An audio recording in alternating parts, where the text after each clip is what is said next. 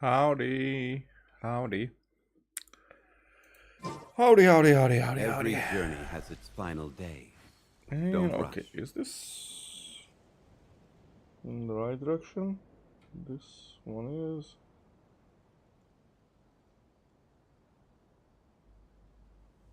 This one is the right. I mean that I'm checking my earphones.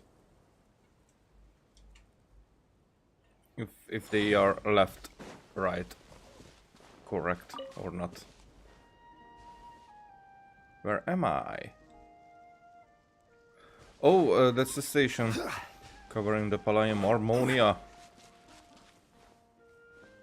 No, it's not the Palaium Harmonia. The Opera Epic place. This is the Palaium Harmonia. Okay. The thing is, I really enjoyed that. I enjoyed getting back to Genshin, which is something that I thought at the second half of the Sumeru region that I will not care about any of this, but I do. And I'm thinking which one would be better. Yeah, this I don't get this event at all. I just claimed this and went to this other page and clicked on a few things and then it's done. Why is this for this long? I don't know about this yet. So here's this Guns N' Roses event, which is probably important. However, what is this?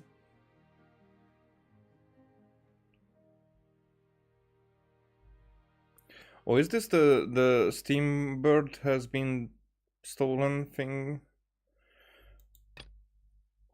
And I don't know about this, and I don't know about this, but I have quite a few word quests around that I could do.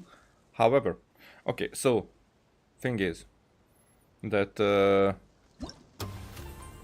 I checked, and this one will not be finished. The last act will be released.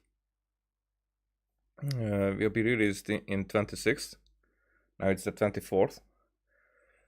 Merry Christmas for everyone. Happy Hanukkah, and whatever religion you feel affiliated to or identify with. So this event will conclude then, but I'm curious if not really. It's unfortunate because right now I have the time, so I would like to finish it at that point, but I might. It might be that the last act is like just a closure. It happened already in a few quests that there were the different acts and everything was wrapped up at like a few days before there was a conclusion that was like a 2 sentence. Yeah, thanks for being here. Goodbye. Which is sad, but because we have this Boats other. are made for transferring commodities back Yeah, and forth. I get, Chongli, you can't talk. That we have this other quest line here, which I think this might be that one that I accidentally started in front of the Steambird. I don't know. Is this voice acted? Because it seems like it's voice acted, but who the fuck knows? However, so I'm gonna do this quest, of course. Those that Go as far with it as we can. And I want to get, because here there's a cave something, but I don't know is that a story related thing there, because the thing is that here is a Hydroculus and there's a door, there's a gate that it is hidden behind, and all I know that in order to open this door I have to enter this cave complex somewhere here. But I don't know if that is part of a storyline or not. So should I? And that's where I'm in a dilemma. Should I go for looking for that entrance now? Should I go for looking for that quest that would lead us here? And also, should I do the Guns N' Roses event and then do any of that? And probably I will do that, because then, without any conclusion, maybe it will be a relief to go do this. And without any beginning of this, it would be like redundant to do a story quest that is unfinished. So yeah, it's I think people with OCD would appreciate me doing this first. Everybody who has OCD, welcome in the chat. Like, probably like a decade after I recorded this or something. Yeah, coffee. My trusty coffee. And I have already drank like a third of it. What else? Let's see what we get. Oh, I did not. Don't start right away. Don't start right away. All right. So the thing is, I have Navia. Not just that I have Navia. I have Navia's weapon. Now that was fun, actually. Different things happened. First of all, the history here. I got quite a few Candices, so I'm C5 with her. I would like to have a C6, of course, and also I was wishing these on the Ayaka banner. Now here, Navia. Let's see, it's on the 10th page. So if we go there, so that means that it's it was about 52, and it was a 50-50 that I won. So it was the 52 pity. Now, because of it was on the 52 pity, that's why I was like, okay, maybe I get lucky and I will get a Ayaka on the other banner. But now I'm like, okay, 50 ish in the Ayaka banner. Which is problematic, because the next banner that we get, there we will have this lady, Chevrolet, you know, this Chevrolet kind of lady, 4-star. So I need to get lucky there, because I was greedy to get, or maybe that could be the better part, if I would lose the 50-50 there and get like either Tainari or Dihia. Those would be the best options for me, because other than that, I don't care about the next banners. I mean I don't even know. Now the thing was that, okay, I will go until the next 4-star on the weapon banner, because I got Navia. I was like happy. Okay. Well, as you can see, I did not wish a lot on the weapon banner. This was at the 11th. So this was after Fiorina. And then I was wishing just only once, and that was the verdict. That I was so freaking happy. I was so freaking happy because that fits her so well that she's already 81, 180. The energy recharge, we don't really need that much, actually, especially because we are using another Geo character here. Now here, because of the friendship leveling up, I'm using Frina and Charlotte, who two are actually pretty much working together, and the two Geo works together. So other than that, I would probably use like 2 Pyro, 2 Geo party to make this the best. However, I'm still far behind because I will farm the new set artifacts for her. I mean, she's my favorite character. She's my favorite in every way. Right now, it's so much fun playing her, and she deserves a better artifacts. Talents are like this much because I cannot go farther up because I don't have any of these kind of stuff. So that will take a while. This will be changed. These are the placeholder artifacts that I have. Since these were leveled up, these actually, other than that, not the worst ones. As you can see, I have crit rate, crit damage, so switching these off to the new set would be quite challenging. Because these sets... this set is a really good one. So this set is actually a really good one, so it might not be that easy for me to like change it, but whatever. So because these are for if the wielder of this artifact set uses a sword, claim, or increases the normal attack damage by 35. But for this normal attack damage is not really... I'm hitting a few times, but I'm not really hitting a lot with normal attack. So going for probably an elemental skill upgrade or something in that direction. Even the elemental burst, but it feels like her elemental burst is a support for her elemental skill, which I can do 2 times, but even though it has 2 charges, it makes sense not to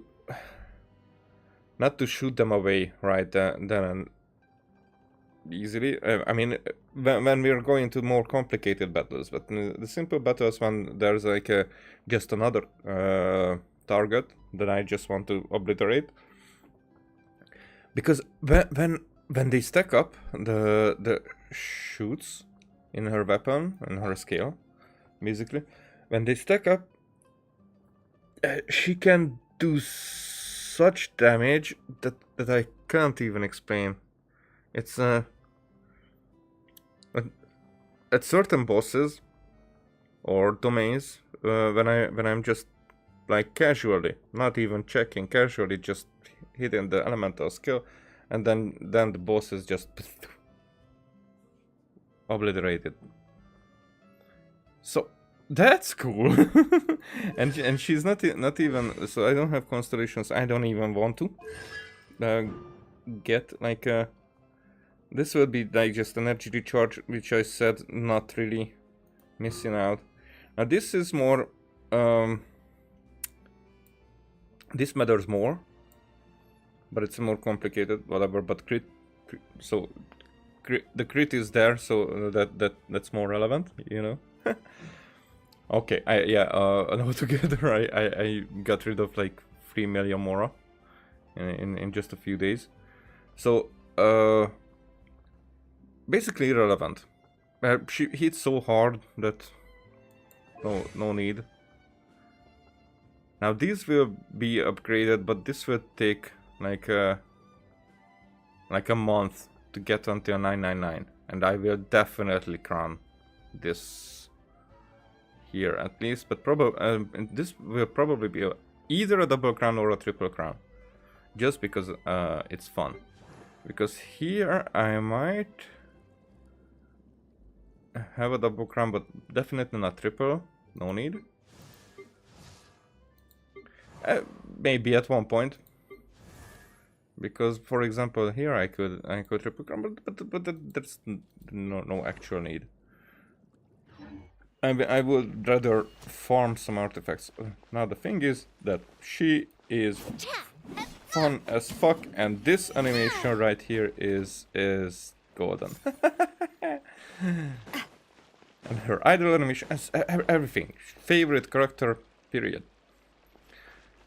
With personality, with playstyle, with everything.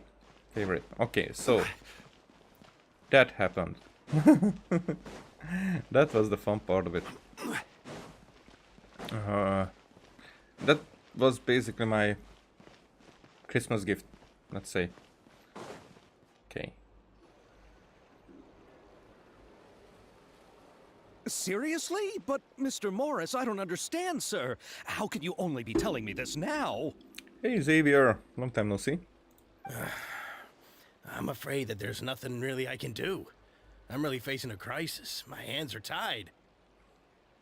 The thing is that I don't think that this type of wrinkle we've seen earlier, or maybe just not together with the mustache, but this, because some expressions we had, and maybe we didn't have this one, or I don't know, but the more of these wrinkle things or whatever they add and use, because the expressions definitely have changed. But if they add, for example, wrinkles, that's what I'm talking about right now, it could like make a difference in their age. Because for example, if these were not here, then this guy would be between 20 to like 55. Now with these wrinkles, he is definitely over 30. And probably because he doesn't have gray hair, but other than that, it's already like putting him. So definitely over 30, but more like a 40-ish, 35, 40-ish feeling. But because they did not have that many wrinkles, that many expressions and whatnot, or did not use them, they should, because those put characters more like in their age bracket, which I do appreciate, because this one is definitely a better one than without wrinkles, because the age would be the same for the character, but it would be like it would be more like we don't know. We would have to assume, but this puts him in the middle or late middle age. Other than that, then anything as an adult would have gone, except the old ones. But the old ones should have different expressions also, because, for example, you remember that was an event with the Oceanid from Springvale when she met her adorer. This guy, I forgot his name. This uncle something, who was the older character model, but he did not have gray hair. However, he was talking very slow. So, but somewhere in the middle, you know. So like a younger old model. I made this much more complex than I should have. But what about my film? What about your film? Now this guy doesn't have wrinkles. I would say 25, 30. But because he's like an older model, as I would say, but without wrinkles and whatnot, this guy could be like between 20 to 50. Who can say? Because they do not use those details. Who could say that this guy is not 45? Nobody. With this other guy, we know that he's more like close to that time range. Well, I'm afraid you have to come up with something on your own. Take it from me. Sometimes you just have to let things go. Same goes for this film festival. Why do we let? I mean, that's what we will figure out, I guess. Oh. Oh, ho. Hey, isn't that Xavier? Xavier. He's back in Fontaine now. So now it's Xavier, not Xavier. Everything is pronounced differently in this game. Oh, why, if it isn't the dear traveler and Paimon. I really didn't expect to bump into you here at this time.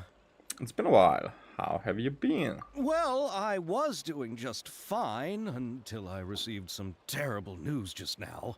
The investor I was working with for my upcoming film has fallen upon some hard times and is no longer able to provide the promised amount of funds.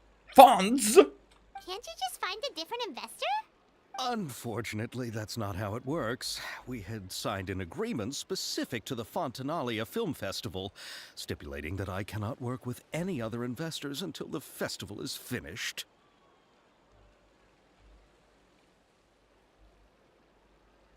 But this is contradicting as fuck. So, signed an agreement,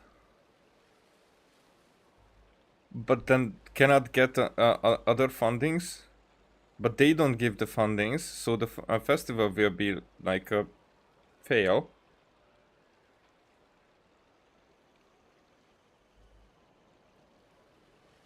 That's that's stupid as fuck. The Fontanalia Film Festival?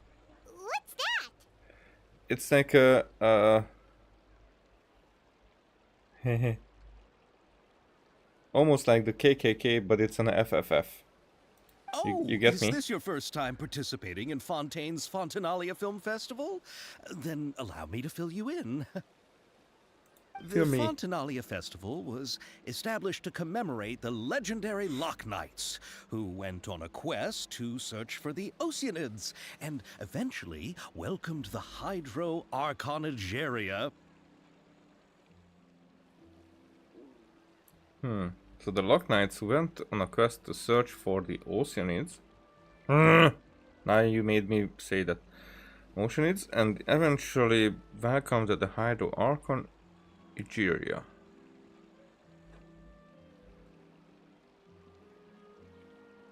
I would be interested because these guys should have lived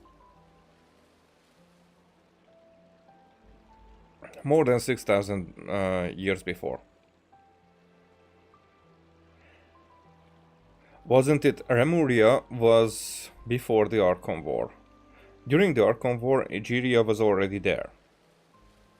Now, that's what I do not get.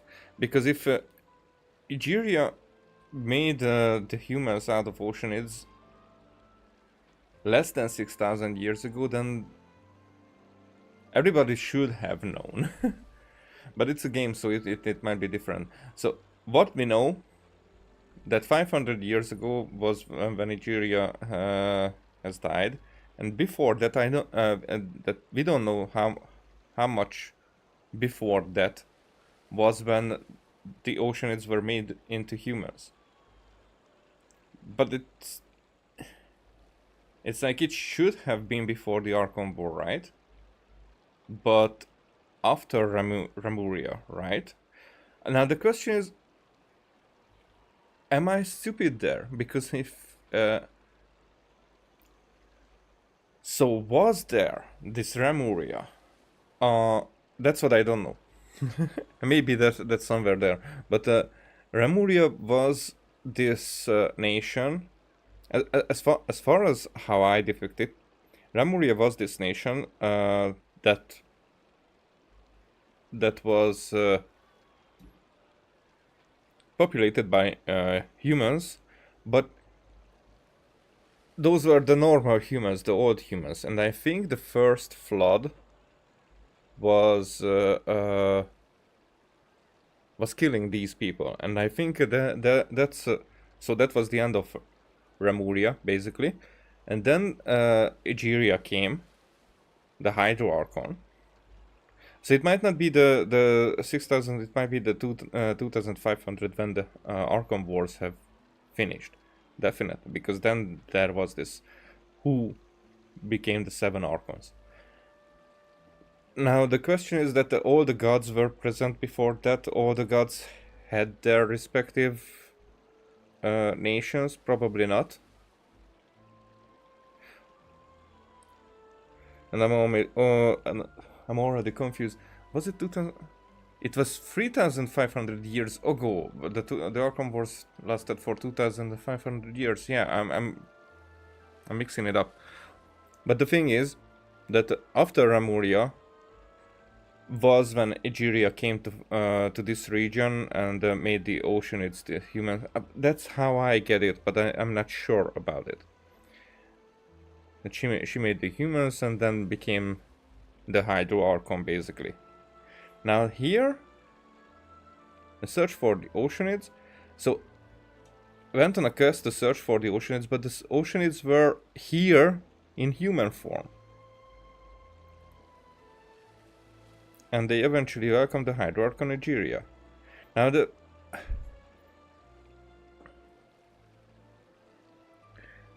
that puts Egeria making the humans out of Oceanids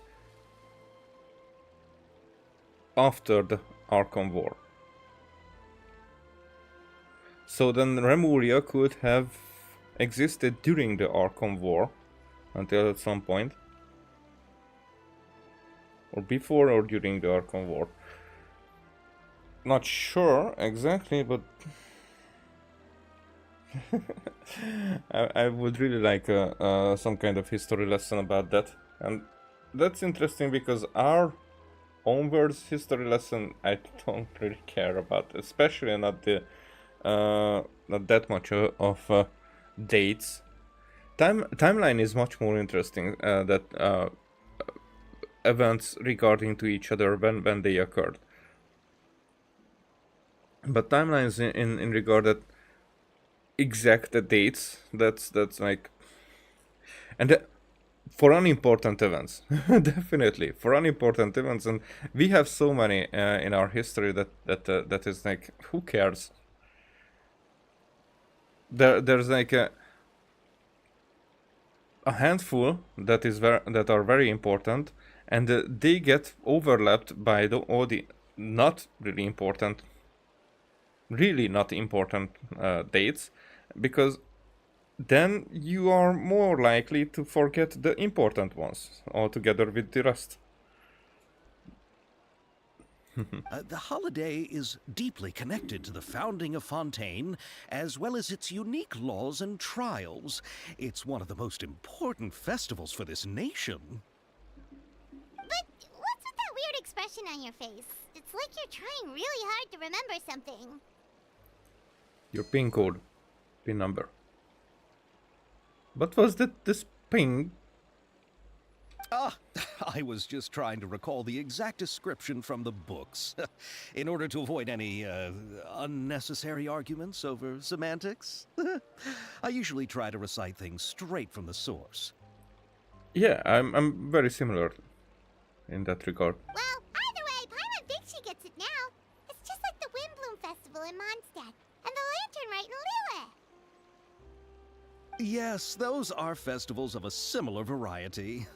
Who doesn't like a good festival?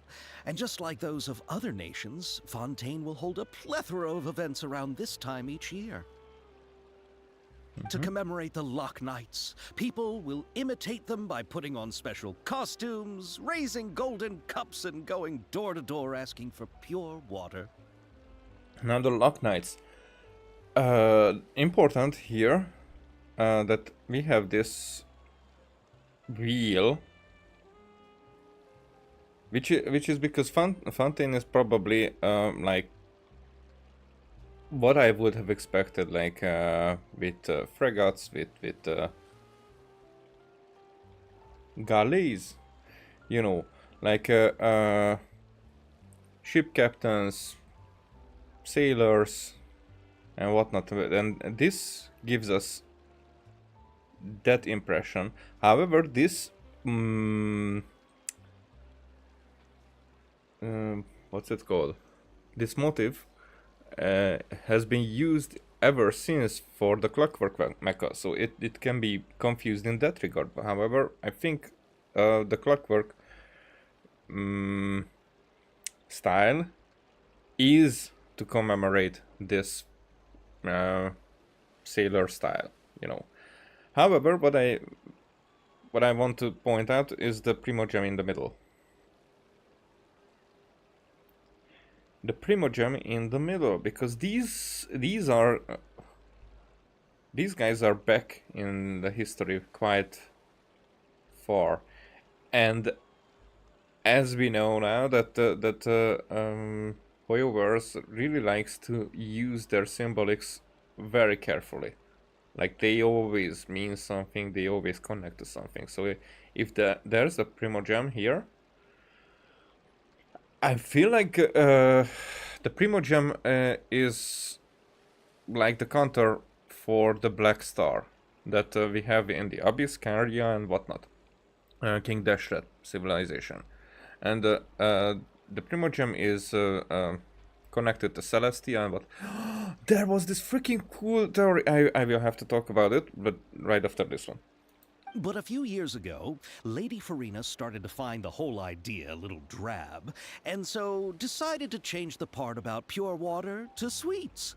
Really doesn't surprise Paimon at all. The whole thing seems more akin to a carnival now, and it's quite popular among the kids. Every year you can hear a bunch of them saying, "Trial or treat." Okay, that's a bit on the nose. Oh, that sounds pretty fun. But how does that connect back to the film festival you mentioned? Ah, yes, it appears I've strayed off topic. I just got too excited after seeing you. Let me get back to the point. The Fontanalia Film Festival is an event proposed by the Fontaine Film Association this year. Now that film technology has matured as a medium, it's the perfect time to introduce more people to the art form. Now, this is how technology has matured here. I think also how I depict it. Because Liyue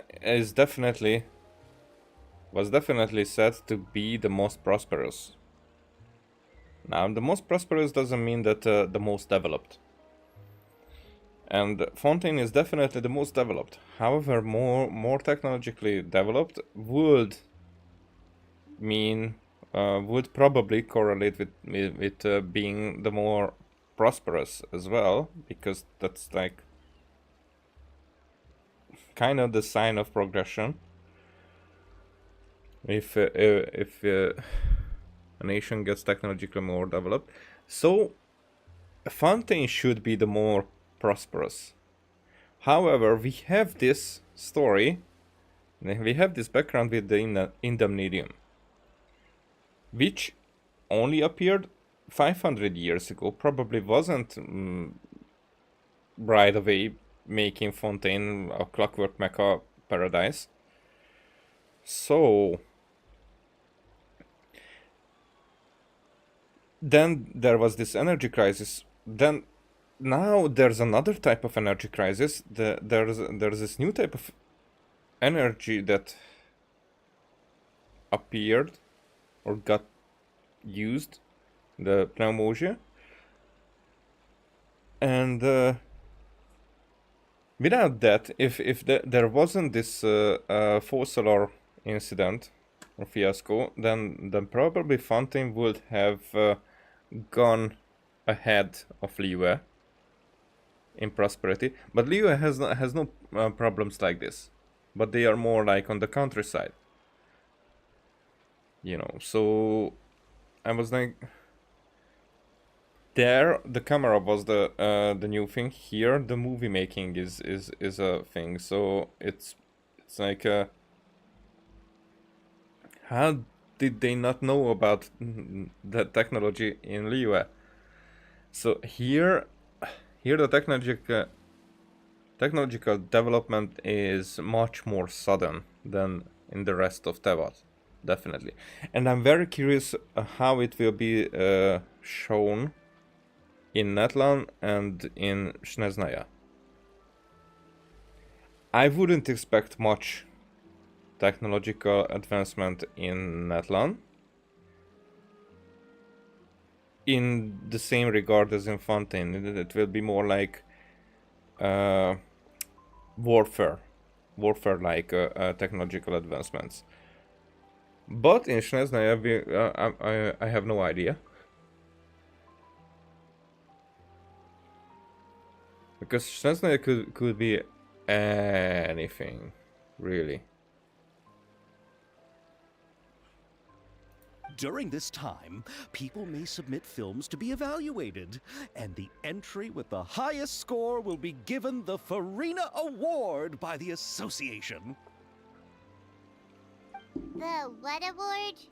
Mm-hmm. The Farina Award. You know, after the Hydro Archon.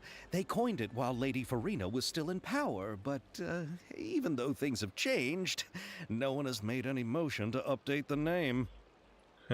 Perhaps everyone still thinks of it as a pretty appropriate name.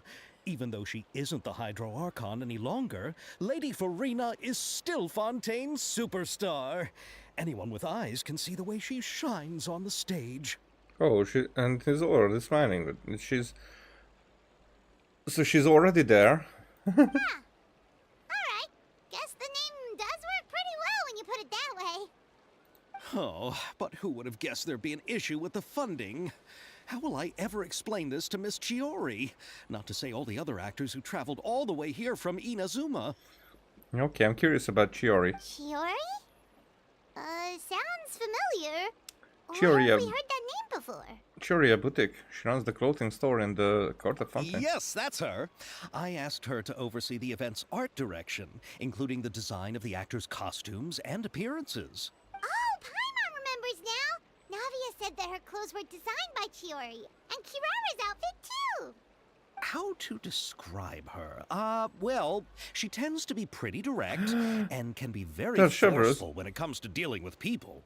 The fashion world in Fontaine has dubbed her the Thundering Seamstress. Was she there all along, or did I just notice her right now? Her remarkable designs have led many Fontainians to become very interested in Inazuma. Anyway, Chiori is acquainted with all the actors I've invited from Inazuma. Without her help, I don't think I would have been able to get such an international cast for the film. She really is a kind soul. Who are the actors from Inazuma? Do we know them? Why don't the two of you accompany me to the Aquabus station to welcome them? Judging from the time, the Aquabus should be arriving shortly. Chiori will be waiting to meet me there as well. Yay! Okay. Oh. So this first. Now the goblet is a thing, and I definitely intentionally call it a goblet.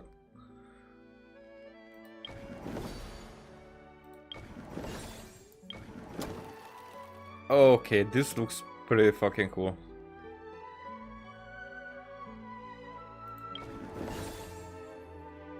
It's very noir-esque. It's like a is it Cuphead? I think it's Cuphead. The art style here. Is this Chiori? Or just a random one?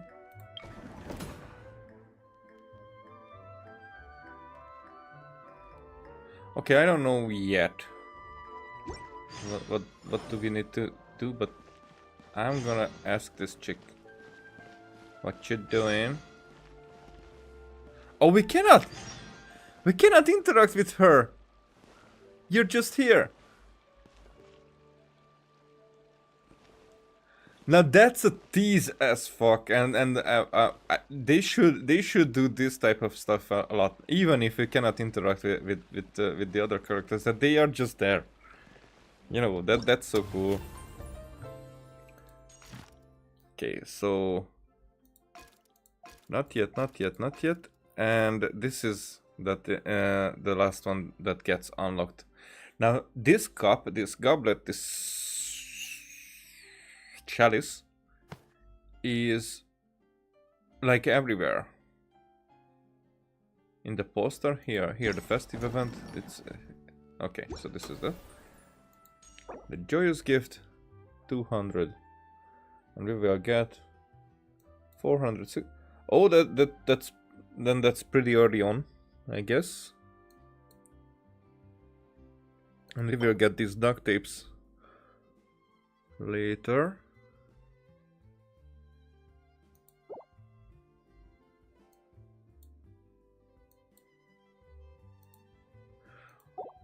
Alrighty. And the event shop.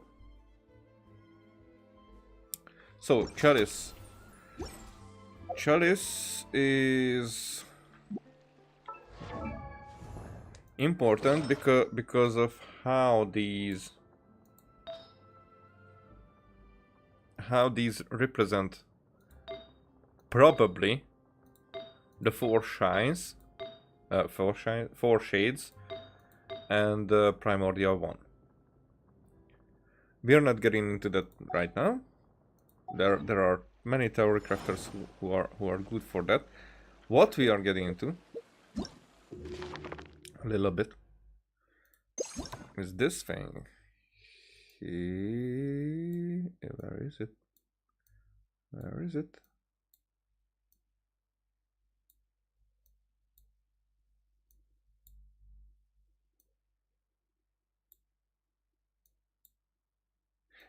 Is it not in? And this is probably that we get during this event.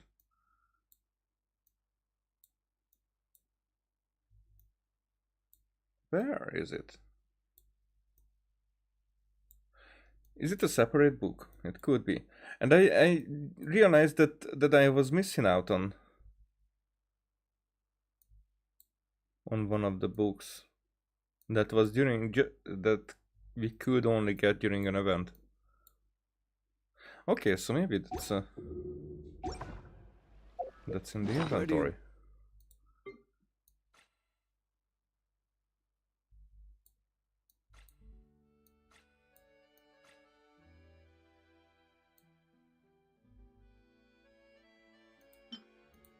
Huh. Where the fuck is that book?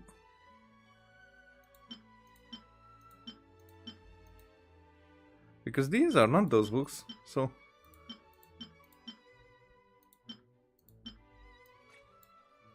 There's one called Before Sun and Moon.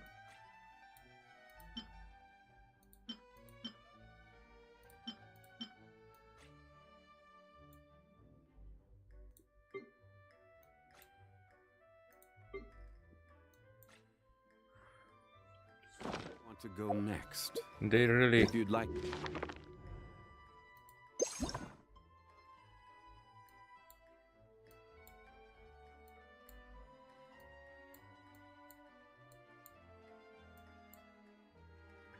Wait, I don't have that book.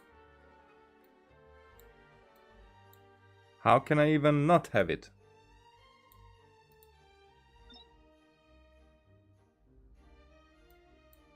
So this is the Byakuya Cuckoo, but... So the book looks exactly like this one.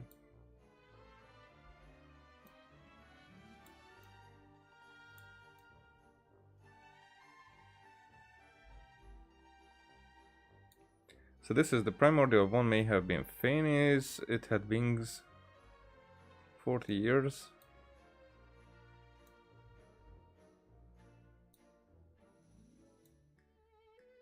But this is it. So okay. It's just a...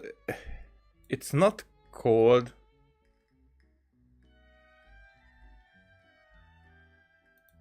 Why is it not called that?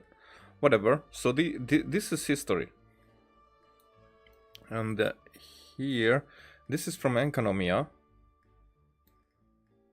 And basically the Bible.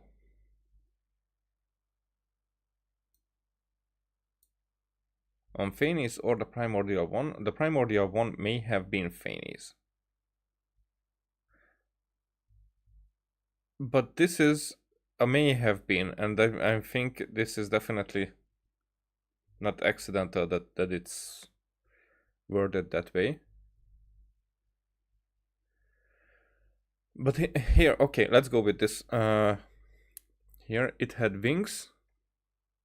Eat.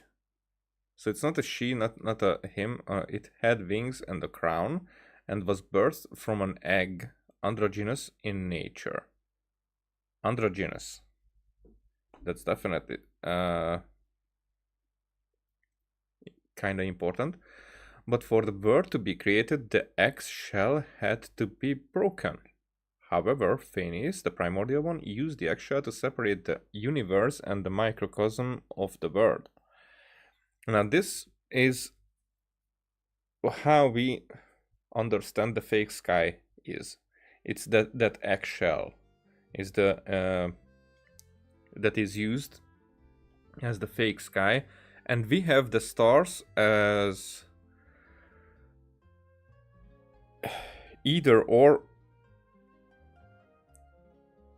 end. They could be like the stars could be constellations, they could be like visions, fates, they could be memories. And as far as I'm considered, probably we were one of those. And also the moon is moving on this fake sky as well. Now this fake sky protects Tevat from the universe, and this universe is probably corrupted by abyssal power or something very similar that probably corrupted Celestia as well, the primordial one, and the rest. However, it's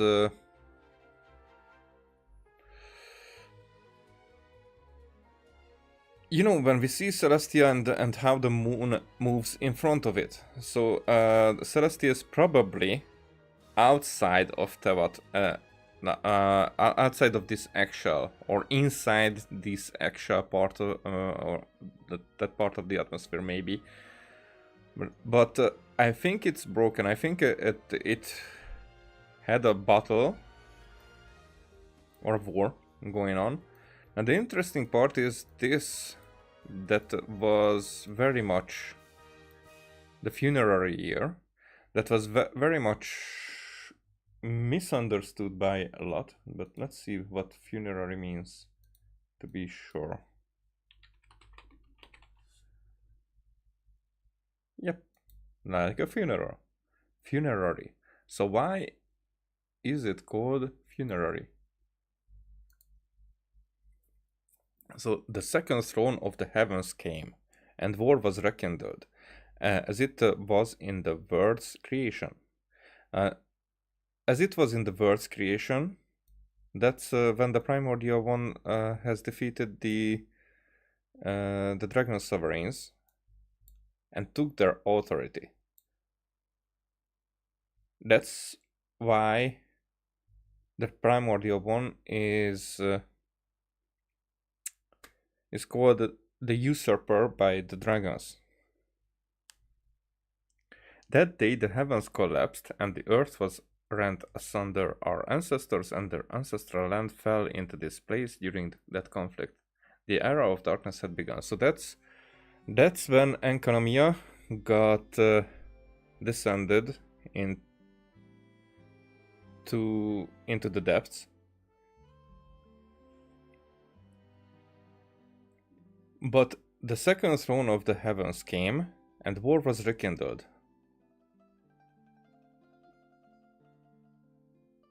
So here the one taboo was to succumb to temptation, but the path to temptation had already been sealed. Now this temptation might be the forbidden knowledge as well, which is connected to the abyss, as far as we know. Now here, everybody thought that the second throne of the heavens came and war was rekindled, and as it was in the world's creation. Everybody thought that this might mean that the second who came, they had a war with the first who came, you know, basically the primordial one. But actually, it sounds more like when the second throne of the heavens came, there was another war, but they were not the enemy of each other. So if they were not the enemy of each other, and if Nahida is right about the second, I mean the third descender be the heavenly principles, and they might be then at that point the second, the third descender, the second who came. Then who was the third one? Now the thing is what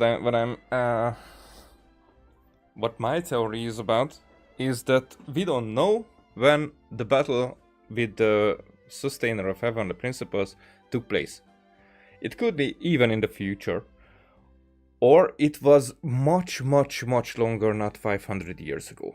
And that's what I really think that happened, that it was much longer. And also that is why it's important here.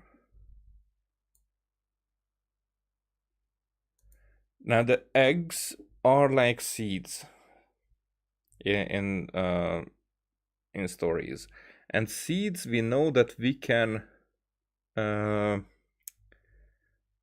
send back in time. So you don't have to actually time travel, just send back a seed and it will be like it can be like there to change the world. Now there's a second who came. There's a primordial one who arrived in an egg, birthed from an egg, androgynous in nature. Androgynous. So, am I sure about the meaning of it?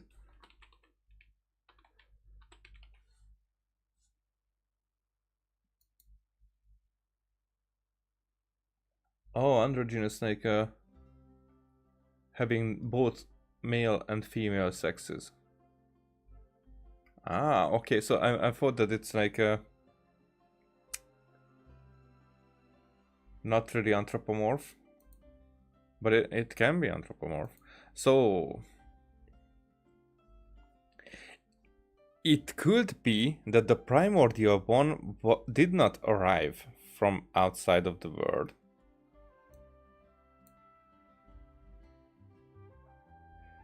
So here, when the eternal throne of the heavens came, the world was made anew. Then the true Lord, the primordial one, came forth and did battle against the seven terrifying sovereigns.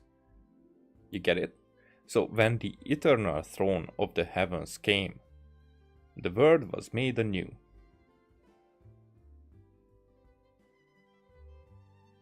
The eternal throne of the heavens came, the world was made anew. Then the true Lord, the primordial one, came forth and did battle against, but it came forth in an egg that could have been sent back in time, through time. So even it could be Paimon before becoming the primordial one. You get me? And the second who came, we don't actually know about a lot of that, but probably they were like her helpers, maybe the shades even. But I think that they were like, you know, even with Karya and with the other catastrophes before, they were trying to use the abyssal powers to overthrow the heavens. Now the thing is that were the heavens needed to be overthrown? Because here it seems like they were having peace with the dragons. Or like a mutual understanding in some regard, so they could they could live together and build Tepot together. And something has changed, and I think what has changed is the Abyss has corrupted the corrupted Celestia. Is it somewhere here?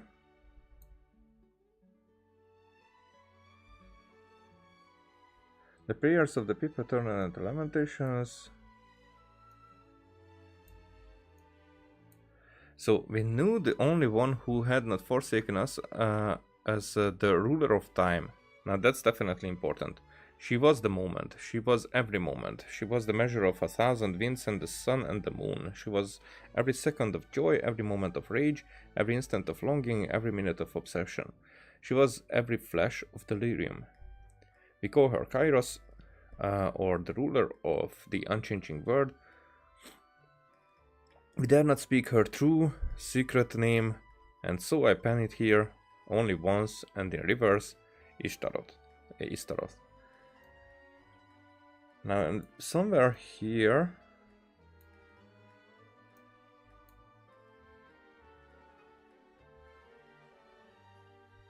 But the primordial one, the first stone, had laid down a ban preventing our ancestors from finding the path home.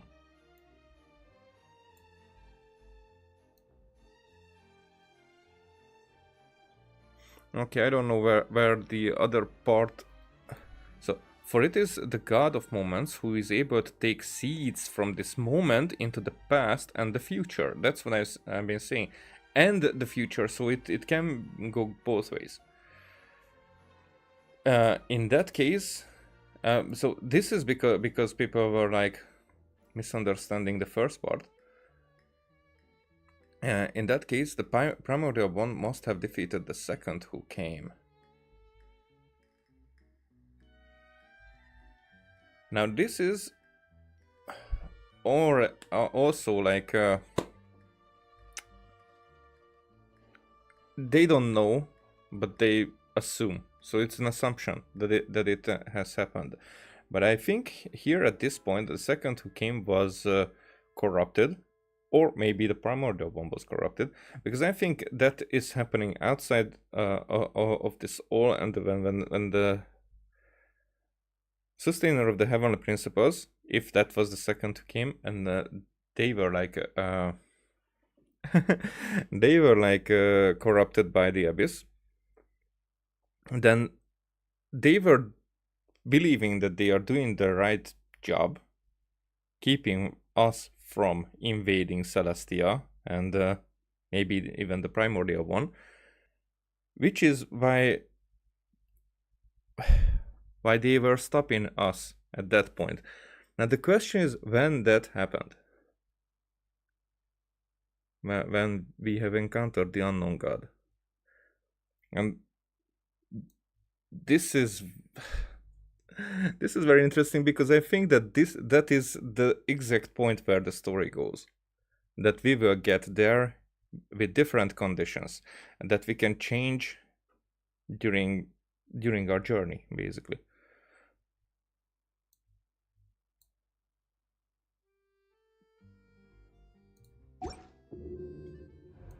Now, so the thing is that I have a few references. So the second who came, when they arrived, they were not enemy. They became enemy somehow at one point. And for that, I think Abyssal Power had to be... Oh, by the way. I will change this. I will definitely change this now. Change name card into... Oh, back to this one. I guess...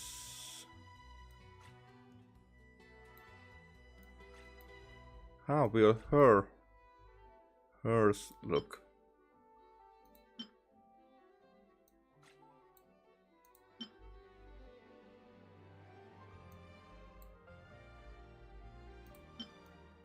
Let's BP reward. Friendship. This will be. This will be. Okay. I guess this works.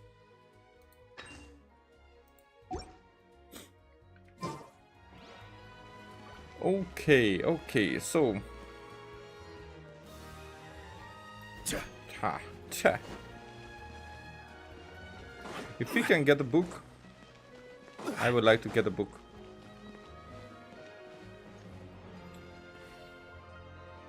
Where am I going? This way?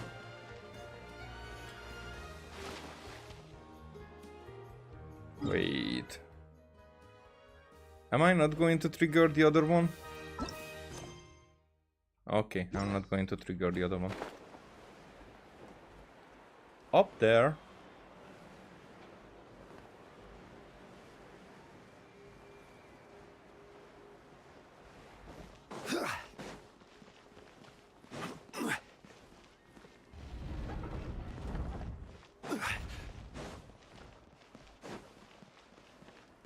All right. Navia line. What does that mean?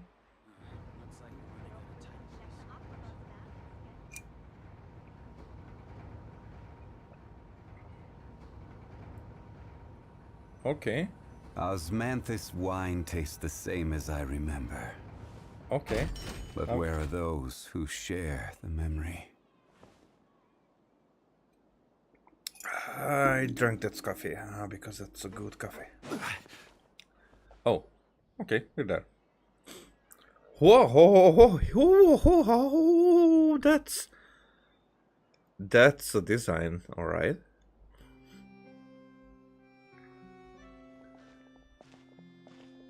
Miss Chiori? If this is an NPC design, I'm gonna. Your talk with the investor sure went fast. The Aquabus hasn't even arrived yet. Oh? And who are they? Allow me to introduce you. This is the Traveler and Paimon. Pleased to meet you. Gio, there it is. Okay. And from Inazuma. Likewise, we've heard the owner of Chioriya Boutique is a skilled seamstress, so it's a real pleasure to finally meet you in person. The way Navia's wardrobe comes together is really exceptional. The concept behind Clara's outfit is really original. Navia, definitely Why, Navia. thank you. I strove to create an outfit that matched her high social station as the demoiselle. So tell me, what happened? I can tell the conversation didn't go quite as expected. Well, it's like this. Then he explains it. We don't even have a black screen? Ugh. I know, Chiori, you don't have to say it. You did remind me that this investor was a little bit sketchy. Yes, there's no doubt about that. But how could I pass it up?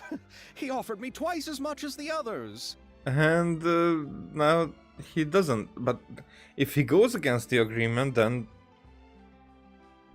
he's basically breaking the contract. Then you are able to get other investors. And therein lies the problem. Yes, but just put yourself in my shoes. After obtaining such an excellent script, it's only natural that I would want to make the most of the film. The budgets that the others had proposed were nowhere near enough. It's difficult to find someone willing to front such a large amount of mora, so... Don't be sad, Xavier. We might be able to help scrounge up some more together for you. Oh, thank you, Paimon. That means a lot to me. But the cost of the film is staggering. I'm afraid that any mora we can scrounge together in a short amount of time won't even be able to cover the actors' fees. We need to move on. What's happened has already happened, and there's no changing it. But now's not the time to give up. I like this attitude. What's happened has already happened. What? You're saying that you have a plan? That that doesn't mean the same, but maybe she has. No, that's not what I mean. I'm simply saying I wouldn't give up just yet. The actors I recommended aren't just after Mora after all. Mm-hmm. And the actors are...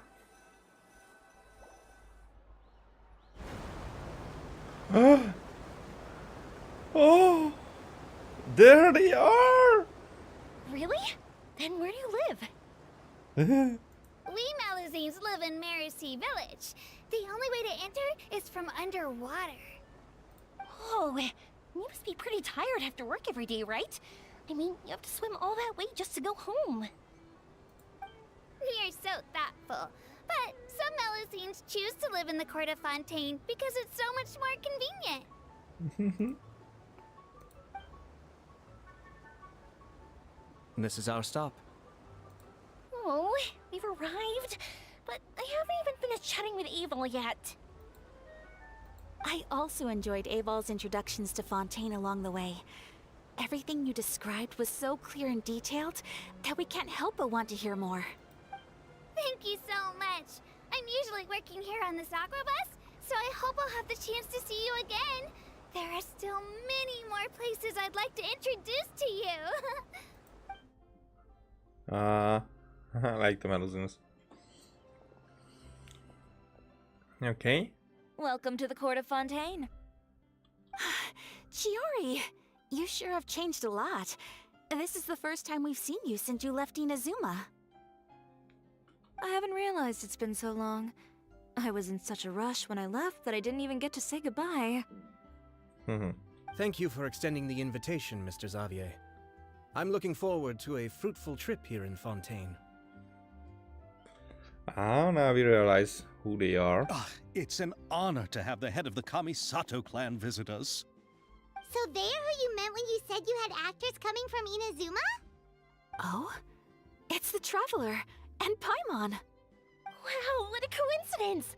Ayaka and I were just talking about you on the way here. Are you also here for the film? We just ran into Xavier earlier and came over with him. But I'm not an actress.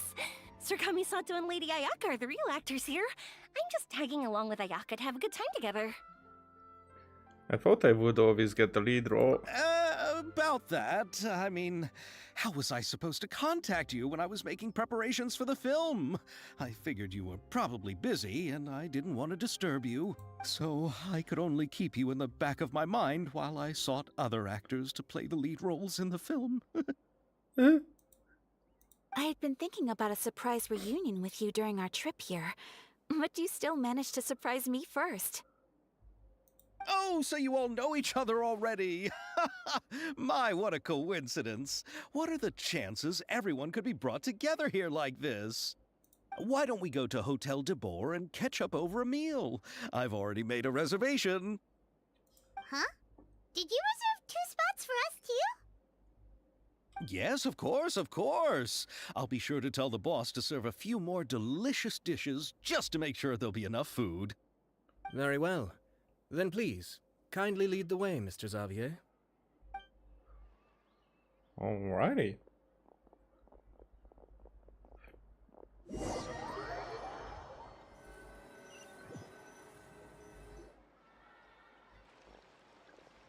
Huh?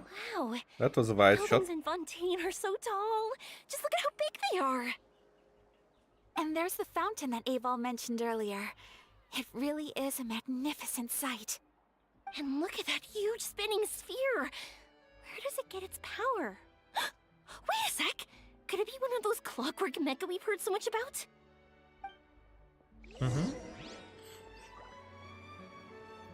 Second floor.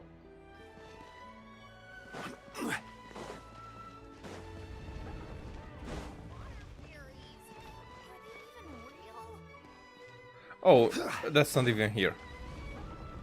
This is where we came down. Should I just...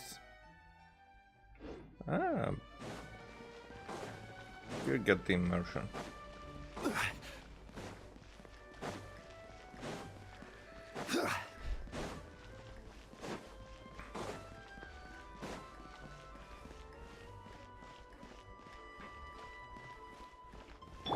Actually.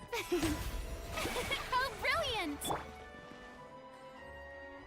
Newsstand owner.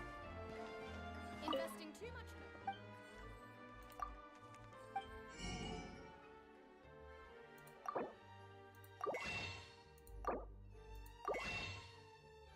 And this is part of it, but So these are the kind of headlines they're going for these days.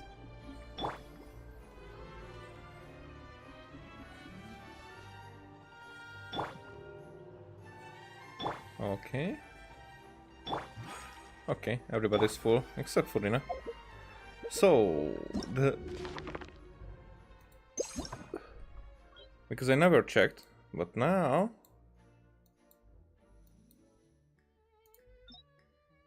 I don't have the volume 1. Sheesh.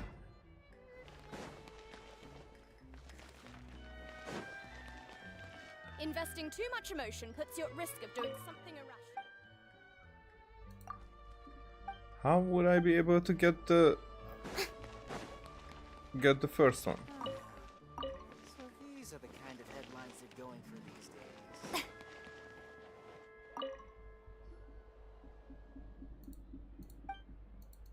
I don't know who you are.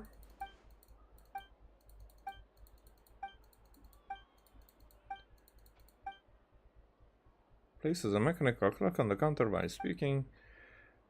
Oh, whoa. I don't know what this story is. I just stumbled into something.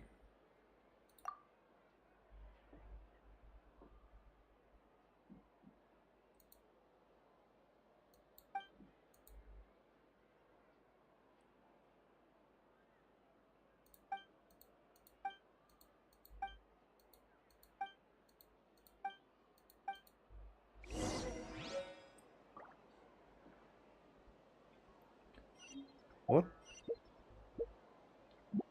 What is that?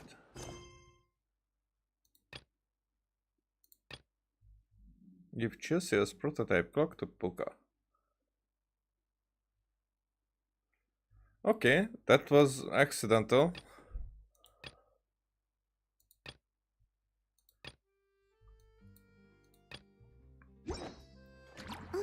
Oh, I did not confirm.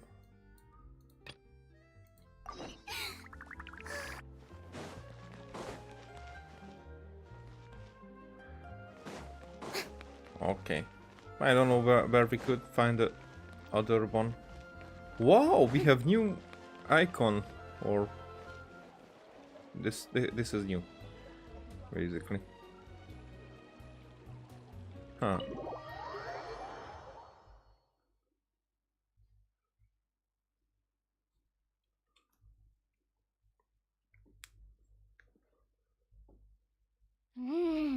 So this is what food from Fontaine is like. It sure is different from what we have in Inazuma. How should I describe it? It seems like you have to go through a lot more steps to make them. And the flavor has many layers too. Yes. When I first went to Inazuma, I actually thought the food there tasted a little too bland. It took some time for me to get used to it.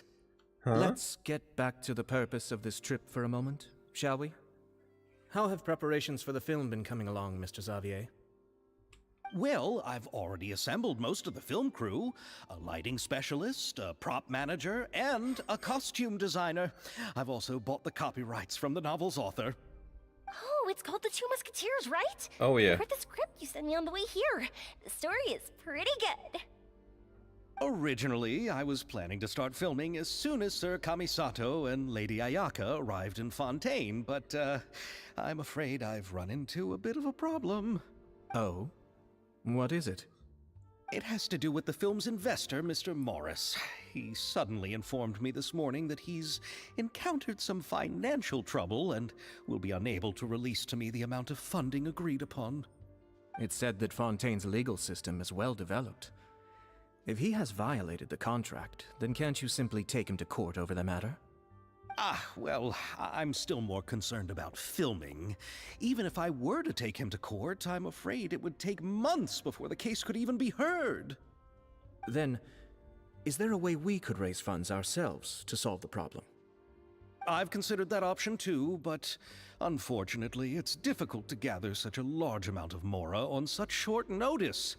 Besides, we have to consider the film festival's submission deadline. But because of the violation of that contract, you would be able to. Oh, okay, but that's a legal issue that would take some time. Otherwise, you will just break the contract as well, and you will not be able to have a case against him later because of that.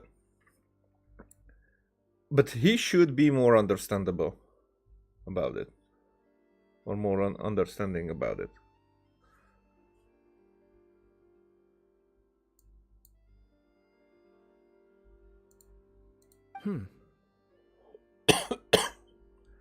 Mr. Xavier, if Ayaka and I were willing to perform for free, would that resolve the problem you are currently facing? What? No, out of the question. To have you come all this way just to act for free? Oh, no, that won't do. I mean, it would do if their remuneration would be paid later on. So it wouldn't be like, no, they will not get paid, just after the production has finished. There's no need to worry, Mr. Xavier. My brother and I had actually intended to work for free after receiving your invitation. Inazuma has only recently reopened its borders, and needs to strengthen its relations and cultural ties with other nations. We didn't have many collaboration projects with Fontaine in the past, so we hoped this trip would serve as a good start for the future. Indeed. You could say that's the real reason why the Yashiro Commission agreed to come to Fontaine. I understand, but having you two act for free just doesn't seem right. Not at all. While we're officially here to conduct a cultural survey of sorts, we must express our sincerity if we want to establish formal cultural ties with your nation. Now the role of this film and this festival as well has been grown just in seconds. This film will serve as proof of friendly cooperation and cultural exchange between Inazuma and Fontaine. It's my hope that the film can be finished and released as smoothly as possible. If you still don't feel comfortable with this arrangement, I would also be more than happy to be introduced to some other renowned individuals in Fontaine's literary and artistic circles. All right, I'll do as you say. Thank you so much. I'll make sure to cobble together enough mora now, even if it means selling my house, my camera, and every single family heirloom. That's a little bit too much. Come on now, no need to go that far. I'll also help you out as a brand sponsor. We can help too. Just say that you got our contribution from some personal friends. Me too. Even though I didn't bring much more to spend on this trip, it's still better than nothing. You are too kind, all of you. I really don't know how to... I mean, it's put in a comedic way, but actually this... Something like this happening to someone in need, it could break them in a positive way, like this. Like, actually, and having fun of it is just wrong. Okay, this game is like light-hearted, and even the serious things are like covered in a sugar coat that they don't seem that serious, but there are very serious issues. And this one is, I would be like, okay, I don't know now how to...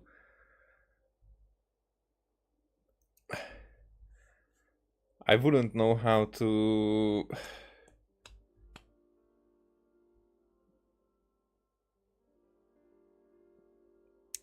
You know, expectation is the word that I have. And I don't have the other one. That live up to the expectations. That's so it would be such a pressure at that point, because everybody would count on me, but to make what is part of their, or maybe the main reason for their purpose, to be able to make that at that point, that's the pressure, but that's also the driving force. Ew. Alright, enough about that. Now that we have Xavier's savings, my support, and 2 leads who are willing to act for free, I think we will be able to make this happen. So, instead of Mora, you'll help with filming and production. Oh, but how can we help with that?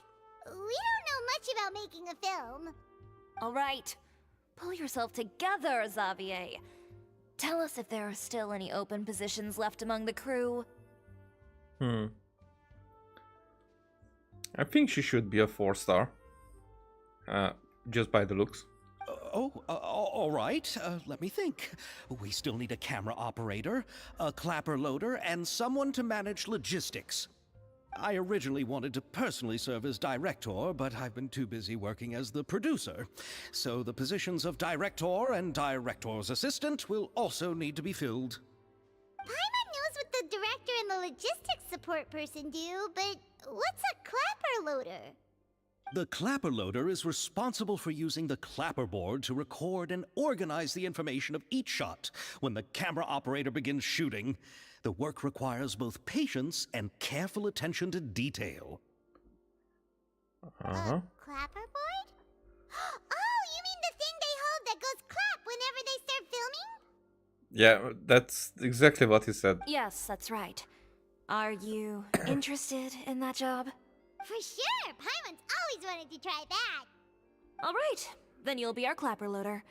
I can find someone from the store to help with logistics. What do you think, Xavier? Well, fine by me. As for our camera operator, I was thinking of letting the Traveler take the role. Oh, she's great when it comes to using a camera! Paimon can't even count how many things we've taken photos of during our journey! Yes, that's also what I was thinking.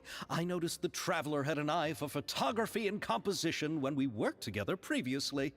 I'm sure that's due to the Traveler's journey across Devat and all the places they've seen. After so many adventures, using a camera must be second nature by now. What do you say, Traveler? Are you interested in the job? As long as I be able to help lights, camera, action. Thank you. It really means a lot to me. Come on, friend. Let me give you a big warm hug. I think we'd better get to work. So all that has to find is a director and an assistant. That was funny. Oh, me. I want to be the director's assistant. All we need to do is help the director, right? I can handle that. All right, then all we need is a director. Oh, all the well-known directors in Fontaine are probably also busy working on their own films these days. I'm not sure who will have time to help. What makes it, because he just said in like 5 words in between, the director and director. What makes it a director and what makes it a director? Why is it pronounced differently? I don't get it. It's like anti and anti. Oh, Farina helped out a theater troupe recently by serving as an artistic consultant. She could be a good director, right? Besides, it's not like she has anything else to do right now. How do you know that? Farina? Do you really think Lady Farina would be willing to help us with our humble project? I mean, she has been working for free. Isn't that the name of Fontaine's Hydro Archon? My brother has already informed me about what happened here in Fontaine. Yep, that's her. She helped out a theater troupe not too long ago, and now she's taking up work as a director. So, is it required to play Furina story quest before this one? Probably. Well, I saw that musical. Her performance was perfect, and the storyboards were also excellent. Don't let her former identity intimidate you. She's the best candidate we can think of right now. You'll never know until you give her a shot. And we definitely want her to be in this event. Fine. You're right, Shiori. I'll do anything for the sake of my film. Anything! Anything! Then I'll have to ask the Traveler and Paimon to show me the way to Lady Farina's residence. I just hope she'll agree to help. I know exactly where she lives. Do you need us to also come along? Well, you can come. No, there's no need to trouble you with this. Besides, you've just arrived in Fontaine, and I'm sure there are many places you would like to visit. Just leave this task to me. It's part of my duties as the producer. Very well. Then we'll be waiting to hear the good news. Yeah. I'll go with you. By the way, you might want to consider bringing a gift. Ah. Good tactics. And don't worry, we won't simply drop you off at Farina's place. We know Farina pretty well by now, so having some familiar faces there should help your chances. Besides, the whole thing was our idea in the first place. You need to get pasta.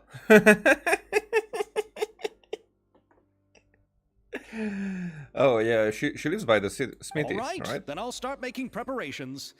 As for the gift... Pasta! Pasta!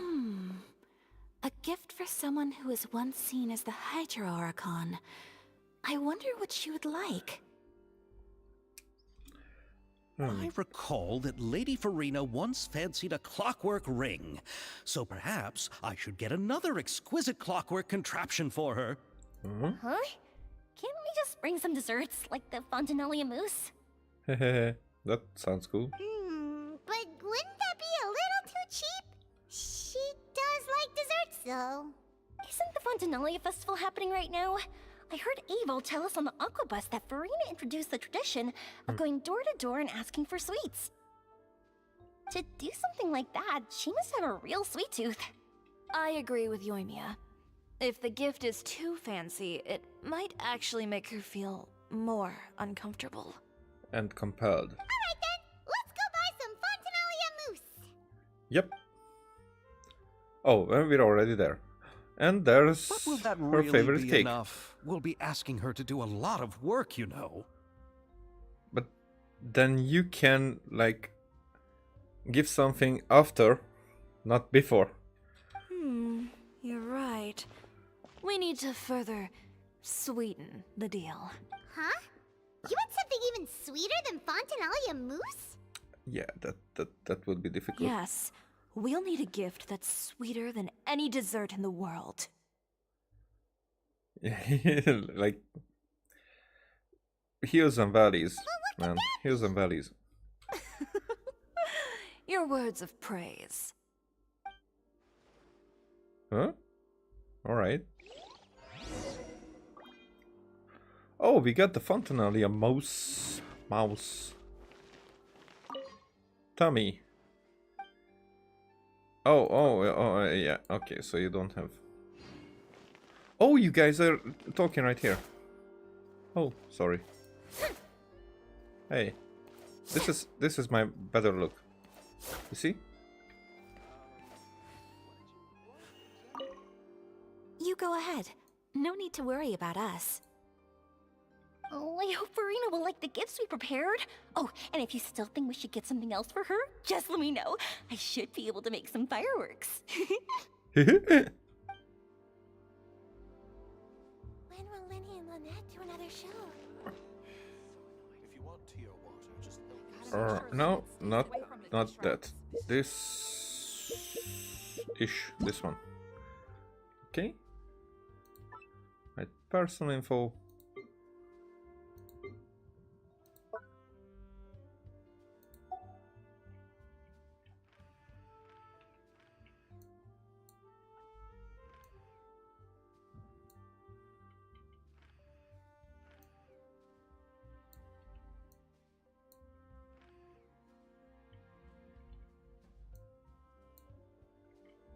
No, but almost.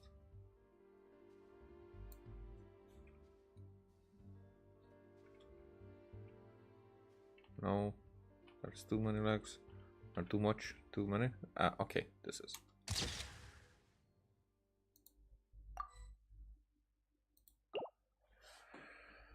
I think that was cool. Right away. Of course, you sit down as soon as I escape.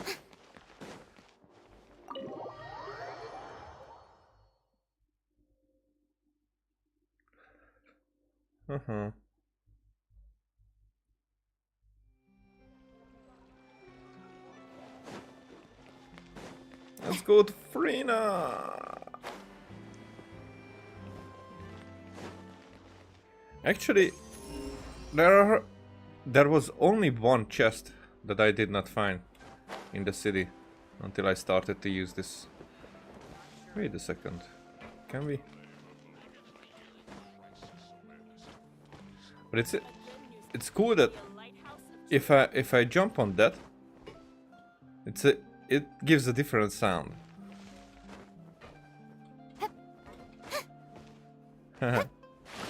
So small details, very small details, but they matter. They do matter a lot.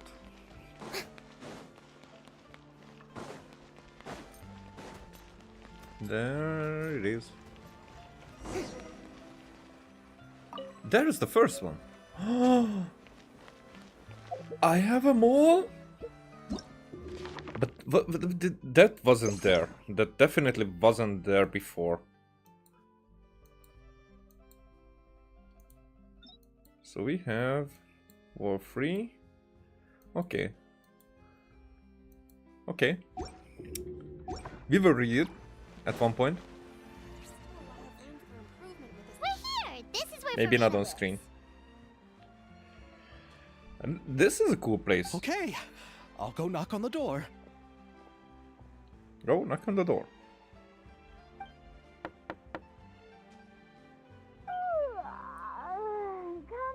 Coming. Seriously, who's knocking before afternoon tea? Before afternoon tea. Eh? Who are you? Lady Farina, please allow me to introduce myself. I am Xavier, a film director. Hello. Oh, is that the traveler in Paimon I see behind you? And who's this? I'm Chiori. Ah, the one from Chioria Boutique. Hello. So, what are you all doing here? Do you need something? Did you just get up, Farina? It's already past noon, you know. I won't. Try to be nice. Remember. Huh? Paimon means the weather is so nice in the afternoon and the sun is so warm. Just like how you make us feel. Sleeping in late is a really smart idea.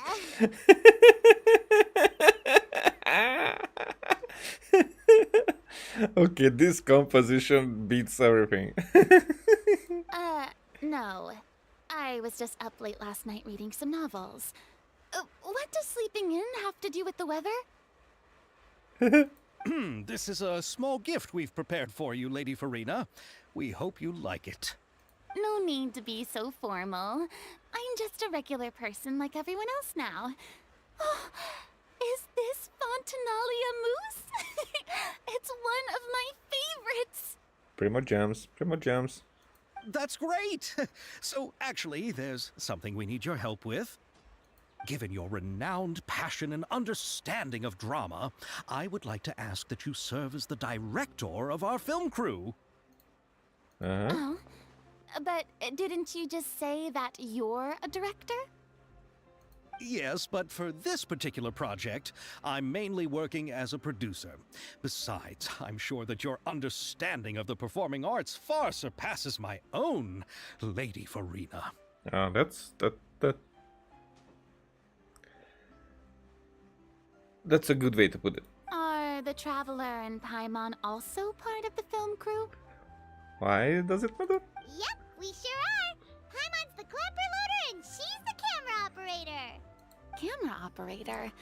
That can be a pretty technical job, and it directly affects the final quality of the film. Are you really up to it? I'm getting there. I have experience. I can show you if you will.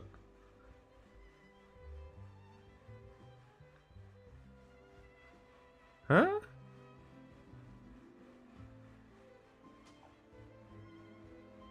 If you want, if you would like, but if you like, it's whatever.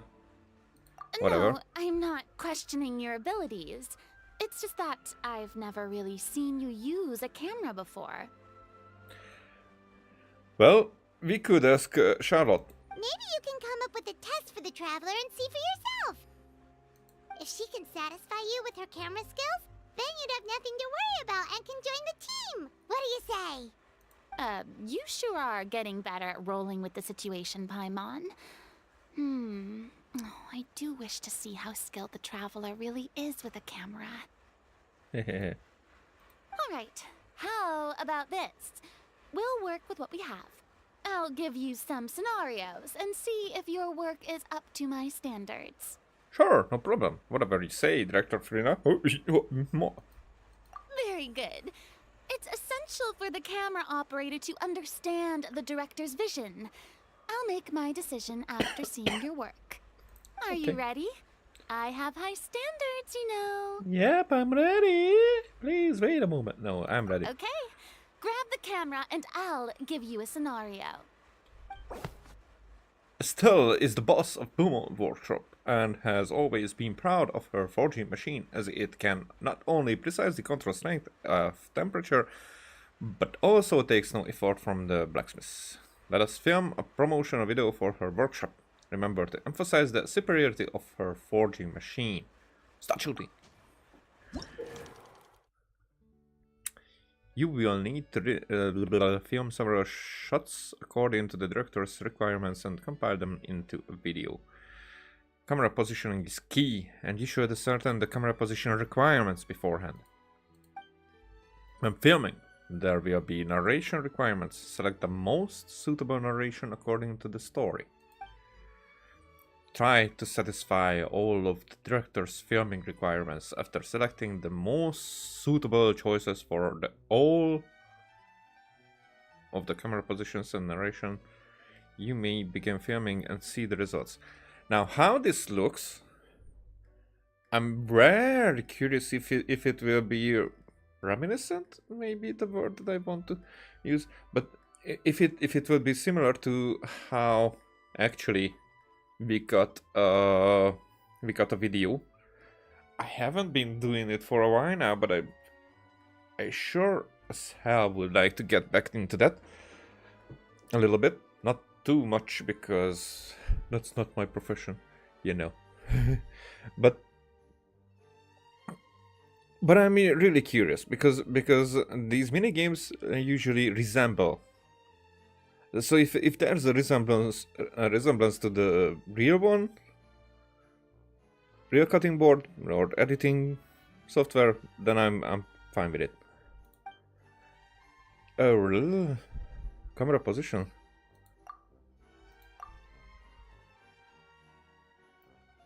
Well, for camera position requirement, you need a scene that shows off the Beaumont Workshop. But that's it. Oh,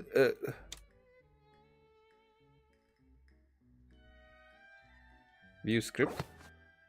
Oh, that was it. So Esther is the boss of Beaumont Workshop and has always been proud of her forging machine. The film promotion. You need a scene that shows off the forging machine at work. Kinda reminiscent, not that much. You need a scene that shows off the atmosphere as Estelle works.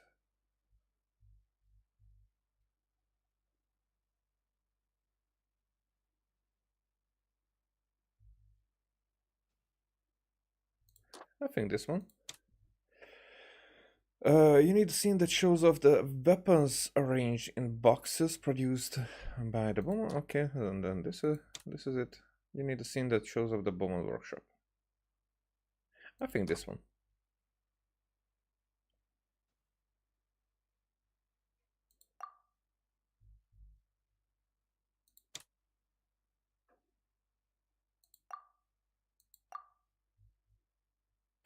Located in the court of front. Oh, so I need to click on these. But there's not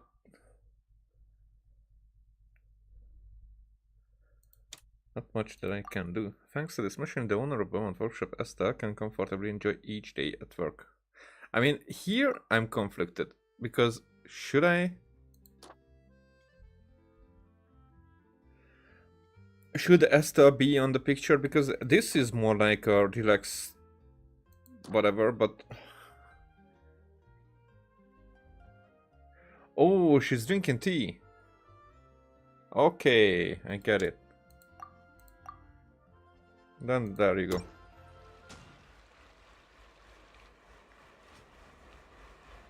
I mean, I'm not gonna read the whole thing again.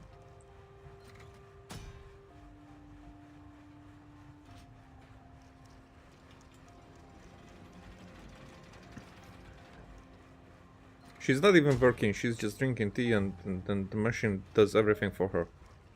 Like a dishwasher. Bad joke, but a good one.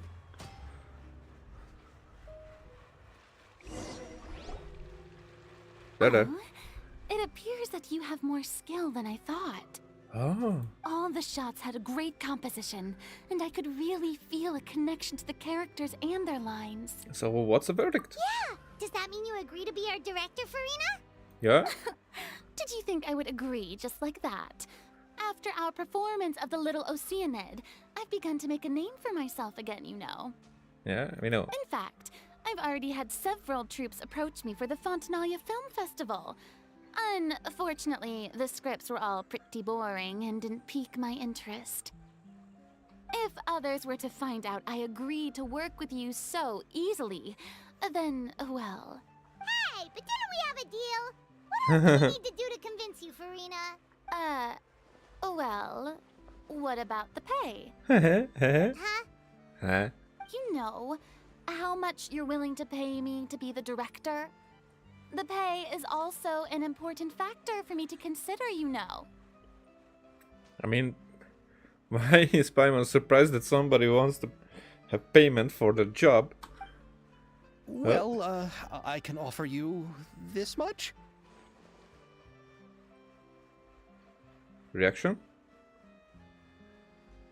Reaction? Okay, we don't get it yet. What? That's all? If Nervulat were to hear of this, he could charge you with underpaying your labor. I'm sorry, but our crew is in a tight financial spot at the moment. I see. Well, even though it's highly unlikely now that I'll join your crew, there's still something I'd like to ask. Exactly what film are you planning to make? Oh, our script is an adaptation of The Two Musketeers. Huh? Wait, you mean the suspense thriller novel that was a #1 bestseller? Yeah? Oh, so Farina's read it too. Yeah. Of course I read it.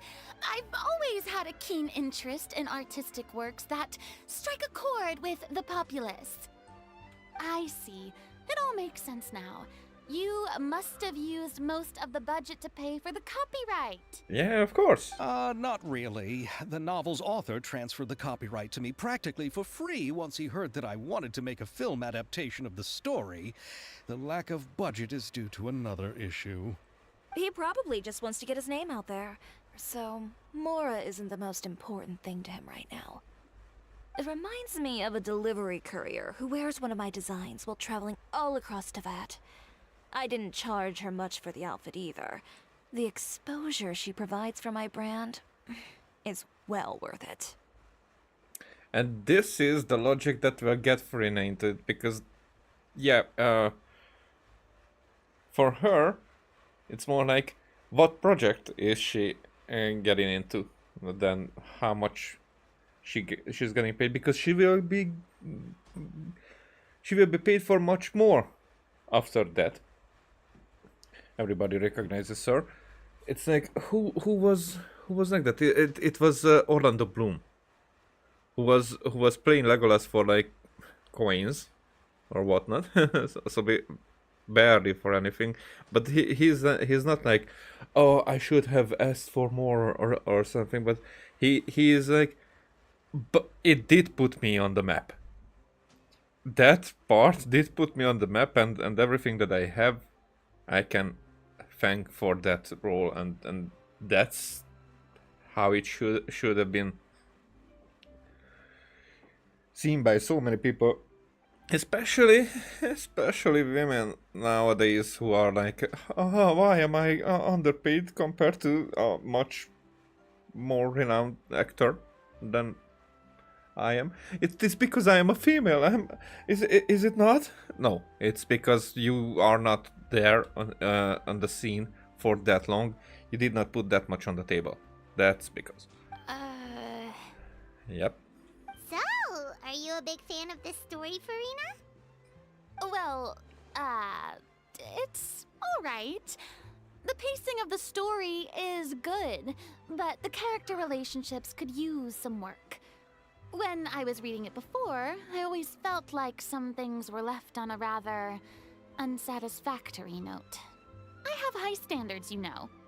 Ahem, Mr. Xavier, if, hypothetically speaking, I agree to be the director, how much freedom would I have in terms of script revisions and creative interpretation?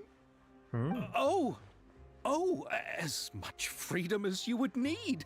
I wouldn't dare doubt the tastes of Fontaine's greatest star. I would like to consult the writer because you know that's the fact that I am writing novels as well, and I'm writing a book right now, taking very seriously, which I should have for 2 decades, but I didn't. So now I'm taking it seriously at this point and writing a book. If that would be adopted, and somebody would come like, my freedom for all my agendas I want to put in there, I would be like, no, I don't care. This is my story. You should make this story. So having freedom, changing some stuff for the sake of being on another media. Like, for example, a very good example for that is in the Lord of the Rings, how Tom Bombadil is missing from the movie version. It's first I was like, oh, what a shame. Tom Bombadil was such a good character, but didn't give anything to the story in regards how it should have been on screen. So it was a very good decision. There are other decisions, and there were other changes in the Lord of the Rings similar to that. However, when it's like you watch a movie and it's like completely different from the book, like for example, the 1984 Dune with Kyle MacLachlan,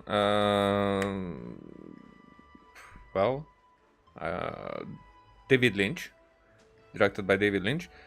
It was kind of a good way to put it on the screen, but changing the voice there and rushing the second, or maybe more like the third part. No, like half of the book was very much rushed, and even then it was a long movie.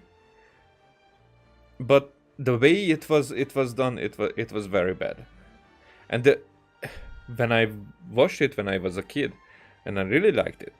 But after I read the book, then I realized that, oh, this is so fucked up. This is so messed up. This is made.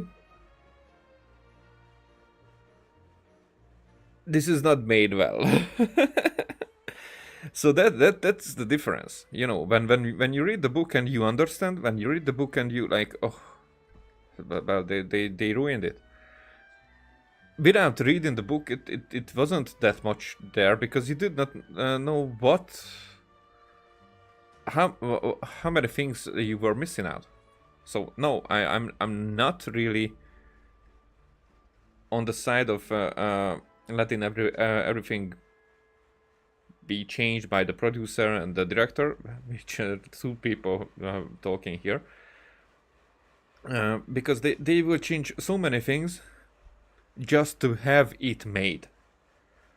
However, the reason should be to have the story made, have the story be told, you know, not just made, to be told.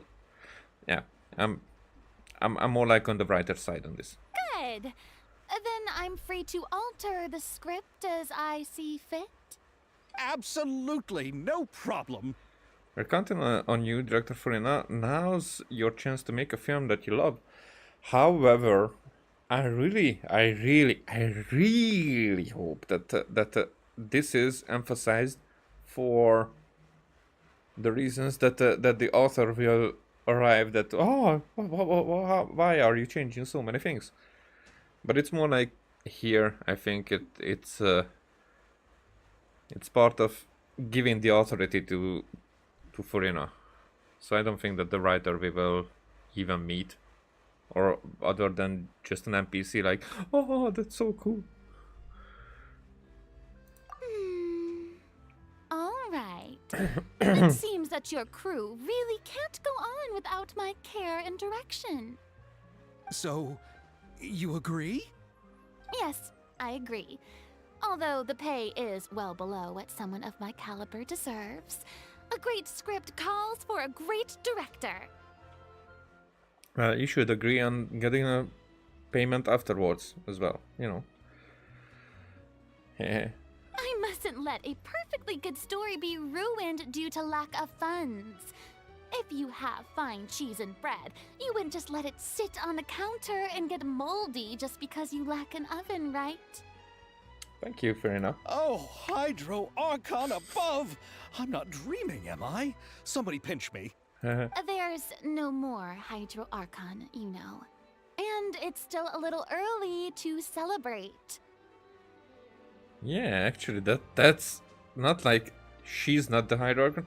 It's there's no more Hydro Archon. There's a lot that goes into shooting a film. Although the trickiest tasks of finalizing the script and casting the actors have already been taken care of, we'll still need to reserve filming locations. Not to say set up lighting and props. And by the way, since we'll be filming The Two Musketeers, we'll need to find an action choreographer. Ideally, a professional who has actual experience with muskets. Yes, I've thought about this as well. I was hoping that you might know someone who could handle the job. Me? If this was before, I could have simply asked Glorand. But it's already been some time since I last talked to her. Navia can also use firearms, but unfortunately, her style is quite different from that of the characters in the story.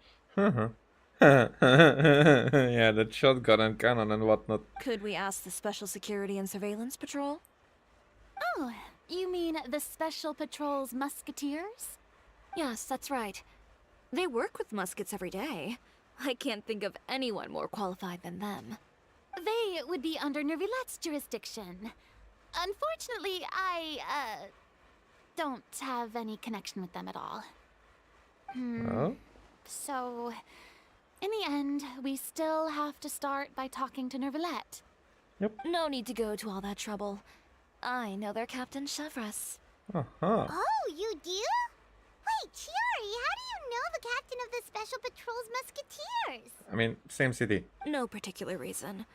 Running a business means dealing with some trouble from time to time, and she's helped me out on a few occasions. In return, I've helped her handle a few situations in which the Special Patrol couldn't get involved directly. So, we've gotten to know each other over time.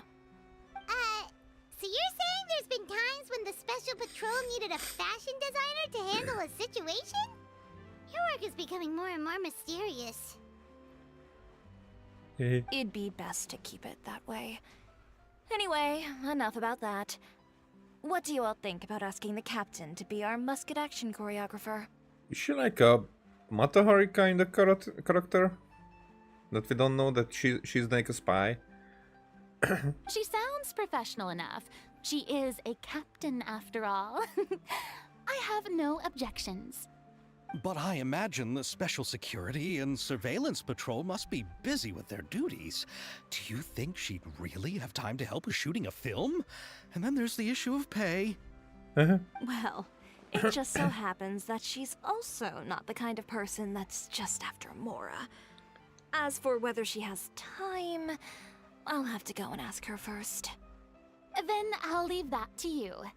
Macaroni's on sale today, so I've got to go. You can just tell me how things went when we discuss tomorrow's plan later.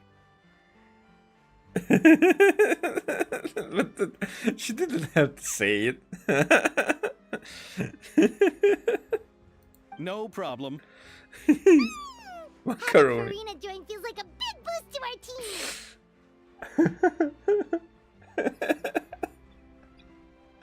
I can't relate too much. Of course. Just wait until the day of our premiere. You'll witness the true power of my name in these lands. You'll be so glad I agreed to help. I can guarantee that even the standing tickets will be sold out. Yeah. I'll be sure to ask some people I know to see if they'd be willing to act as extras. Seems like you're finally getting more comfortable with your own reputation now. I didn't ask for the Clapper Loader's commentary, Paimon. Can't wait to see our film's premiere. Then let's get going. I happen to know where Chevreuse is today. Oh, I happen to know as well, but she didn't give a crap about us. By the way, I'm curious. If my pay is so low, then what about our 2 lead actors? Didn't they travel here all the way from Inazuma? Actually, they told us that they see the trip as part of a cultural exchange, so they didn't ask for any pay. What? So is every person in Tevat who doesn't want money gathered here to shoot this film? Don't tell me Chiori isn't being paid either. I already knew Xavier from before, and he's also agreed to give my brand some good exposure. It seems the gods have really smiled upon you, Xavier. And that certainly doesn't include me, mind you.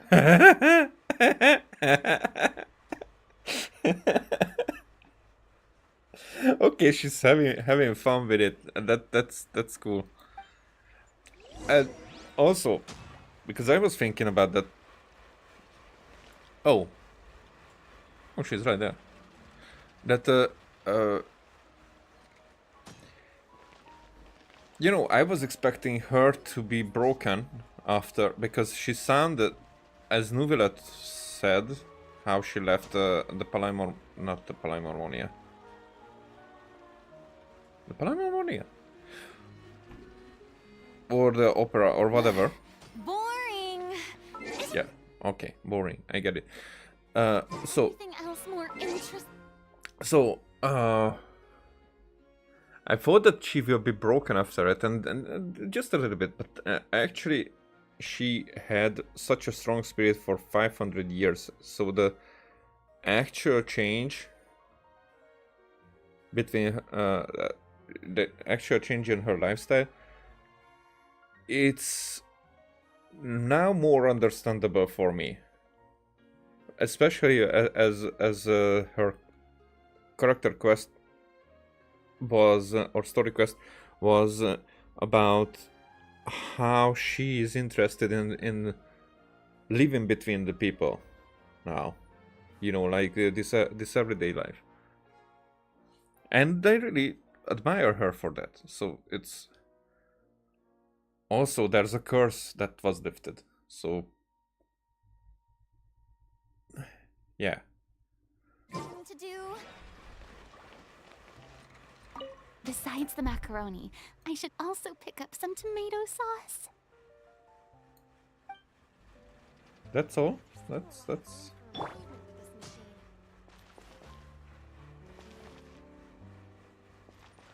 how should I make this into a composition?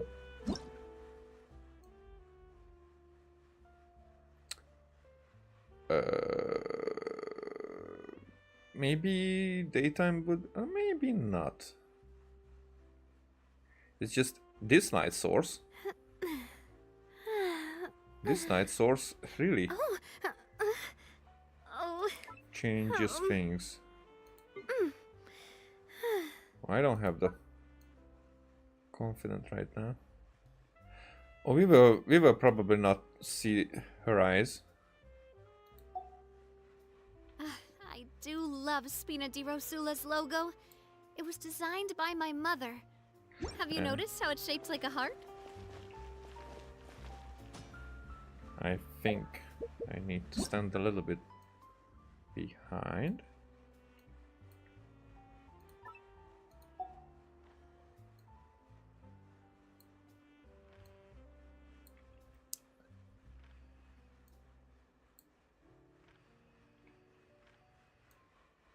There. Oh. Oh. Oh, that's too far behind. I cannot.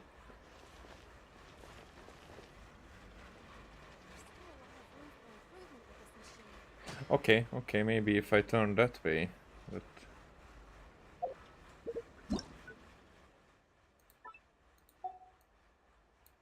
that might make it work. My time with the Spina has taught me that carrying an unreliable weapon is worse than not carrying one at all.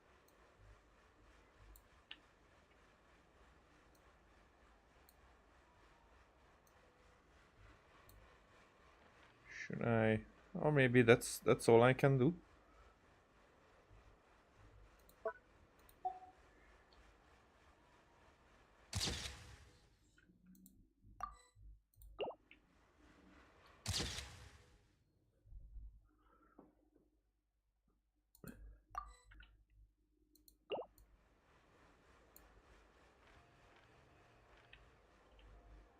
No, no, no. There you go. All right, that's it. That's it.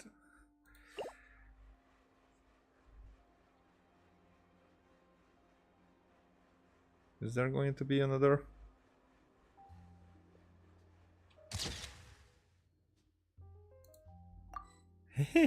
Just because her eyes are closed. All right, that was good enough. Let's go.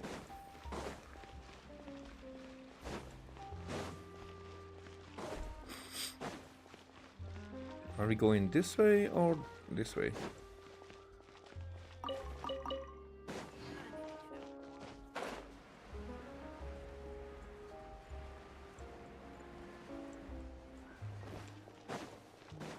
Where do we go now? But nowhere.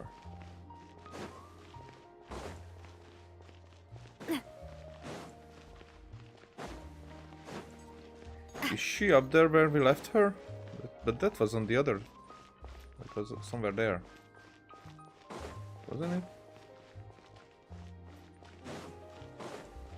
Maybe not. Oh, already. Oh no, she's still standing right there. Okay. This is the place. But where's the captain? There's hardly anyone around here.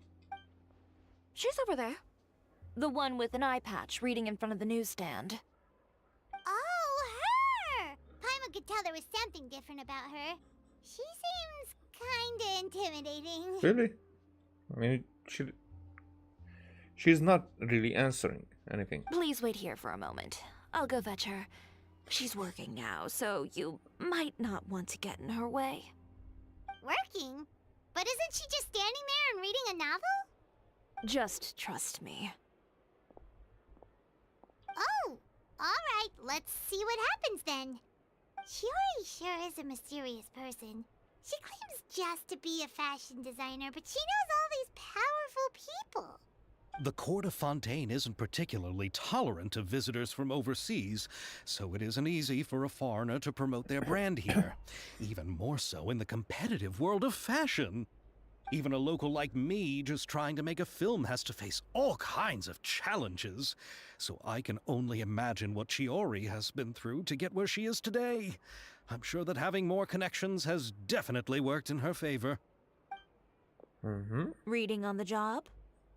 Detective novel. One main character? No. Multiple. Branching storylines. I see. How's the plot coming along? One of the main characters is about to make a choice that will affect the rest of his life. I'd wager he's going to make the wrong choice. Any way to speed things up? There's something I need your help with. You know that doesn't depend on me. It all comes down to what the character chooses. Which is exactly why I'm here to help. Okay.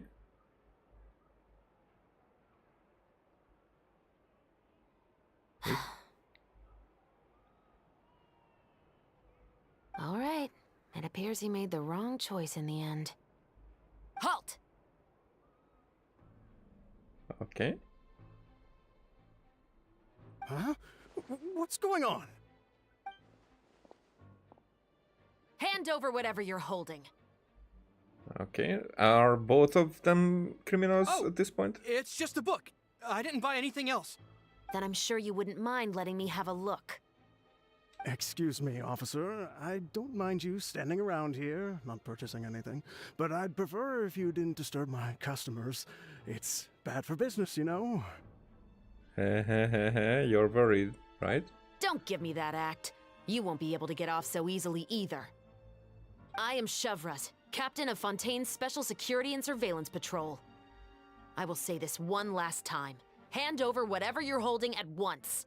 And before you do anything unwise, let me remind you that I'll have you on the ground before you can even think about making a run for it. All right. I'll give it to you. But please let me say something first. If there's any contraband in that book, then the shopkeeper here is the one who slipped it in. I don't have anything to do with this. Yeah, except for asking. Why, you trying to leave me on the hook, huh? You were the one who said you wanted it. Save it for the interrogation room. Take them away, Letelier. Uh-huh. Both of them. What's going on here? One second you're reading a book and the next you're escorting people away. And who are... Oh! Aren't you the traveler who's been all over the papers recently? Chiori, I'm assuming what you wanted to ask me about has to do with them, right? Maybe I can let you in on what's happening then. Now that Vacher has been brought to justice, no new shipments of synth will be made and distributed to sellers. Oh. The Fontaine guards have been busy collecting the remaining synths still circulating on the market. Thanks to a tip from our reliable source here, this should be the very last batch. Oh, so you were pretending to read a book in order to catch the bad guys. Oh, Paimon almost forgot to introduce ourselves. Paimon is Paimon, and this is the Traveler and Xavier. Hey, I'm Chevraz. You probably already heard me introduce myself, so I won't bother repeating it. Oh, why didn't you just arrest them immediately? Yeah, why didn't you make a move as soon as you had the chance?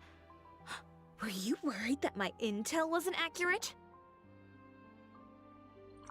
Or maybe they had to be caught in the act, because if the sale wasn't going on, then the other guy would have slipped.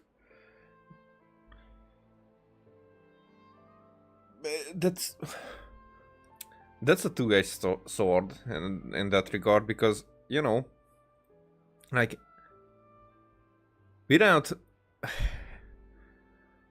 having the opportunity, the other guy the buyer wouldn't have both synths, but the intention was still there. So I can understand that in that regard that the intention would have stayed even if he didn't buy anything.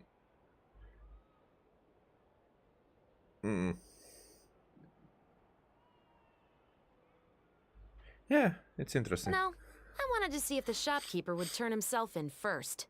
Oh. All he had to do was come up to me and say that he didn't know where the synth had come from. If he did that, then I wouldn't have had to press charges on him.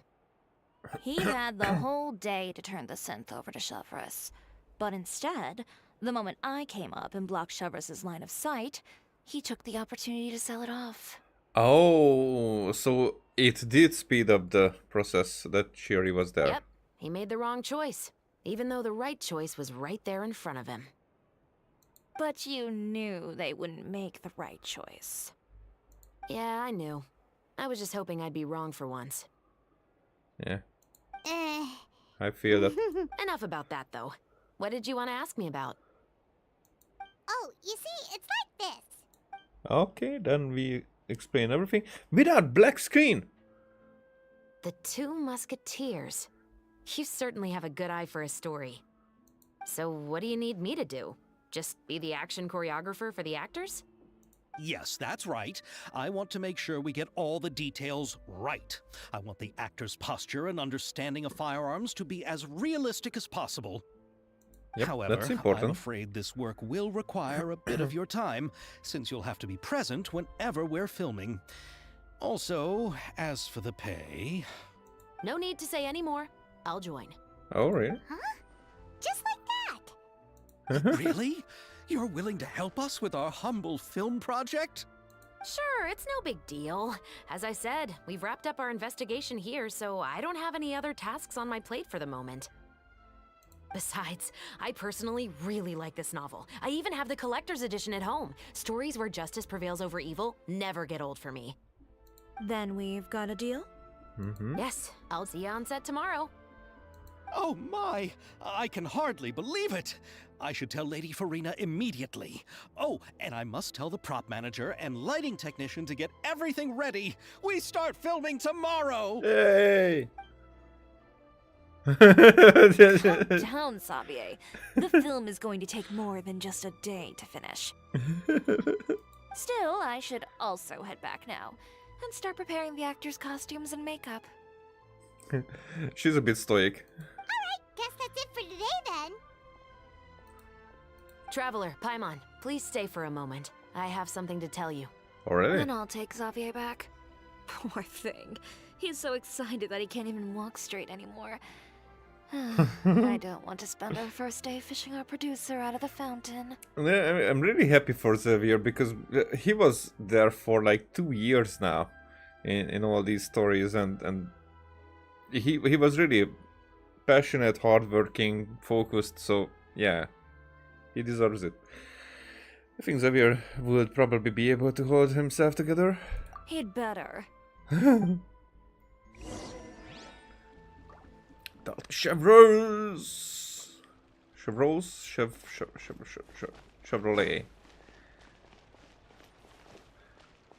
Why did you go that far? You didn't need to go that far. So what did you want to tell us, Chevres? Oh, it's suddenly nighttime. Have you read The Two Musketeers? I've heard a bit about it. I haven't read it yet. The story is about a pair of children born into the household of a baron, and their struggle to survive together and take revenge for their mother.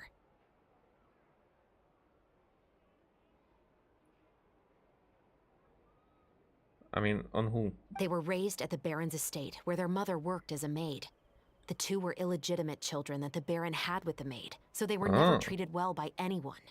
Okay. One day, upon returning home, they found their mother had been murdered and left dead on the floor. It was quite evident that the culprits were the other members of the baron's household, who never had any kind words to say to them. However, the baron was able to exert his influence and keep the whole thing under wraps.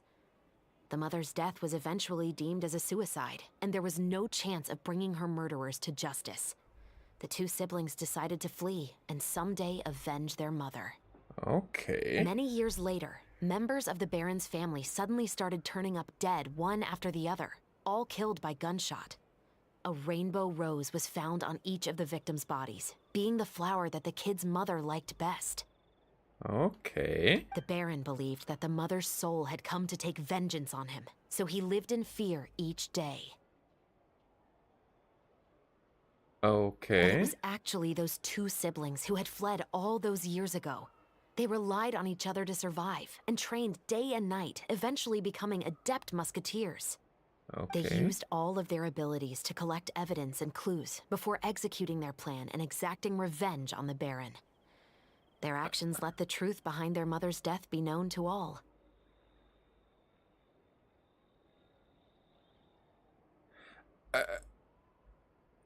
By killing the Baron's entire family? Okay, so... That's quite an exhilarating story.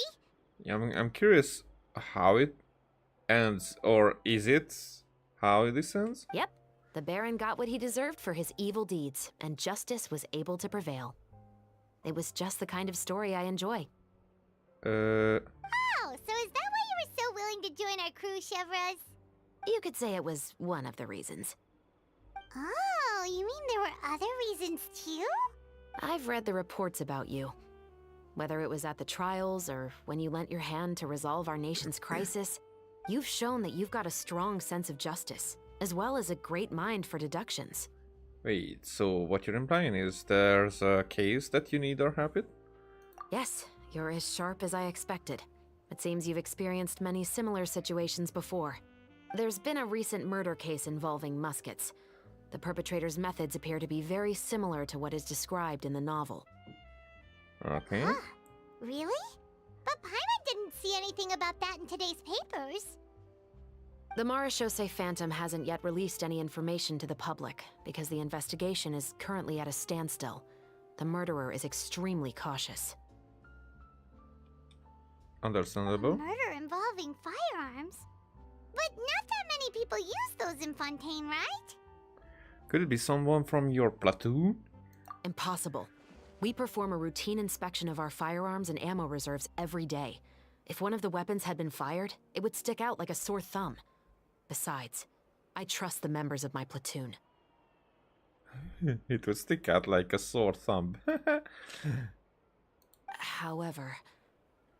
Well, that's all I can disclose about the case today. Okay. So... There are other details. It's just... This is how much we can get at this moment. Huh? What do you mean? Sorry. I hope you all can go back and get some shut-eye. You can decide tomorrow whether or not you'd like to join the investigation with me. I mean, we definitely want.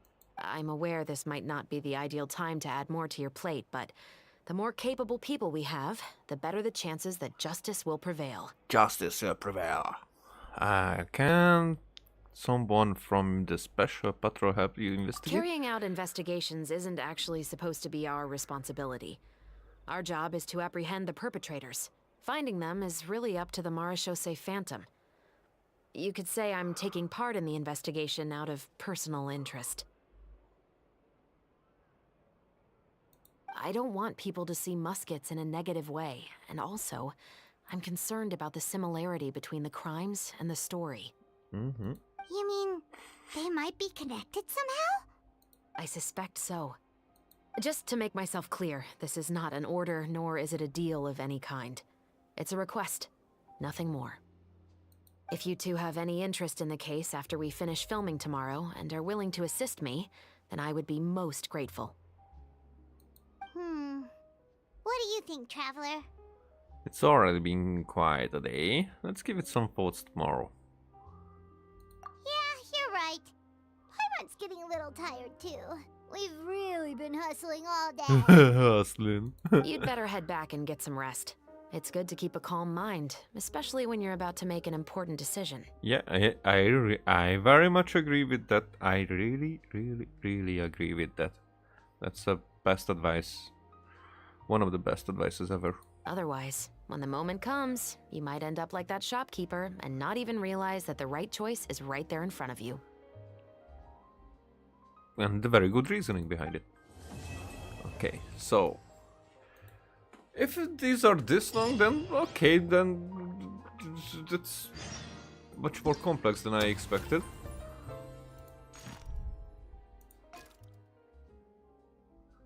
Because then I will do the second one and probably the three of them on 26th or 27th ish.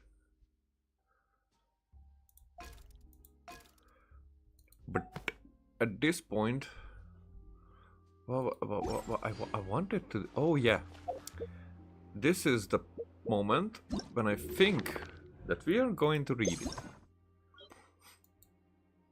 We're going to actually read it. Volume 1. An old man with great hair. An old man with great. Not great. This is the issue when you say something wrong one time, then it's you know, like muscle memory. The speaking memory is kind of similar. Okay. An old man with gray hair carefully stood 6 special musket rounds on the table, looking at the brother and sister before him with his nearly blind eyes. 6 bullets. Will they suffice? The old man asked. They will, said the brother. The old man sighed He had kept his promise, teaching the 2 orphans he had found at his doorstep everything he knew: swordsmanship, marksmanship, deception, how to infiltrate a mansion and then not be spotted by the hounds, how to kill someone in their sleep without leaving a trace, and how to pull the trigger without hesitation. 6 bullets, 6 lives, the old man said to himself. No, said the sister, 5 lives.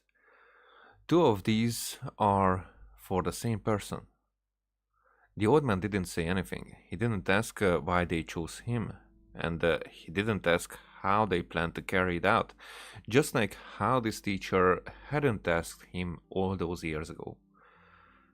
But the old man cared about his students.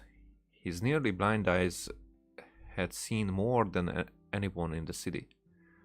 Revenge is one-way street, children, he said. What you've learned from me is enough for you to live a rich and meaningful life. I don't want you to end up like me. Just look at my eyes. Divine punishment, meted out to those who seek revenge. He tried to open his cloudy eyes for them to see. We died 20 years ago, said the brother. If we don't fire these bullets at those who deserve them, then we cannot return to the land of the living. The old man stopped speaking. He had known this day would come when he took them in. All right, I will not try to persuade you any further. He supported himself with his arms and stood up. Lately, even something as simple as standing took a toll on him. Even so, he wanted to go around the table and hug his favorite students. He knew that this was the last time they would see each other. The old man asked, "Do you need anything else?" "No," said the brother. The old man noticed that the sister frowned. He couldn't see it, but he felt it. "What is it, Iris?" the old man asked. He always liked Iris better. While she was considerate and passionate, she never hesitated when she had a gun in her hand. Iris looked at the flowers outside the window and said, "Actually, I have another request. May I pick a few of your rainbow roses?" So this was page 224. Okay. 358. So these are just parts of the play. Okay. Let's see if there's a hidden meaning.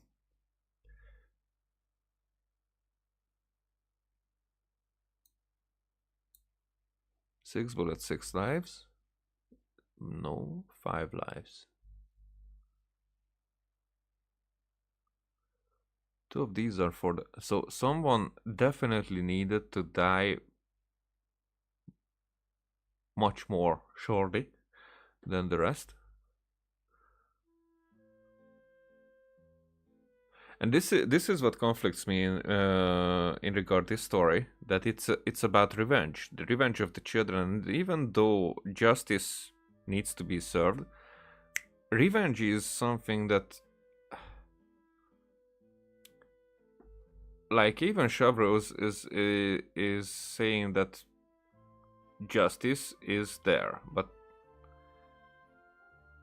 revenge is not justice.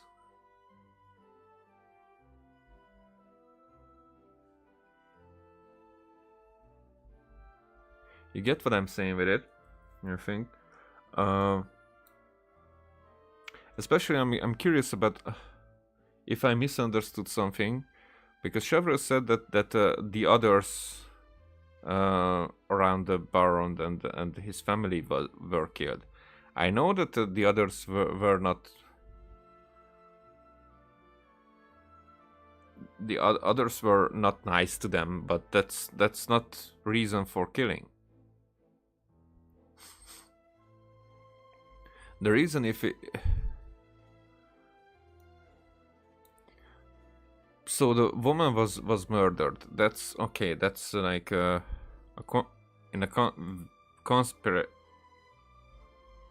conspired way.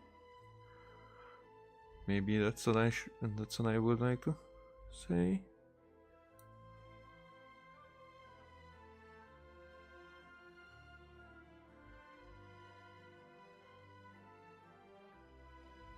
So I'm curious who this old man is. Because if this is the Baron, I don't think that this is the Baron. If this is the Baron, then... But no, because it's already 20 years later, he knows about the plan. So he's more like a mentor.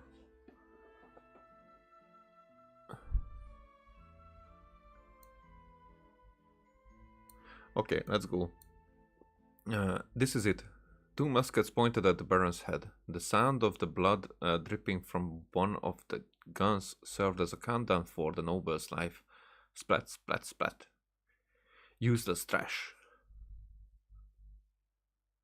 The Baron cursed in his mind while staring at the guards on the floor behind the two shooters. I paid them so much money for nothing. So the 2 bullets for killing, it wasn't for to make it sure that he was dead. It was more like one for each siblings. Okay. Now it starts to get more interesting that the Baron is who caused the shots, who has the... I should read it first. Okay. Use the stash. The Baron cursed. Okay. Do you know who we are? One of the shooters asked. So what if I do? You can tell the judge of hell who sent you there. The storm washed over his face, eyes, and ears, but the sound of the dripping blood was crystal clear. Splat, splat, splat. I know who you are. Iris, Tulip, my children, spoke the Baron. He was done resisting. On this stormy night, crumpled on the muddy ground, he was tired. Tulip spat. How dare you call yourself our father? I wonder what the look on your face was when you killed Mother 20 years ago, when you forced her to take poison. The Baron sighed and closed his eyes, recalling what had happened then. To his surprise, it was effortless. Her eyes emerged suddenly before his eyes. What? Before his eyes, I get it. How could he not have fallen in love with her? Her wondrous silhouette, her melodious laughter. From one room to the next, she had stolen glances at him. Her brown eyes, deep as a serene lake, shone like the night stars. How could he have turned her down? Will you marry me? Looking into her eyes, he could not say no. How? Well, what? He could not say no? So, what was her asking this question? How then could she betray him? Why had she asked for more, thinking that he would elope with her? Splat, splat, splat. She asked for too much, the Baron said, opening his eyes. Mother never asked for anything. She just wanted to live a quiet life like everyone else, Iris argued. Blood dripped from the grip of her musket, but her hand did not tremble. She asked me to give up my wealth and run away with her, the Baron roared. He was sure that his children didn't understand the idea of wealth and power. She asked you to give up your vanity and give her true love instead, just as you had promised to, said Iris. You would have made the same choice were you in my shoes. No, said Tulip, with conviction. We would not kill our loved ones for wealth and power. Only the devil is capable of doing that. The Baron shook his head. He no longer wished to argue. Splat, splat, splat. What is the point of this? He asked himself and the shooters both. You lost your mother, and you're about to kill your father. What else will you have left besides your crime? Iris and Tulip looked at each other. There was no hesitation in their eyes. Justice. 2 shots rang out, like thunder roaring through the night. Every drop of rain shivered in shock. They stood in the rain, unmoving. The storm battered the city, but nothing was louder than their silence. After a long time, Iris took out a rainbow rose and placed it on the Baron's chest. Then, falling into her brother's arms, she wept. The rain washed away her tears, and the mixture flowed freely into the earth. Toward the realm of the dead. The realm of the dead. Then her body suddenly shook as she grabbed Tulip's clothes. What's wrong, Iris? Look, she pointed at the rainbow rose she just put down. It bloomed quietly in the dark, as vibrant as the Baron's blood. Mother's favorite flower is blooming. I have thoughts. Okay. There's the end of it. So, number 65, Ooze Avenue. The wooden door to a tavern in a cranny of this city of sin was kicked open with a bang. The loud chatter stopped, and the patrons put their drinks down to look at the uninvited guest in the pouring rain. The muscular man was dressed in black from head to toe. If it weren't for the candles in the tavern, one would think that it was the heavy darkness of the night that had forced the door open. The intruder turned slightly. The brim of his hat covered most of his face, showing only his sharp chin. Huh? The brim of his hat. Okay, that's an expression that I should remember. He looked around. I mean, not regarding this, but for myself.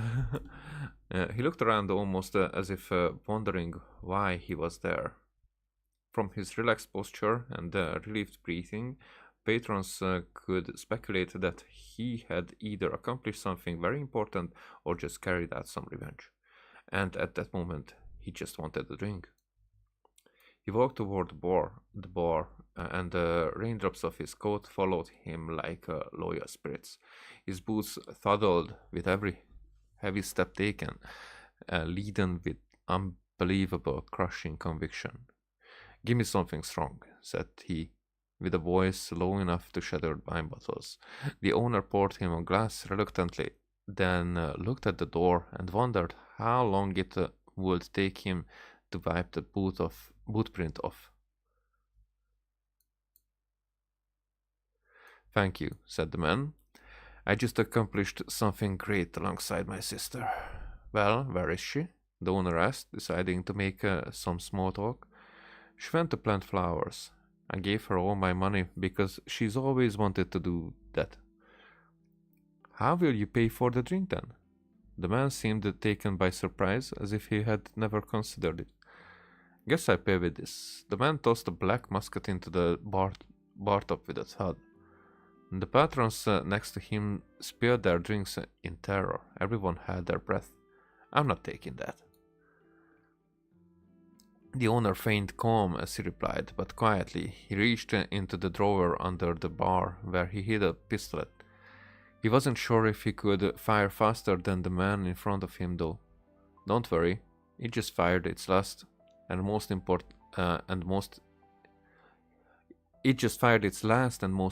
shot, and it will never be used again." The explanation done, the man downed another drink. The owner caught a glimpse of the man's face. When he raised his head, it was a handsome face with a high nose, some scars, and sad black eyes. The owner withdrew his hand from the drawer. This man wasn't here to cause a scene. It was almost as if he had been drunk even before entering the tavern. "May I have another?" the man asked. "You've had enough," replied the owner. "I know, but tonight was special." He didn't notice that the owner was trying to get him to leave.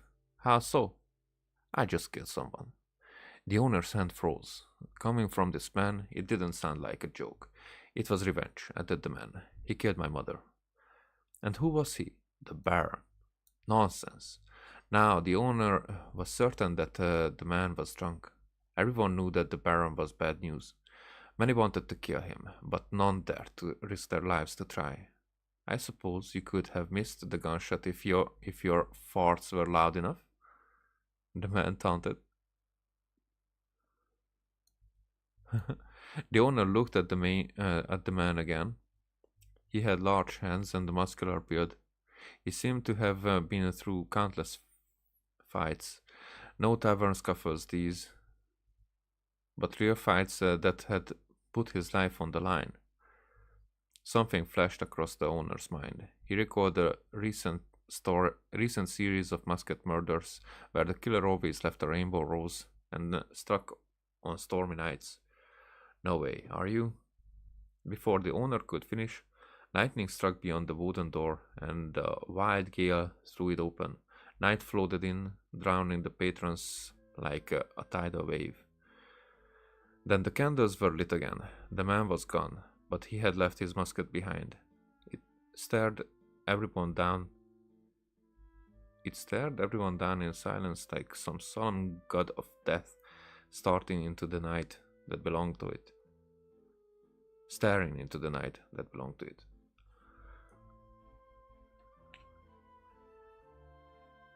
Okay. So, before the owner could finish, lightning struck beyond the wooden door, and a wild gale threw it open. Night flooded in, drowning the patrons like a tidal wave. It's a lot of things here. Oh, a lot of things here. I'm very interested in what the theory crafters, because they are smarter than me. So I'm not trying to be. I'm just trying to understand for like first sight this here the Baron. I'm very interested if the Baron represents the primordial one or not, because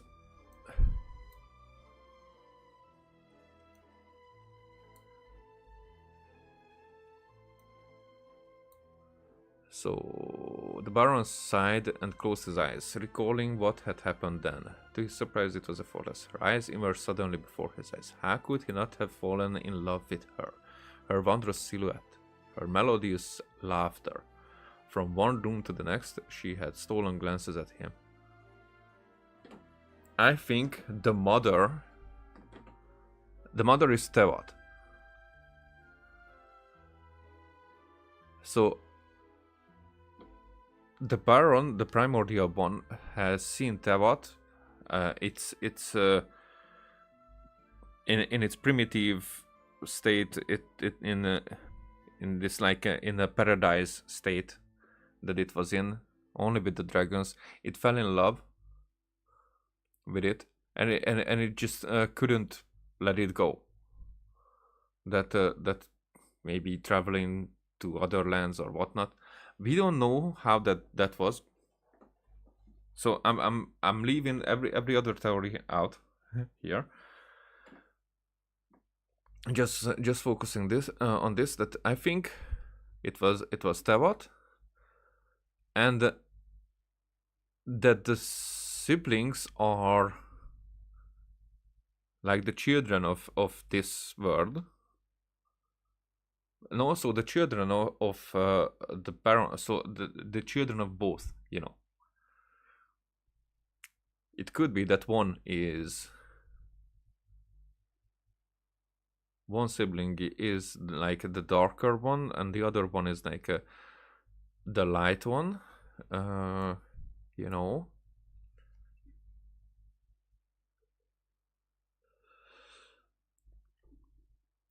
Okay. But they did not marry. She asked for too much. Mother never asked for anything. She just wanted to live a quiet life like everyone else.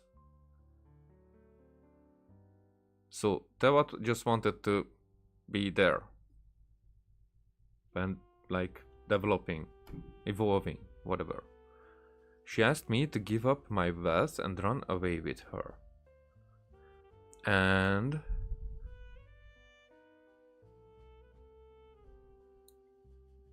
where is it?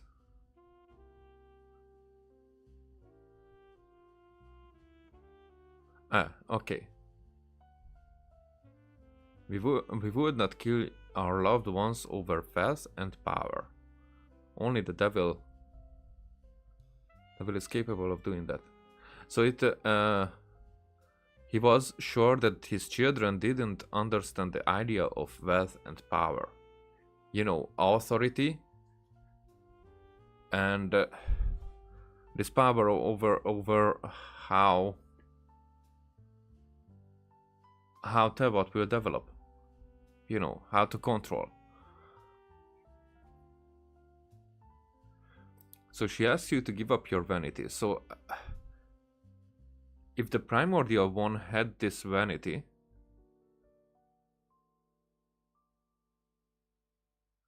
and give her true love instead, just as you had, because that run away with her. That's like the godless times that were prophesied, that after the fourth samsara there will be no more gods. This way or another, all the gods will be destroyed, or all the gods will leave Tevat without their control. So either they decide like that, or they will perish.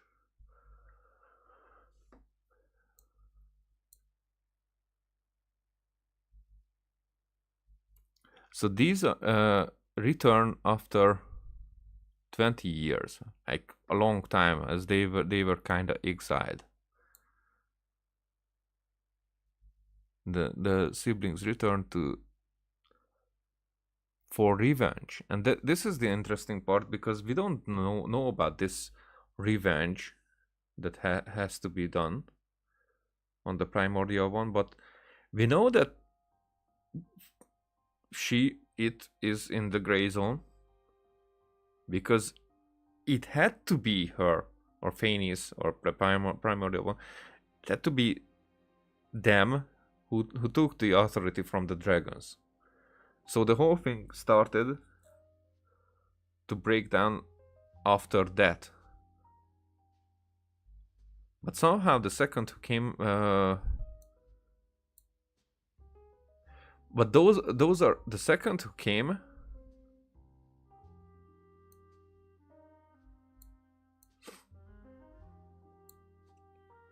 Will the mother be the second who came? So they were in love. Maybe they were in love with the second who came, and they broke up, and maybe the mother is not Tevat. It could be.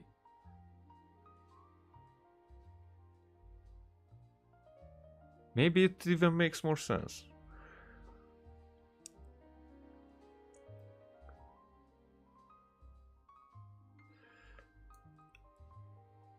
It might make more sense because... Where was it? Where was it? Where was it?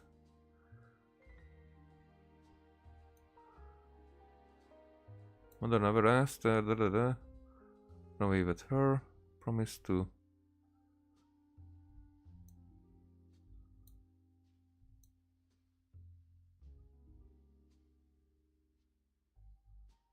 You lost your mother, and you're about to kill your father.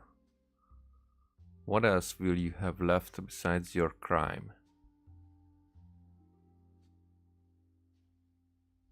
Sinner.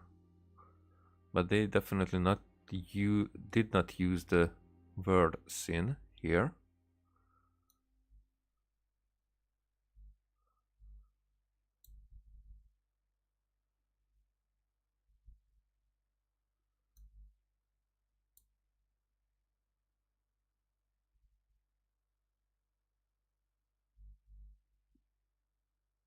Where is it?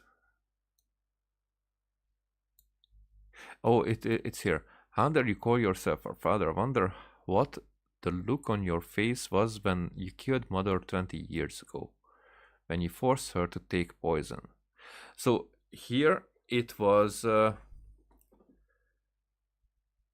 that he killed their mother 20 years ago. But as Chevrolet said, it was like a conspiracy that they all together killed. If the second who came was this. and force her to take poison. So it might not. It might be depicted that was killed her original presence and force her to take like forbidden knowledge or abyssal powers or whatnot, so that the second who came was poisoned.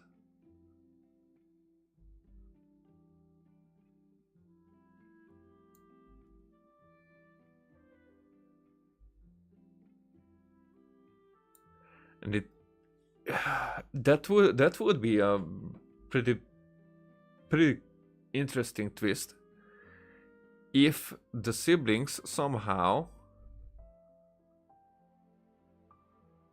could kill like quote unquote the primordial one, that would cause not actually kill but more like defeat the primordial one, who had to be reborn or had to be put in a sleeping state that would result in the samsaras inside the world, and then no, I'm putting too much into this right now. So when I, at point a theory is like everything is misrepresented just for the sake of misrepresentation, then it's not the story. So it has to have the base and some characters misrepresenting, but referring to the same thing, the same story. But if everything is misrepresenting, then everything is just a reference. But that is how the stories work. Like in Navida and Scaramouche case, we know. So that's the most confusing part, is how these stories have to be told, so they will not be changed by Irminsul and by restarting the Samsara. So this story, The Two Musketeers, could have been written long ago. Or maybe its purpose is to stay after restarting the Samsara. Okay, I theorized more than enough. I understand the story, actually. Now I'm waiting until next morning.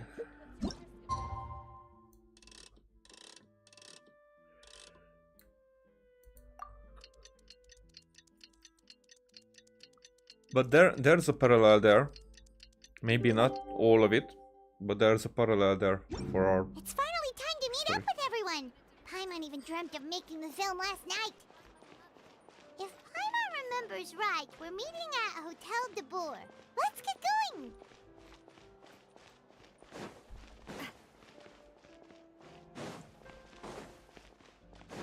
There. Ayaka! You're already here! Yeah. Good morning. Xavier said yesterday afternoon went well. Yeah, and how about you, Ayaka? What were you up to yesterday? After we split up, Ayato went to see Udex Nervilette at the Palais Mermonia. I was originally thinking of going with him, but he said he could manage it himself. He told me to go see the sights around Fontaine and to enjoy the local culture. So I rode the aquabus with Yoimiya and visited the opera house on Aranias Island. Yeah, you wouldn't believe what we saw there. 2 mechanical puppets that were dancing together. You've already seen them, right? The Dirge of Capellia and the Nemesis of Capellius. Yeah, those two. Amazing, aren't they? Yeah, I had to kill them a lot of times now. We sat and watched for quite a while. It was mesmerizing. Like we could keep watching them forever. Oh, it was the same for us the first time we saw them, too! Afterwards, we went swimming at the beach. Well, Diving, to be exact. It was the first time I ever breathed underwater. Oh, so for everybody it works. I held Ayaka's hand and we counted down together. 3, 2, 1, and then splash! We were beneath the waves.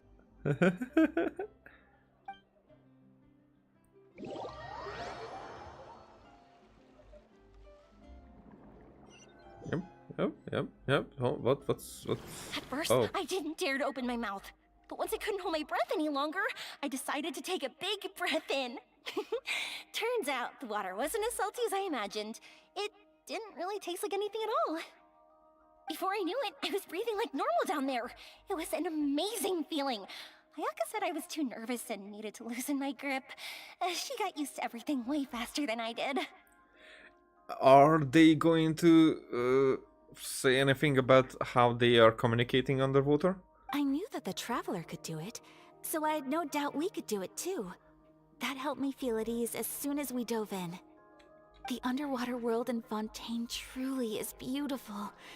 I love seeing the romaritime flowers blossoming underwater, like little candles lighting up the streets at night.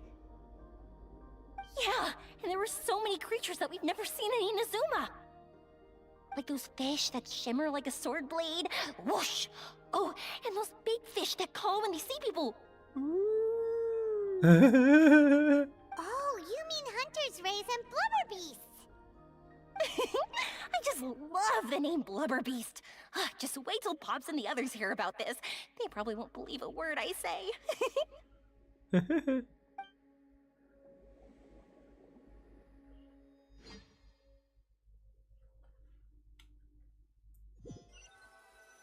It had to load an entire area for them. Yoimiya was down there for quite a while. It was dark before we finally rode the aquabus back to the city. I figured she'd want to sleep in today. Yeah, even I was worried that I wouldn't be able to get up. I still felt like I was drifting in the waves when I went to sleep last night. But as soon as I woke up today, I remembered that we'd all be shooting a film together, and I was ready to go. Speaking of the film, where's everybody else? Oh, they didn't. Did they or they didn't? They didn't meet Frina yet. My brother and Xavier were speaking to the restaurant owner about using the place as a filming location. They should be here soon. As for the others, We're here. Hey. Okay. Please excuse my tardiness. I just finished the Special Patrol's 6-mile morning jog. Wait, 6 miles? And morning. That's an important part of it. I'm so tired. I heard you all chatting, so I decided to come down. I sure could use some of that endless energy everyone else has. Good morning, everyone. I mean, the way that, because she was always like exhausted for 500 years, and now she can't sleep. It makes sense that she's like, don't disturb me. I can't sleep. Just 5 more hours or something. Morning. Can someone fetch me a cup of coffee? More milk, hold the sugar. Sure. I'd be happy to do that for you. Yep. No, you can't go anywhere. Please, have a seat over here so I can get started on your makeup. The last thing I want is coffee stains on my costumes. I can get the coffee. It's the perfect job for an assistant. Yep, I'm the PA, will handle it.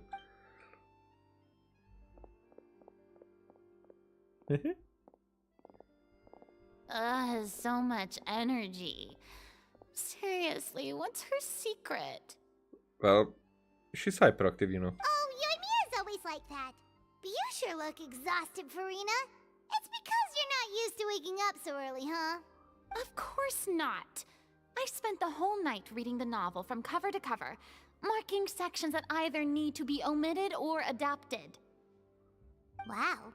Paimon didn't expect you to be so thorough. Well, I was the biggest star in all of Fontaine after all.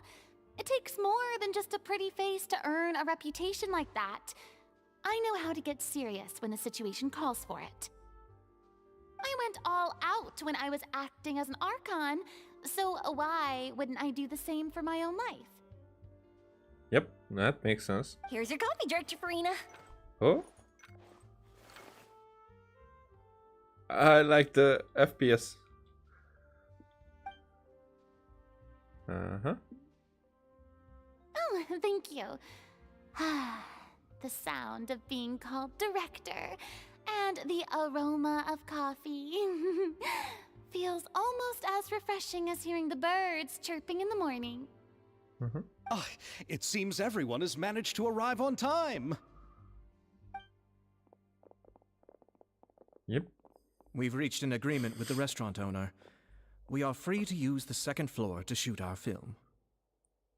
Everything will be shot here. Really? That's great! He is really looking forward to our film and hopes that providing his restaurant as a filming location will attract more customers. Well then, Mr. Xavier, I'll leave the rest to you. Okay, thanks. First, I'd like to introduce our new members. I get it why it's so. I mean, it's so unusual for me to hear Ayato and even Ayaka, because at that point I was still watching these and playing these in Japanese language, like with the voices as well. I mean, just the voices, because otherwise the subtitles were always English. This is our prop manager, Veronique. She'll be in charge of all the film's props and items. And this is Bono, our lighting technician. He'll be in charge of lighting and illumination to set up each scene's atmosphere. You too, Bono. Wow. Sure feels like we have some real professionals joining the crew now. First of all, please allow me to first express my sincerest gratitude to everyone in the crew. When my investor informed me yesterday that he wouldn't be able to provide the funds, I really thought that this was the nail in the coffin for this film. I had no idea that I'd find so many people willing to help me on such short notice. Thank you. Thank you all from the bottom of my heart. That's awesome. No need to be so cordial, Mr. Xavier. I mean, We're all honored to be a part of this. no need, but I can really understand it. Your works made a profound impression on me when I saw them back in Inazuma. I am sure that someday, this film will be remembered as a prime example of cultural exchange between Fontaine and Inazuma. Okay, you can say something else as well, Ayato, really. Yes, the story is the reason I agreed to join. I can't bear to even imagine what this film would look like without the very best director. Anyway, I would like to make a promise to everyone that as the producer of this film, I'll do whatever I can to ensure that everything goes as smoothly as possible. This is not just my film. It also embodies the thoughts and feelings of every person here, as well as the endless effort we are about to pour into it. All right. So, without further ado, The Two Musketeers will officially begin filming now! Yay! You may take it from here, Director Farina. Okay. All right, listen up, everyone. Okay. The first scene takes place when the two young musketeers are living at the Baron's home, still unaware of all that is about to happen to them. We'll need props and lighting to set the scene. Our lead actors can go get their makeup done, and extras, please take this time to go over your positions. Whoa. Seems Farina's really kicking things into gear as the director. Yep. Is everyone clear? I don't want anyone traipsing around the set like umbrella finches. All right, cameras will start rolling as soon as the set is ready. Let's make a film that'll make some serious waves in Fontaine. Not the kind of waves that drown people. I mean, the good kind of waves. Seems like she's still a bit traumatized by that. I mean, yeah, other people had the lifetime to not cope with that, and for her, it was like 10 lifetimes. Anyway, let's go see if there's anything we can do to help. Oh, it just started. That start took almost an hour. Half an hour. I was reading the book. Look for the people who need help. And talk to Farina first. I don't need any help here.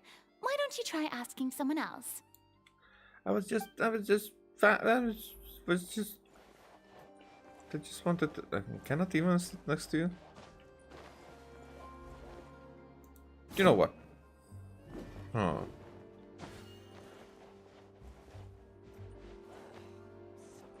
It's Yoimiya, that's Chiori, that... You guys? Ah, so this is what a musket looks like. Not exactly. Huh?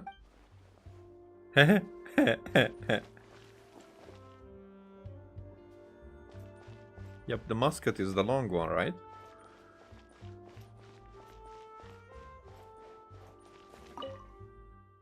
Should I do my storage plan? But we have nothing to do with you right now.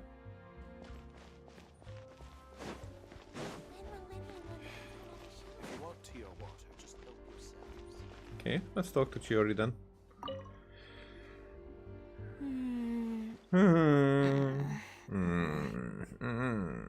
Ayaka has mentioned you to me before. She said that you two were great friends when you were kids. Oh, really? No talking. I'm thinking about how to do your eyeshadow. Ah, yes. To help me really look the part. To achieve a more young and naive look for this scene. Are you saying the wrinkles around my eyes are too deep? You just have too much of a calculating look in your eyes. I get it. You sure don't mince your words. It seems you really haven't changed much. Quiet.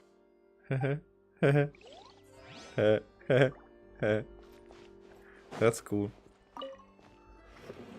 How about here? A little more to the left. You got it. Hey, Yoimiya, do you need a hand? No, I'm fine. You know, doing the lighting is kind of like designing a fireworks show. It's interesting to imagine what kind of atmosphere the lights will create. I heard that the Traveler will be operating the camera and Paimon will be the clapper loader, right? Right. Those roles are just perfect for the two of you. Yep. Really? Is that because it'll be easy for Paimon to hold the clapperboard while flying? No, because you like to clap with the clapperboard. Well, sure, there's that, but that's not exactly what I meant. What did I you just mean? think that after all your journeys together, you two must have developed a super close bond and just naturally know how to work with each other. If I'm not mistaken, the director will want the cameras rolling as soon as the clapperboard goes clack. Actually, we start rolling before that. The clapperboard just gets edited out in post-production. Oh, I see. It's amazing to see the magic behind filmmaking. Yoimiya, we need lights over there too. Oh, on it! I've got to get back to work. Chat with you later. Oh, it's exciting to see so many people working together to bring the film to life. Seems like Yoimiya's really getting into it. She really takes in the assistant, the PA spirit. But she was right. We do have a super close bond, don't we? Yeah, of course. Paimon's really happy to hear that.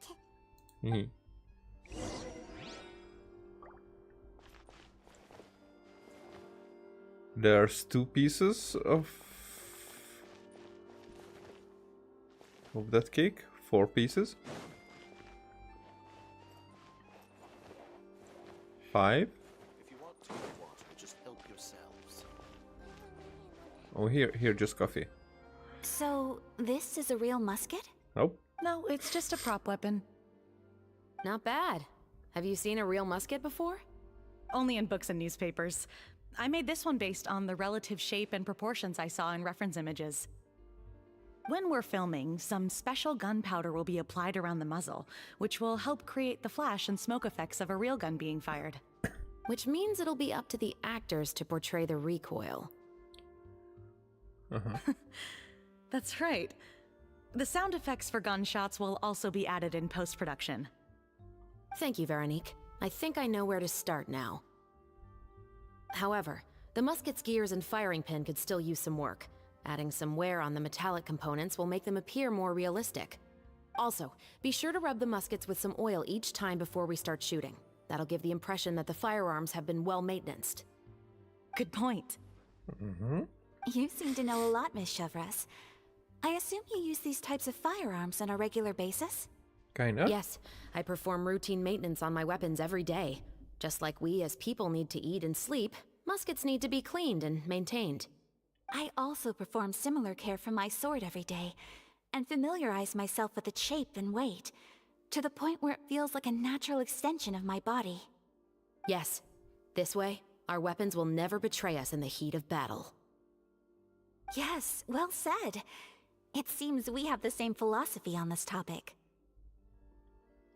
Oh, sounds like they found a common interest to talk about. Though these props differ from the muskets I use, I can still give you some pointers. Good. I look forward to your instruction. First and foremost, never point the weapon at anyone, regardless of whether it's a real or prop weapon or whether you're holding it or it's on the table. This holds for any time when you're not actively engaging an enemy. Okay, understood.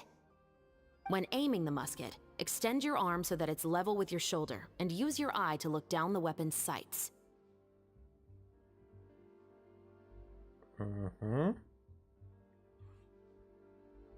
You don't see me, but I'm doing it with a scissor.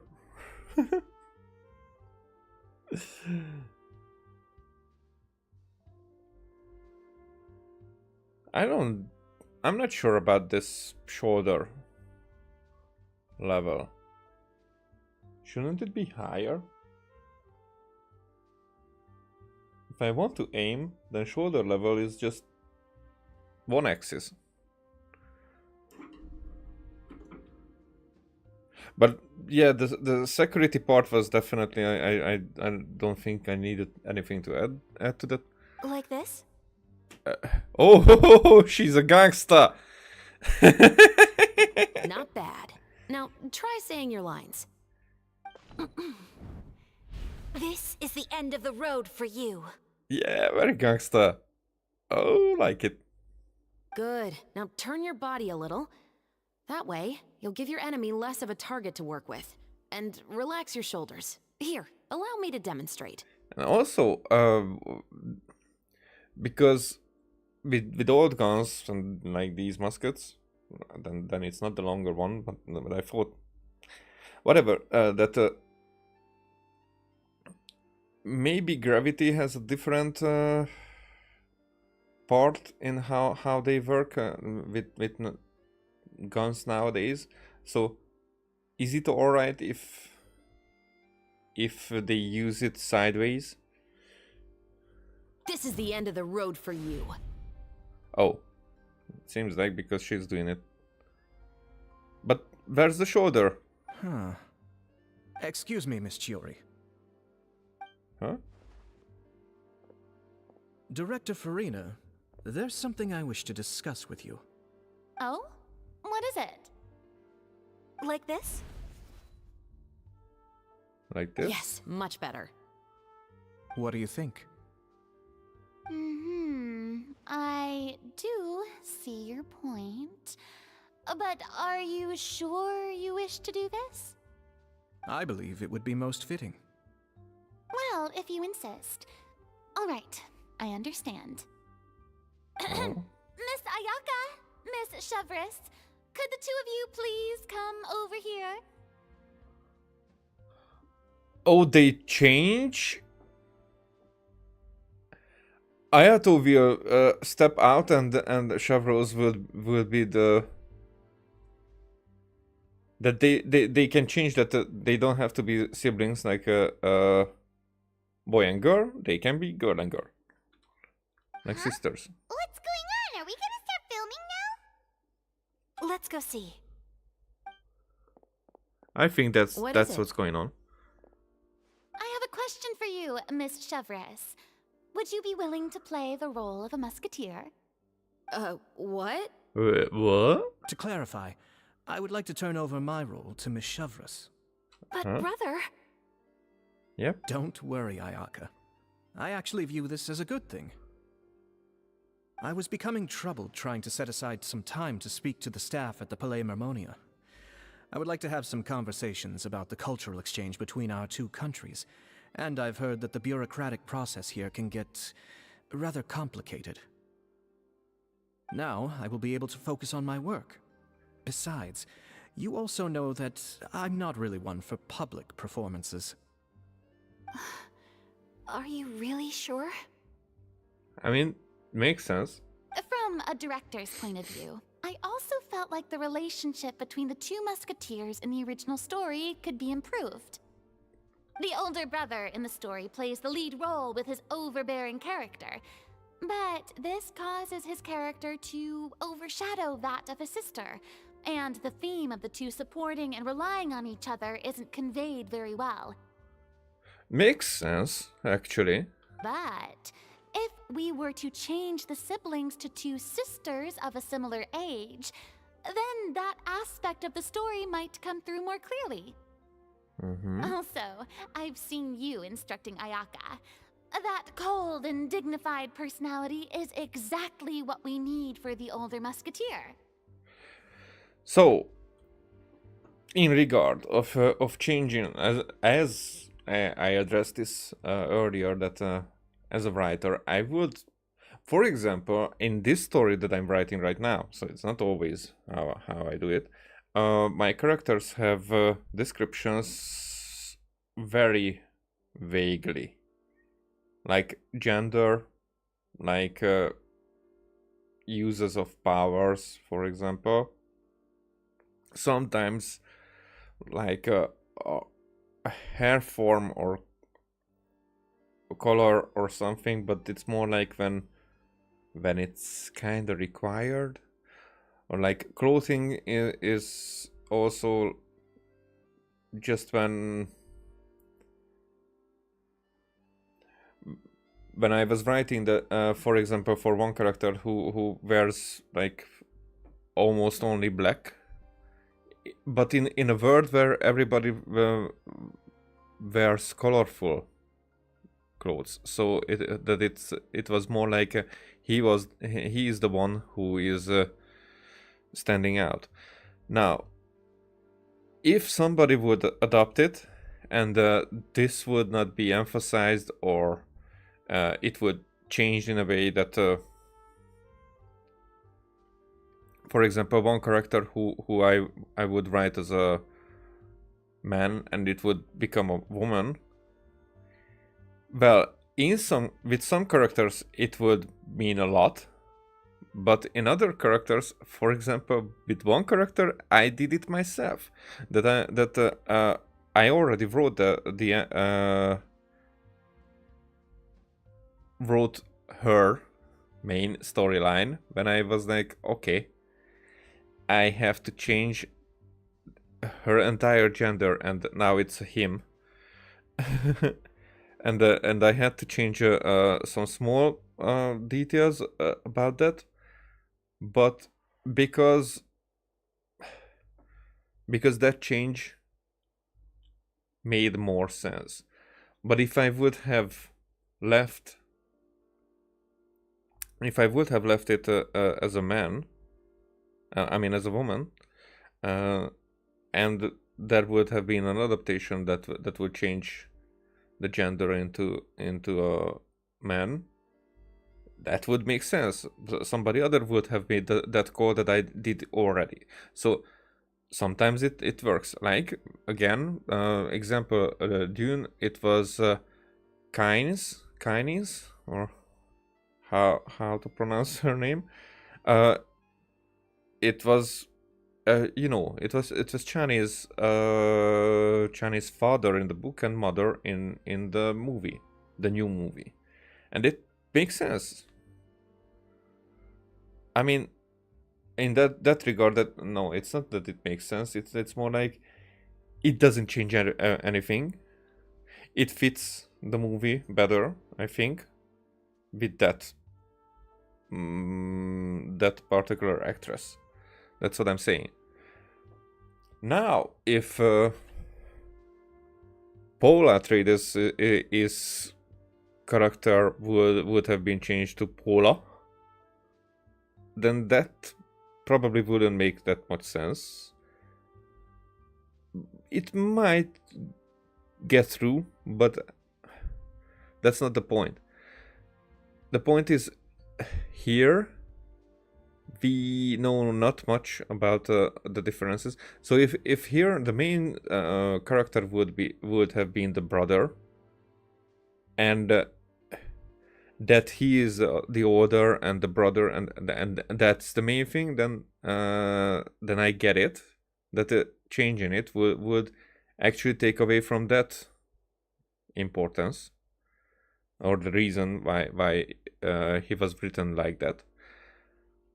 So I would be curious, but of course, the story in this story, as she was saying, that actually bringing together the two as to the similar level, because especially if it see it as a parallel to the Genshin siblings story, to the Traveler, then there definitely, the main character would have been Ether.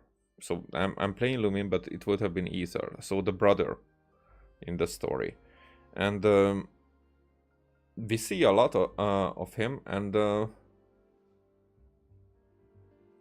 we don't see much of Lumin, and she's kind of overshadowed. However, probably we will get that her journey was just as important as ours, but we will see. So here it's more like in a movie, in this kind of story, it makes sense that to put them on the same level, because they don't want to focus on one.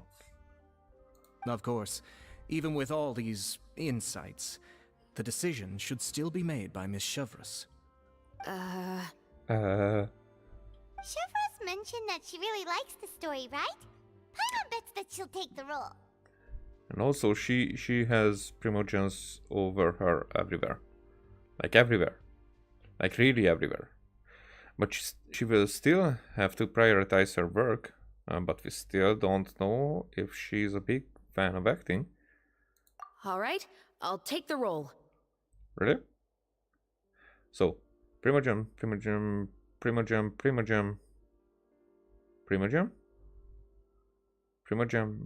Maybe that's definitely one. And probably some more. Good. It's decided then.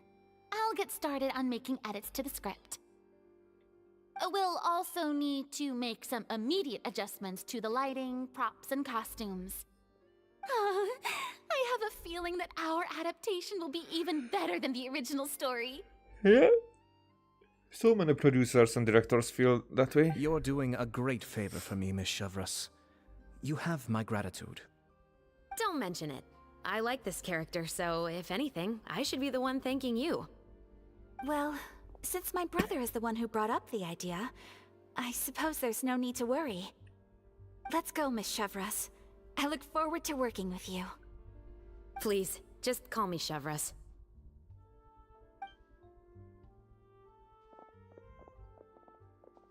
Seems like you're really going out of your way to solve the problem I was having with your makeup. Oh, I forgot to point it out. Surely you jest, Chiori. I assure you that I was mostly motivated by a desire to spend more time on formal business. Oh, come on. You really think I'd buy that? According to what I've heard from Ayaka, her brother is someone who can juggle 10 different matters at the same time. I'm sure you have other reasons for backing out. I mean, he saw the two together having great connection, and they were like, it makes more sense. Perhaps. Ayaka always said she wanted to go out and see more of the world, just like the Traveler. But I feel that she needs not only to see other nations, but also to make some different kinds of friends. I think it would be harder for her to make new connections with me constantly by her side. I would like to give her some space. Alright, go on. Spoil her some more. I like Shiori. Ayato, it's too bad you're stepping down from the role. Paimon really wanted to see you act as a musketeer. This is the punishment you deserve. This is justice. No need to poke fun at me. I'd wager that you also felt that I wasn't the best candidate for the role. I mean, I did not say anything, but I did. It's a little hard for Paimon to imagine you saying those lines. So are you going to go back to work now? Yes. I've made an appointment to meet some people from the Palais Mermonia. Now, I will have some more time to prepare. Traveler, get the camera ready. Paimon, get the clapperboard. Actors, to your positions. We're about to start shooting the first scene. Go on now. And please take good care of Ayaka. Yep, don't worry. You can count on us. Good luck with your work. Thank you. I look forward to seeing the film when it's finished. Okay. All right. Now that we're all here, let me help set the scene for everyone. Set the scene. The first scene takes place when our two main characters are still living at the Baron's estate. They've been ostracized and verbally abused by others in the household, but they still have no idea why. We want to capture how naive and innocent they are, despite their pain. Chevres will be playing the role of the older sister, Tulip, and Ayaka will be the younger sister, Iris. Be sure to get close-ups of the main characters at the right moment. Silence on the set! Lights, camera, action! Yay! Let's go! Let's go. Tulip, Mother's been out for quite a while now. Oh. Perhaps she went to pick some flowers on the way home. You know how she loves flowers. Iris, Tulip, I'm home. Rain. Zoom in for a close shot with the mother. Zoom out for a wide shot.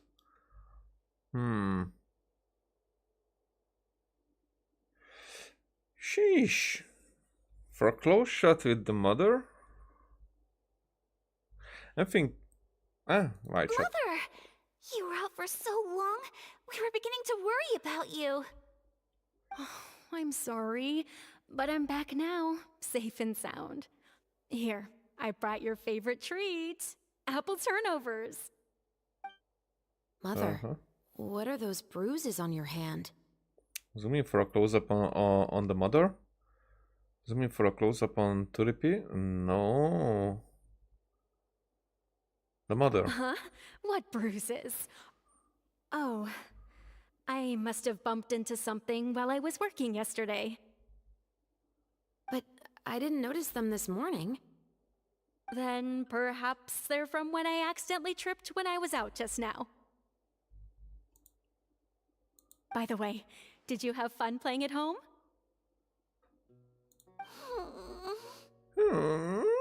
What's the matter, Iris? Focus on Iris, focus on the general surroundings. No, Iris. Well, we've realized that no one really wants to play with us. They even took Iris's doll and spat at us. And they even called us names. They said we were... Shh. It's all right. Don't worry. Girls, listen to me. Pan over all three characters. Zoom in for a close-up on each character. Pan over. It doesn't matter what anyone says. Don't listen to them. No one can define you with such words. You both have wonderful lives ahead of you. Just like your names. You will both blossom like beautiful flowers. Maybe your time to blossom hasn't quite come yet, but one day, you two will bloom more beautifully than anything else. I'm choosing some looks, wide shots and whatnot, because close-ups will happen eventually, and the wide shots have a chance at those points. Don't let the soil you're in now ruin your future beauty. Understand? My dear daughters. And cut! Okay. What you say? Not bad. The actor's emotions were all on point. Let's keep that take. Also, if our clapper loader could avoid shouting at the start of the scene next time. Oh, got it. Great. I was a little worried that my nerves would get the better of me. What about you, Chevros? I felt fine. The lines weren't too difficult at all. Seems like Farina must have adapted the role nicely. You two were great. I couldn't tell it was your first time acting in a film. You should have more confidence.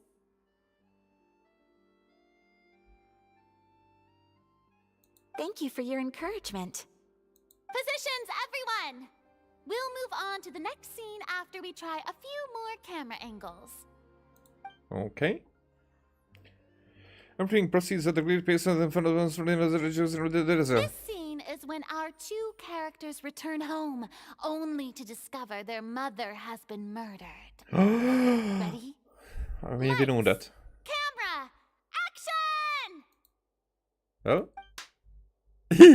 Okay. Mother, she stood quiet. I wasn't sure. Mother? Mm-hmm.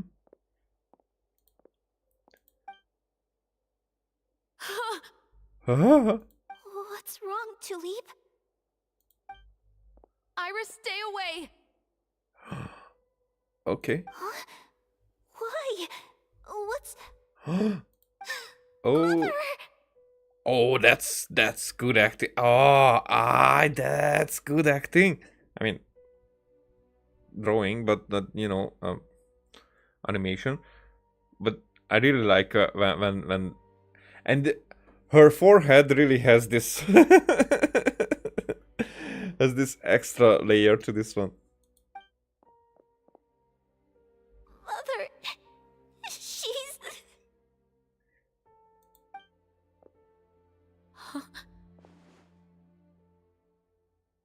There's poison in this cup. Huh? I could have sworn I've seen this kind of cup before. But it's not the cup, it's the liquid. Those aristocrats. They didn't even try to cover up their actions.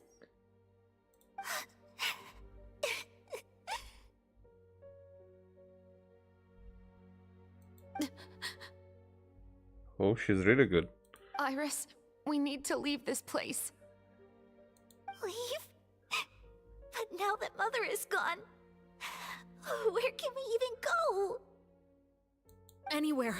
All I know is that we can't stay in this house.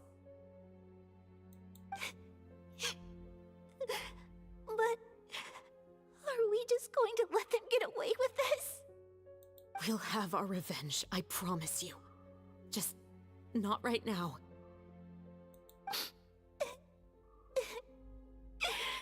That's cool. That's cool. Oh, I'm having goosebumps. Let's go. No, wait. We can't just leave Mother here like this. At least let me leave this rose with her. That's why we went out in the first place. To buy her this flower. All right. Goodbye, Mother. We'll avenge you. Someday. And cut! Beautiful! Great performance! Yeah, that was Oh my, very good. You're so amazing, Ayaka! And were those real tears I saw? How did you do it? I was surprised too. Yep, Those Thank are very you for good. the kind compliments. Actually, as soon as Director Farina said action, I told myself not to think about anything. I just felt the weight of the moment and became the character. It's quite similar to practicing the art of the sword. You clear your mind and focus only on what's happening in front of you. Ayaka's performance was amazing. Have I discovered an acting prodigy? Yeah, she was really good. Pipe down, everyone! We need to move on to the next scene! Yay! So it was intentionally noticeable, not just okay. We write the scene to be good.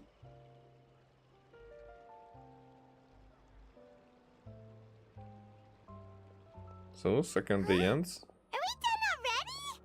But Paimon wants to keep playing with the clapperboard. How do you feel, Traveler? Is your arm sore from holding the camera all day? A little bit, but it was a lot of fun. Good work, you two. You too, Chevres. You were quite the actress today. I've read this novel many times before. I have a good grasp of my character's mindset. Anyway, do you remember my request from yesterday? Oh, right! We were having so much fun that Paimon nearly forgot! You have a case where the murders seem really similar to the cases in the novel, right? So, how are they similar exactly? In the story, the main characters grow up to become two musketeers, always using their guns to carry out their revenge.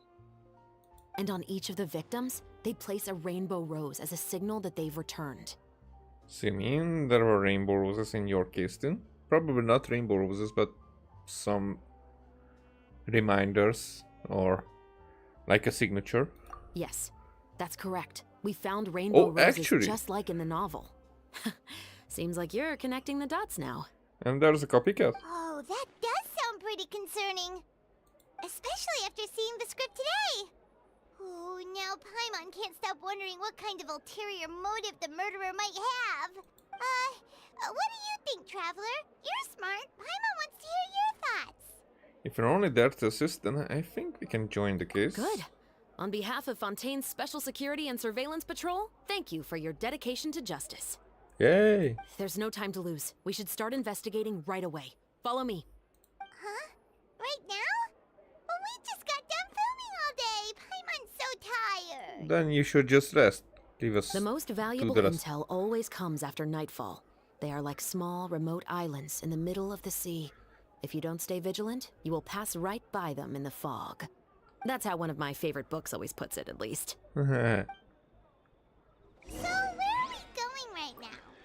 Go to the Let's start by clockwork checking out some workshops workshop. that sell mechanical components. If the culprit is making their own weapons, it's very likely that they'll visit those sort of places.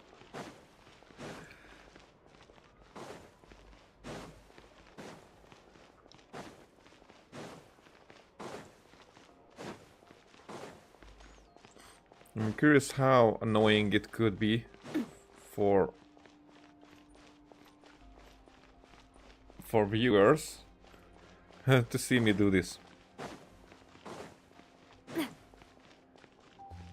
Is this a minigame part of the game? I mean, maybe I should do some of those as well at one point or another. We're almost there. Yo, oh, liver, I don't like you. I don't like this guy. Welcome to Le Show's Clockwork Workshop. How can I help you? Lot of scene. Hello. I'd like to know if anyone has purchased some special components lately. Oh, maybe you don't even need to let us in. Special components? Sorry, could you be more specific? I mean the kind of components that aren't typically used for clockwork toys, but for firearms. Huh? For firearms?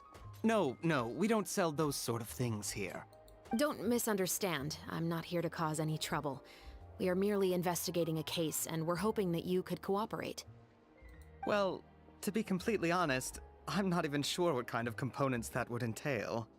Has anyone ever purchased components here as an individual rather than on behalf of an organization? We have a lot of customers who buy toys, but those who buy components are all regular customers who buy in bulk on behalf of their organization.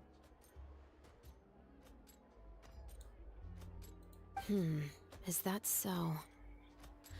I understand. Thank you for your cooperation. You're welcome. It's the least I can do. So go to the bomb.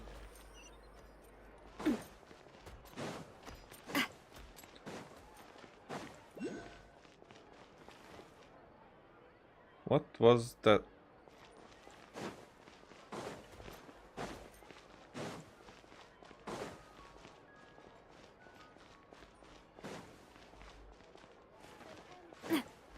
What was that indicator?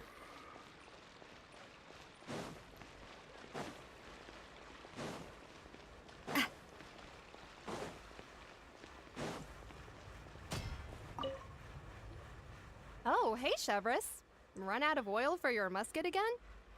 Hello, Estelle. I want to know if anyone has come to your shop recently to order some firearm components. Oh, is this another case? Let me think. I don't think so. Some people have requested that I make some prop guns for the Fontanalia Film Festival, but I refused all of those requests. Oh? Why's that? Because there's no profit! I only make things here that can do some real heavy lifting. I don't have the energy to make some new molds just for the festival. Then has anybody come specifically looking for mechanical components? Well, I usually sell off my scrap to the Fleuve Cendre. I don't typically give them to one specific person. The Fleuve Cendre. Okay, so we're going underground. I understand. Thanks for your cooperation. Don't mention it. Always happy to have the Musketeers' patronage. Hehe. Seems like we haven't found any leads to go off yet. But we did. Yeah, unfortunately. Alright, let's head to Fleuve Cendre next. Huh? Are you sure? People might not be so thrilled to see the captain of the Special Patrol there. You think so, huh? Then I guess you don't know. Huh? Know what? That I grew up in Fleuve Cendre. Aha, ha, ha, aha, makes sense. Ha, ha, ha. Yeah, let's go. It's right here. Oh, right here.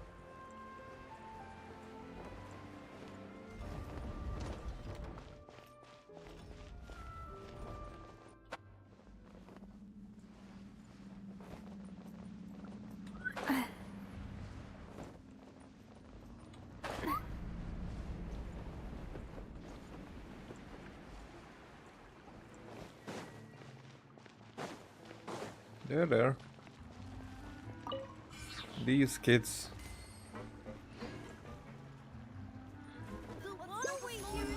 Okay, just for good measures.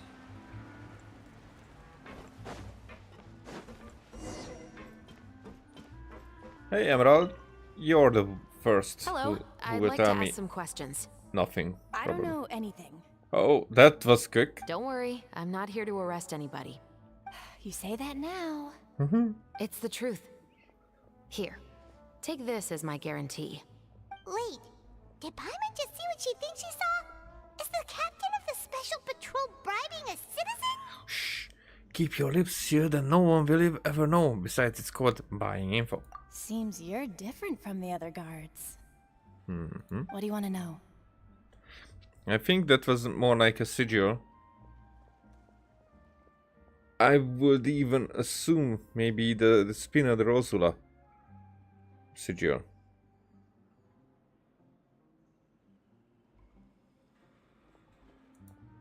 Have you heard anything related to muskets in Fleuve Cendre lately? Anything at all? Muskets, huh?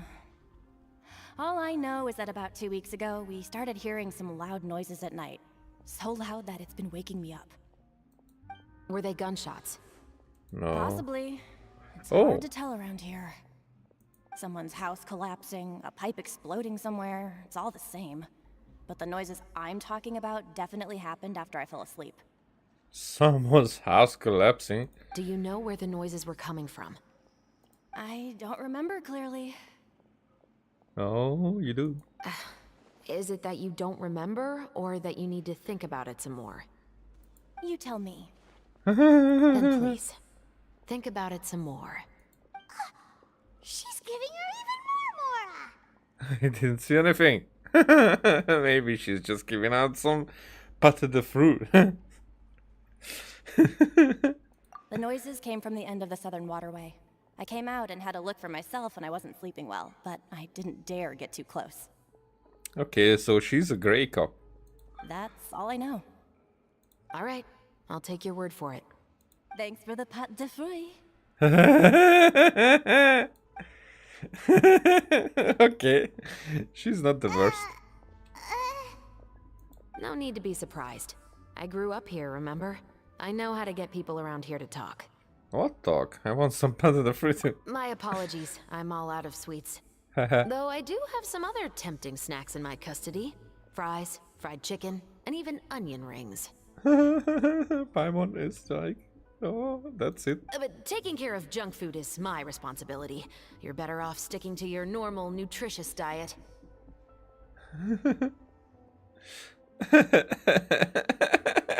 She's like, no, we're not gonna get any. And Paimon is like, how can you eat all this Now then, by let's get yourself? going. What the fuck did the fruit fly get here during the winter?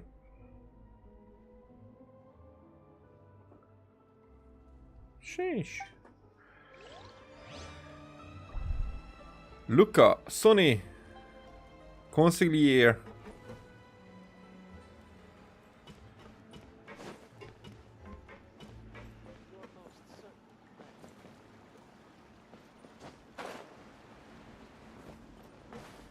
There.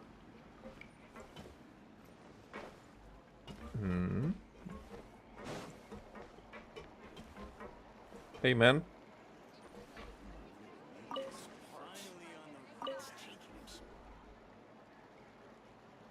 It's been a while, Tetro. Please, just get on with your request. I want to know if you've heard anybody talking about muskets lately.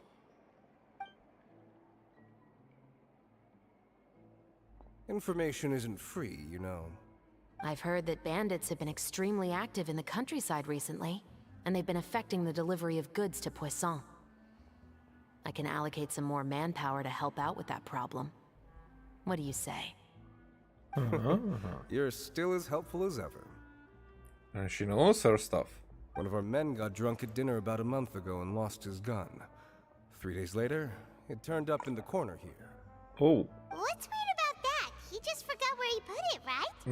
Nope. It's more like somebody used it for something, then put it back almost the same place. This is Fleuve Cendre, my friend. Anything of value left in the tavern won't ever make it to the next day. But that gun turned out to be an exception. It didn't get any new wear and tear on it, and didn't even appear to have been fired. We were quite mystified as to what could have happened. I suspect it came back because the weapon was already known to the guards. You mean, a criminal was afraid the Marechaussee Phantom would use the shot marks to track them down? Maybe. But if that's the case, the culprit really took great care to avoid getting caught. I didn't say anything about a criminal. In Fleuve Cendre, knowing who was killed is as easy as knowing what clothes you're wearing today. It's the guy living in the east side, isn't it? I've never liked him. Every time he's here, he just orders a drink and sits there with a nasty look in his eyes. So, who was the one who lost the gun in the first place? Don't bother. Even if you ask, he wouldn't admit to owning a gun to some strangers. Not to mention the captain of the Special Security and Surveillance Patrol. He's right. I know you grew up here, Chevreuse. Even though you're on good terms with the Spina, you've still been gone too long. Not many people know you here now, and a lot of people don't like the Special Patrol. I know. So take my advice and don't show your face too much around here. It's for your own safety. I'll come and go as I please. And I'm afraid I'll be appearing more often due to my work. All right. Don't say I didn't warn you. That was a good voice actor there. That was a very good voice actor there. I believed everything he said.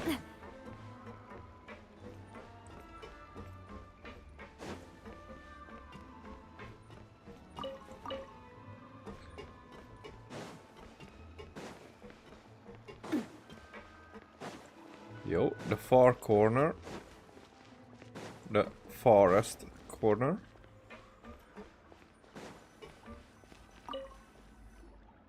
What's all this? Some broken planks and barrels, as well as some liquor bottles? I mean, that's how we leave everything after ourselves. Yes, but have a closer look, Paimon.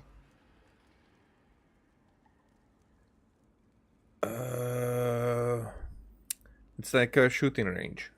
They were practicing. Even though somebody has purposefully tried to clean them up, these are obviously marks from musket bullets. In other words, someone was here trying to improve their shot. They were using the barrels and bottles for target practice. Yep. Could it have been the killer? Your guess is as good as mine. Although many people at Fleuve Cendres own guns, few hide the fact from others. And even fewer would go to such lengths to hide markings from practice shots. Anyway, let's go. There might be more to this.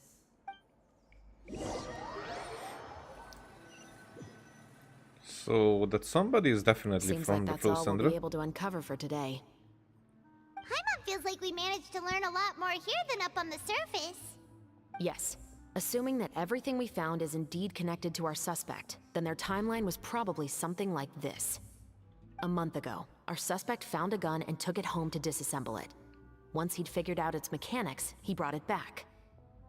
In the following weeks, he used some parts to create his own makeshift musket, and took it to the Fleuve Cendres for target practice. Then, a few days ago, he found his target and carried out the murder. Once the deed was done, he left a rainbow rose on the body, just like the scene in the novel.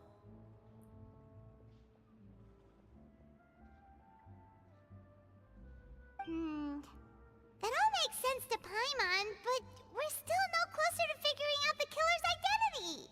But the guy who died... The deceased was a resident of Fleuve Cendres. It's said that he was a poor, solitary man.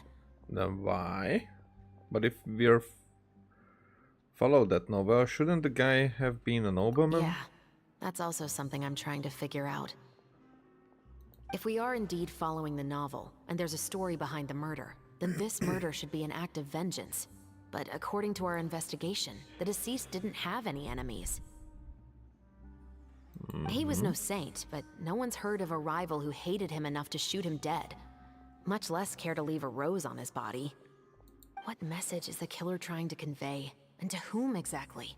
Could it be the novelist? We've thoroughly investigated that possibility. He claims to have spent the whole day at the Opera House on the day of the murder, and the staff there have confirmed his account. Okay, so he has an alibi.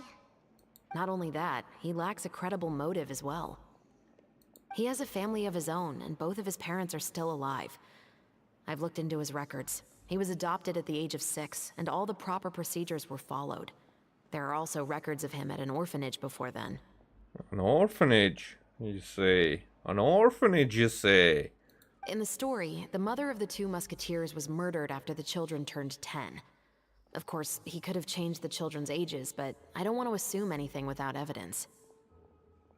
More importantly, I've also had a chat with him in person. He didn't seem like the kind of person who would pull the trigger to kill a man. Then, what should we do now?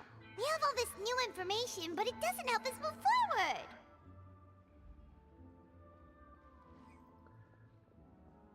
Investigations take time. I didn't expect us to catch the culprit in just a single day.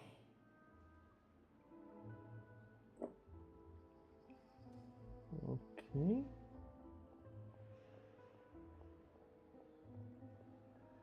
How about this? Let's spend the next few days filming with the crew. We can continue the investigation once we're done with the film. I'm sure that given time, new leads will present themselves. Probably it will be sooner than later. Wait, but weren't you saying Intel is like small, remote islands in the middle of the sea just a moment ago? Wouldn't you just miss them if you were to stop looking? Ah, but the book had more than one reference to the islands, Paimon. Oh? What else did it say then?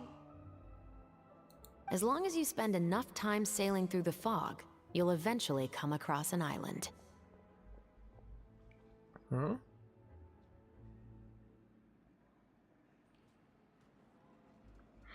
Yeah. Oh, that was just... Okay, quest completed.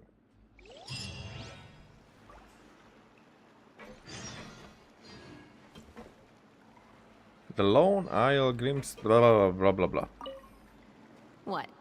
Never thought that the captain of the security and surveillance patrol could come from the Fleuve Cendra? Oh, we're actually communicating with them during these, not just...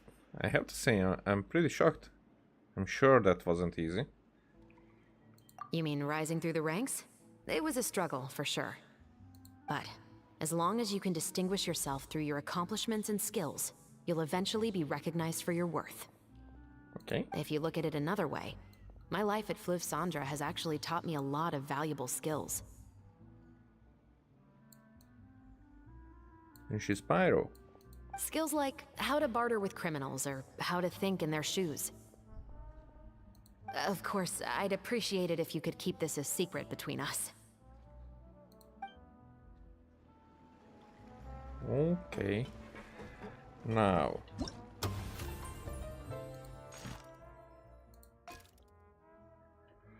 Now, at this point, I'm not gonna do the third one. Instead, I'm gonna jump here.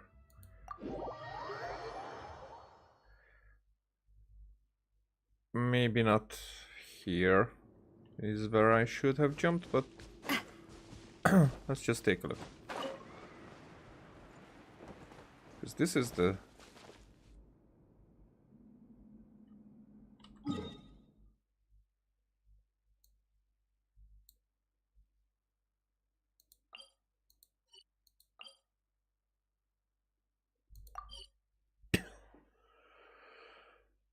This is inside the fortress.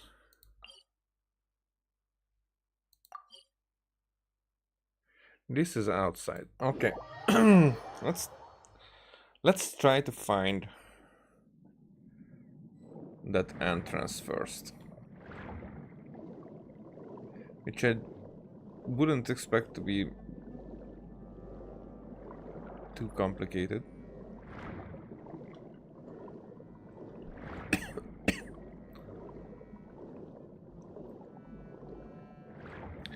I mean, that is definitely...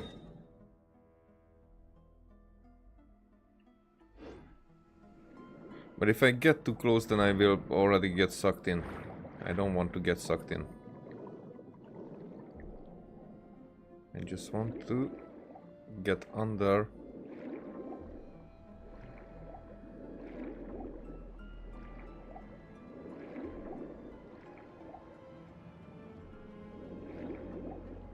Really, I do have to get that close?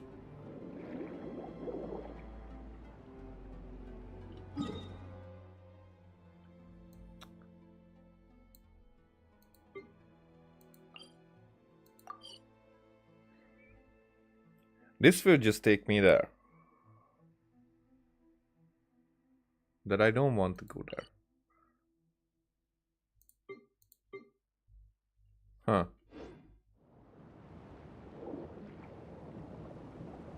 No, no, no, no, no. Oh, so I'm already...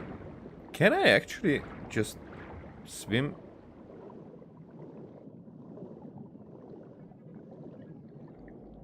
Huh. I didn't know that that was possible.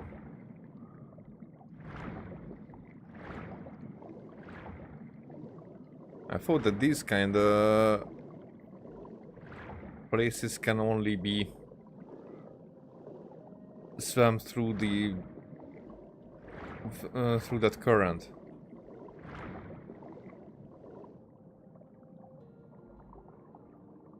Because the other way around it doesn't work. That's definitely. I cannot go just on the side. But then there's no point actually getting in here.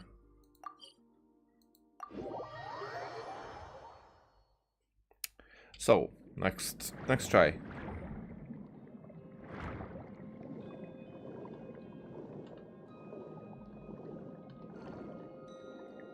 Okay, this has nothing to do with it.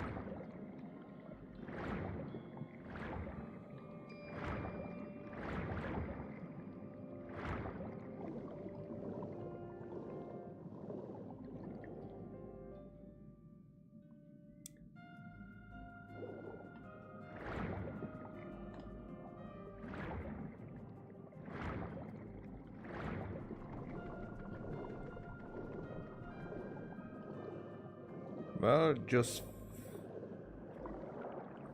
to have something in case. I mean, I would rather have something that would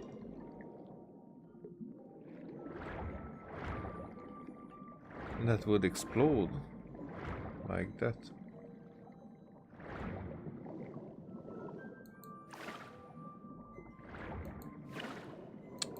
There.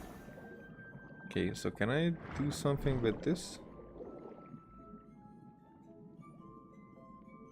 Well, I don't know what this is.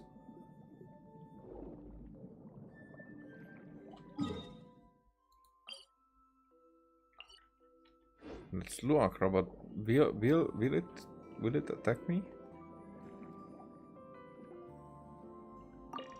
I mean, what is? Wait. Oh, okay. So I could have.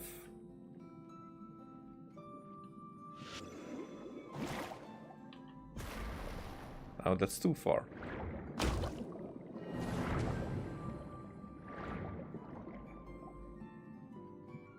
Okay, then let's.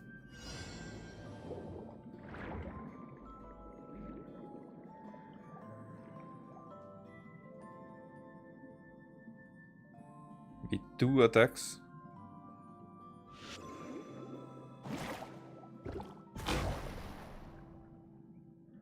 Really? But it worked. Okay. Normal training.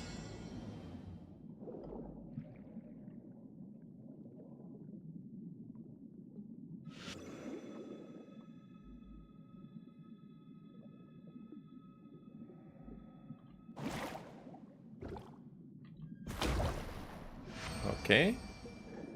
So it's more like about timing. 2 attacks. Okay. Oh, luxurious chest. Oh, I'm so cool. Let's see. By the way, 95.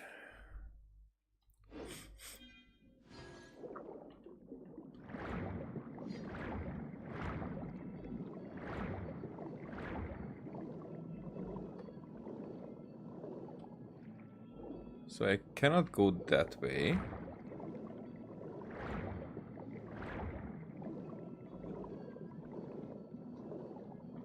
Fighting that makes no sense.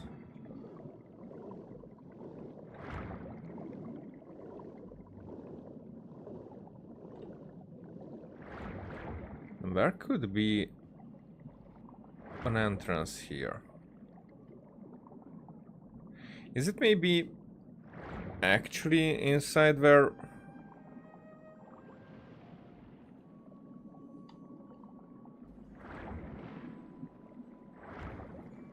the boss is? Oh, I can get rid of that. Is it just one? That's way too easy.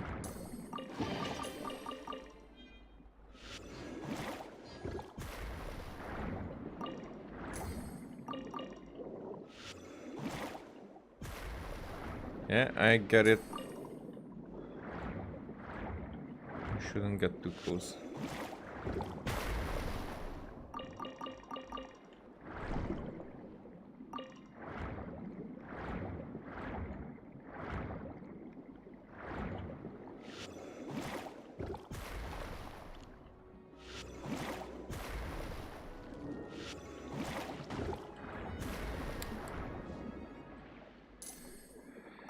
Yeah, in the water we cannot dodge that quickly.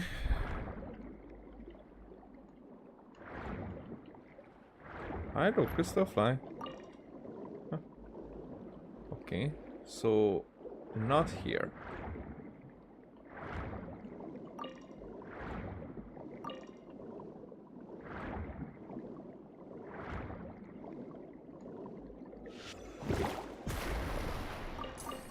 I really start to think that I should get into that cave first and start from there.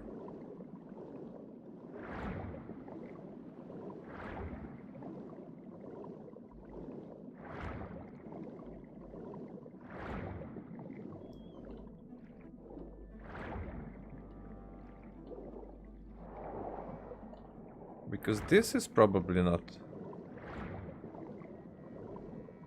Yeah, this was just a simple puzzle here. Or maybe it could be that I should do something before I'm going to be able to enter.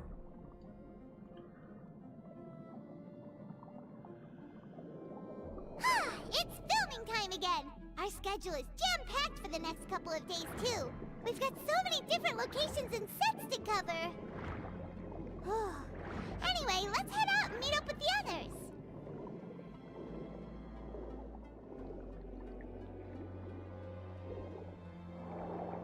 Oh, so it's not the same, but similar. Okay. That explains why I feel like I did that puzzle 2 times. Now also the other thing is that I think this is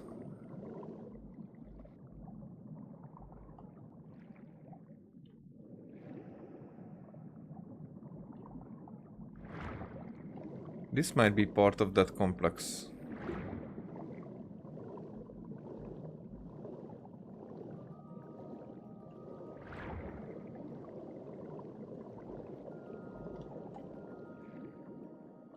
Okay, let's see then.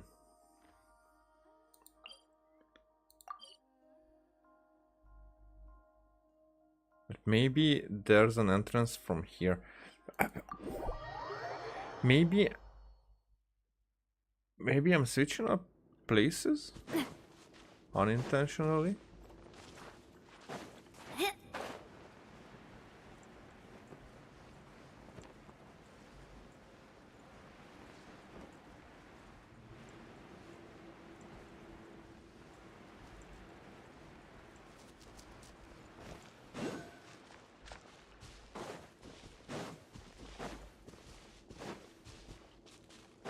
Well, there's definitely a clue somewhere here.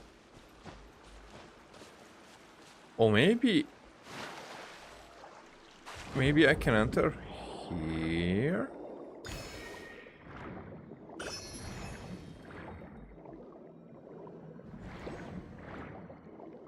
Wait.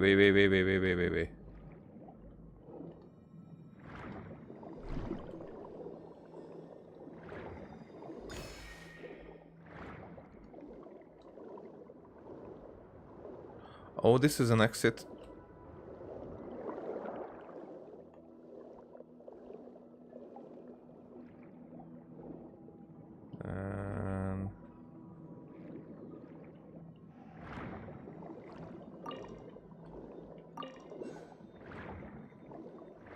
Another clues.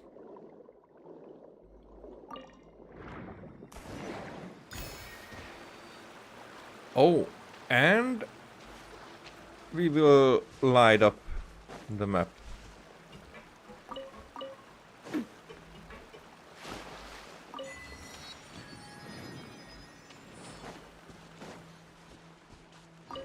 I guess this was it.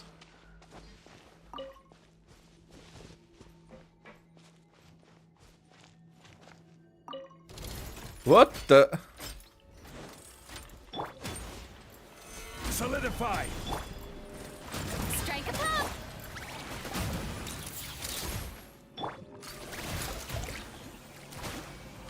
Really? Not even... Not even one crystal?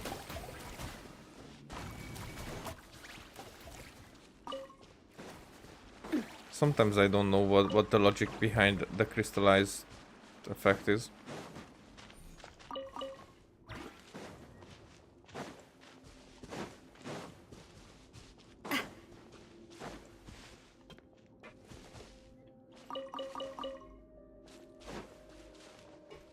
Okay, so there's a chest in here that I can open, probably from there.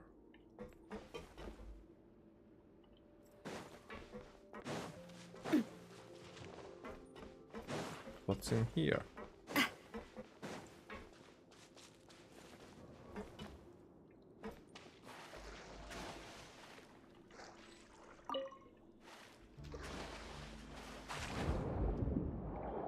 Is this the exit? No, it's some... Oh.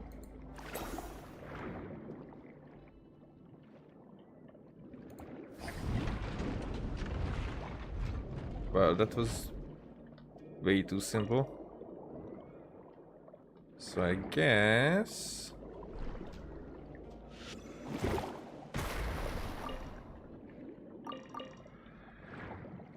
this is how we can enter.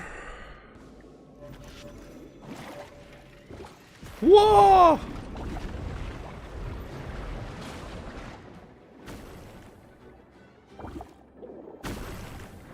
Guys just came out of nothing. It was terrifying.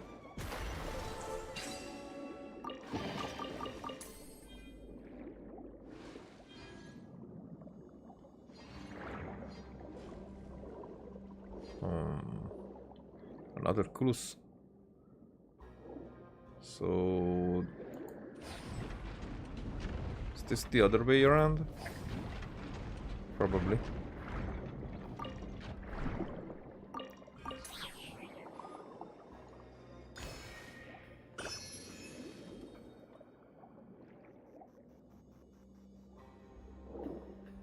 Should I even be here?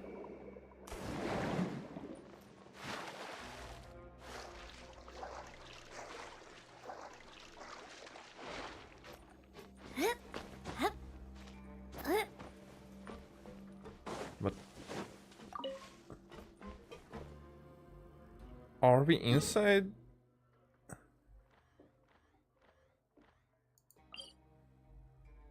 There's an entrance up there that I marked, which is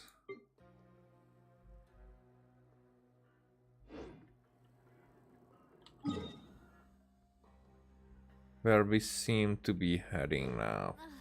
I really want to go traveling. I don't mind where we go, as long as I have my friends with me. Okay. This is getting confusing.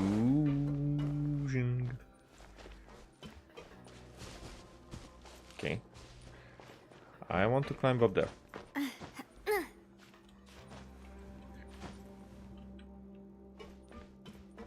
Nothing here, but I wanted. I wanted to.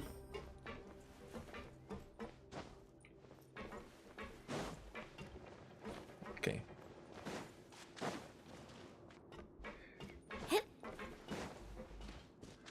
I'm not sure if I entered that place.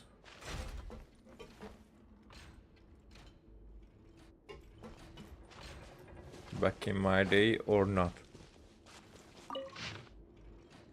Messy experimental report. Attempted to implant the sample into the neural network. Successfully completed insertion. Attempted to alter the sample's behavior patterns using many different methods, including all attempts ended in failure. Considering retaining the sample as a defense mechanism for the facility and to make future research easier. So these are records, whatever. Attempted to implant the sample into the neural network. Successfully completed insertion. Verbal command attempts using natural language ended in failure. Consider retaining the sample as a defense mechanism for a facility and to make future research easier. Still unable to follow complex commands. Consider... okay.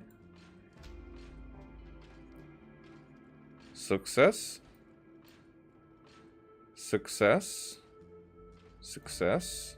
And success. So,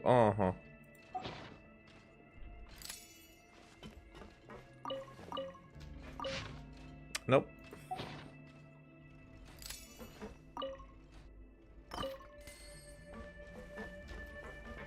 What are those sounds? Maybe the sub-detection unit. Bit arena-esque. Huh.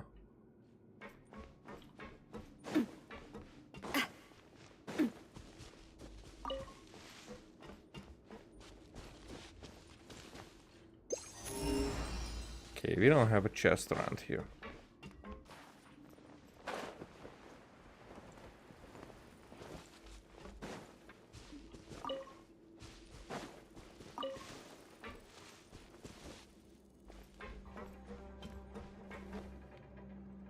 There, I heard you.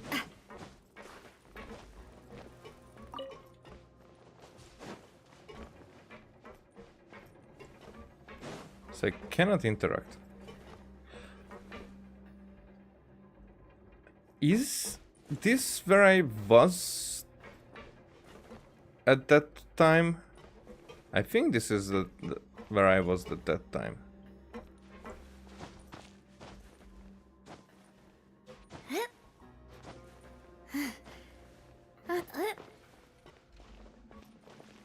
So I did go through this.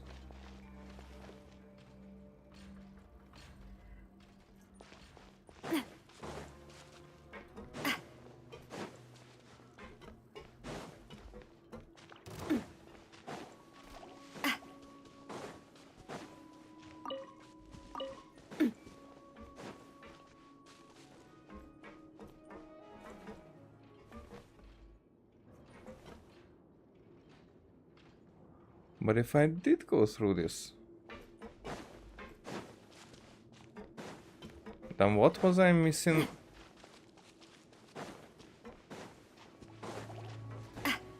Because somewhere I just did not make the right turn.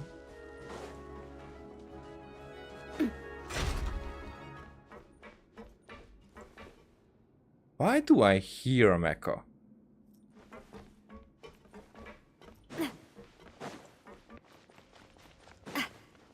So strange.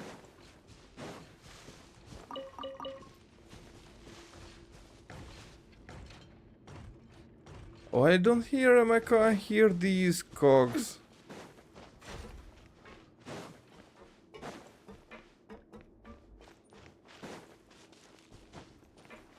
So... okay. Next level.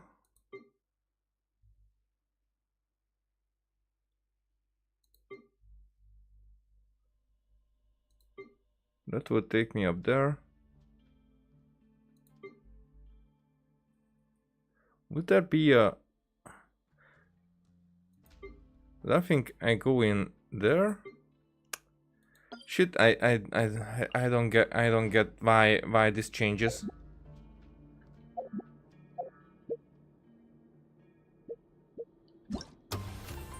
Oh, that's not... whatever. So.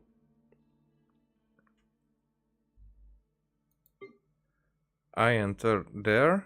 There's an elevator that takes us down here.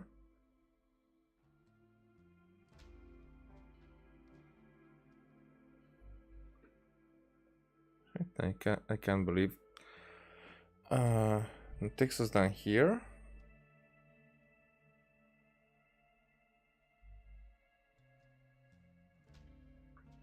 I would like to check this part, but it's probably just the same as this part.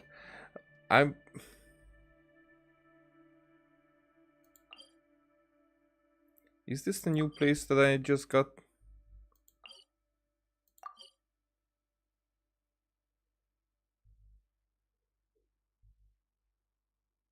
So there's also an entrance from here.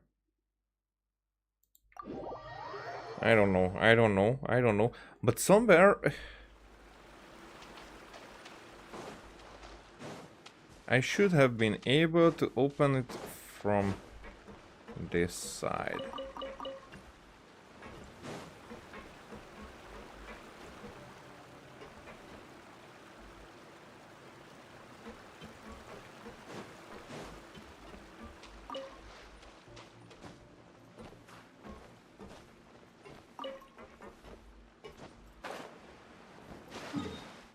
Actually, so we're talking about this. That somehow I will. Right now I'm here, and we were also we were almost exiting here. So I can expect this to stretch out or reach out until then.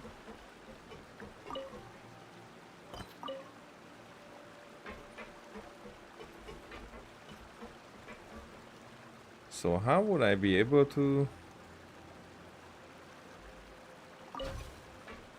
I would probably need to put it here.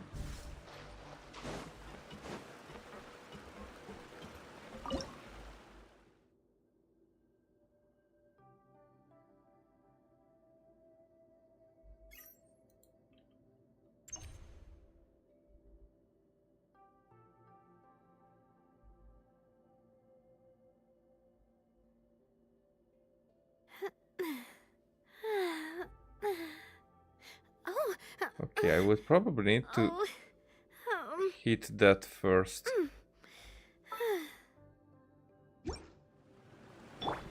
Now Furina can help me with that.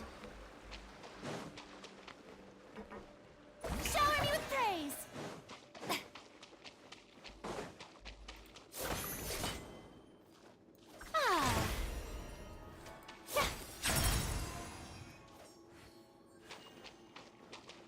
Oh, and there was the Archie down there. But we don't need it.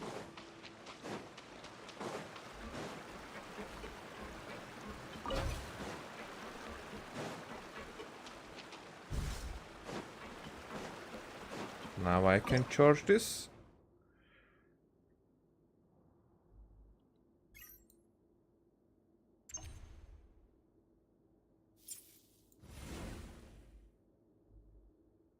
Almost. There you go.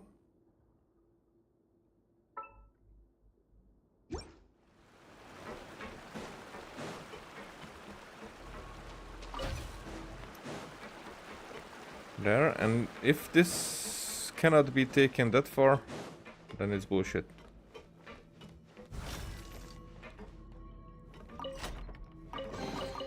Take it. Take it. Go on. You have my approval. You have my approval. Okay, so there's just that starfish down there.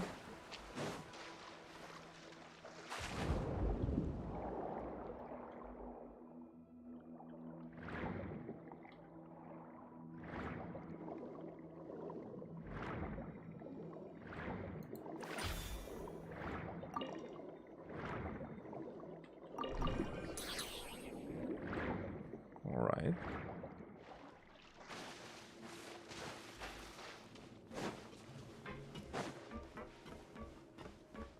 Sheesh. Where are we in regards? That just an interesting one. Okay, we're getting closer.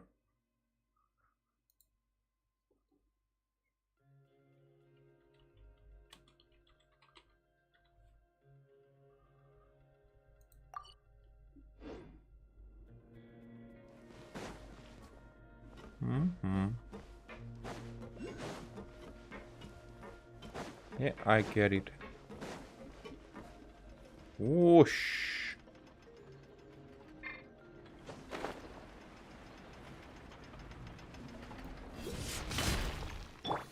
The show begins! Umbrella warfare, I guess! Gather! This is order. Oh, sorry.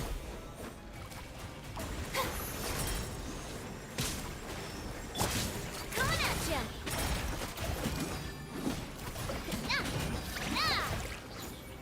This one's got your name on it!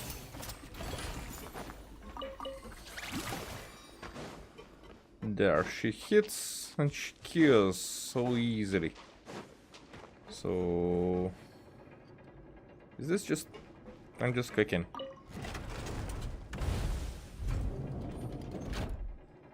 Bah.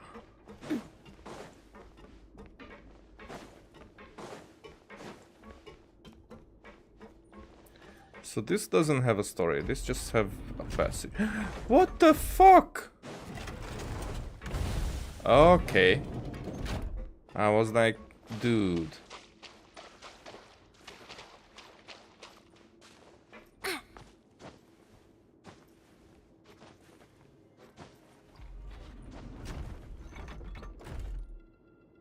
Okay, a little bit more higher.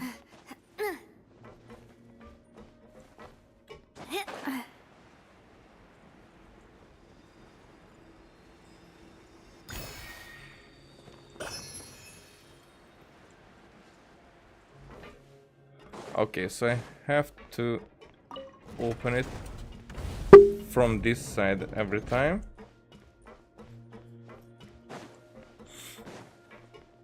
But from the other side I just have to put... What is this place?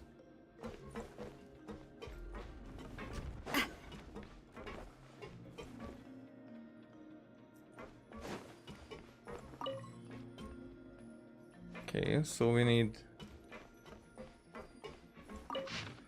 Whoa! Please start the preparation. Before initiating the pressing process, the operator should wear protective gear at all times and perform a comprehensive equipment inspection before starting up the equipment.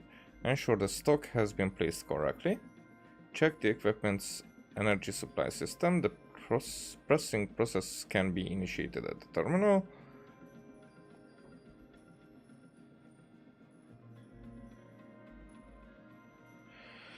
Okay, a quick break because I need to get to the bathroom, to the toilet, to be, and also, so a few minutes.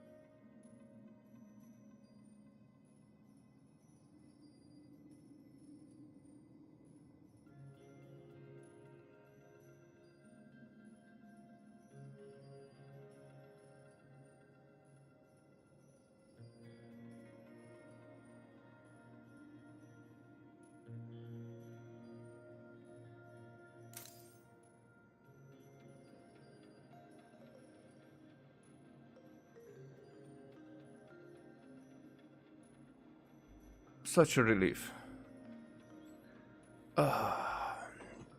So, my friend thought that this is the best time to call somebody and wish Merry Christmas and whatever. Okay, so what was the rest? When the pressing process is activated, the press will cause the stock to enter an activated state. You need to activate the press when the stock is giving off an orange-red light. Operating the press with the hammers can effectively induce deformation, so the operator must pay close attention to the state of the stock at all times during operation and manually operate the press with the hammers with the right timing. Troubleshooting to facilitate the operator's self-inspection, a failsafe system has been installed on the base of currently available equipment models. The operator can troubleshoot system problems based on the errors reported by the failsafe system. For more detailed instructions, please consult the Emergency Response Handbook 3rd edition. I think this is probably not even closely that complicated.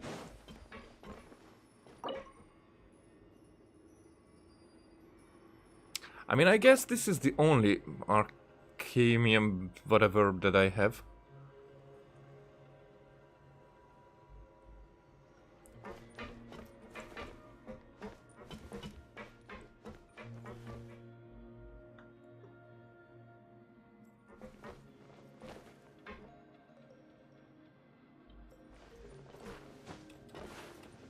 Whoa.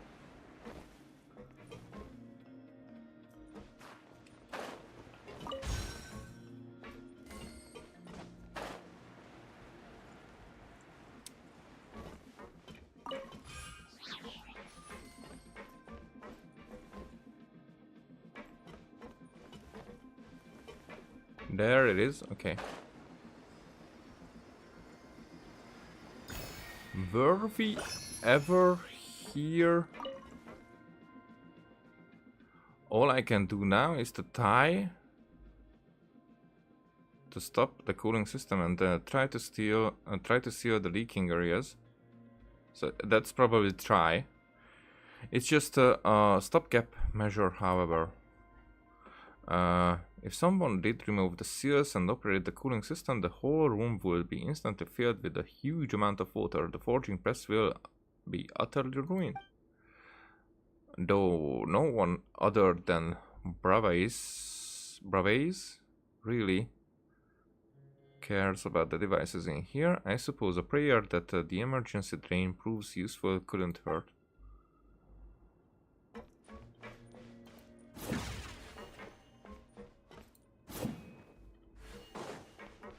That sound was very interesting.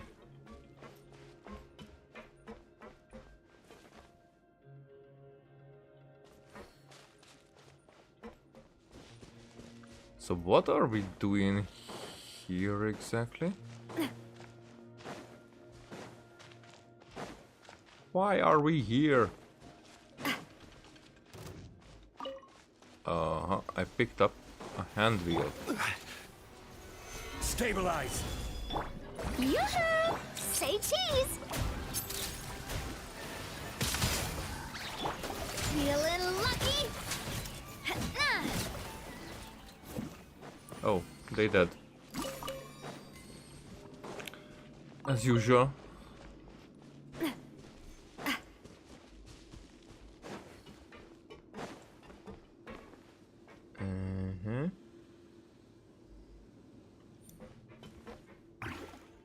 Is that something there? Why do this? Do they do this to me?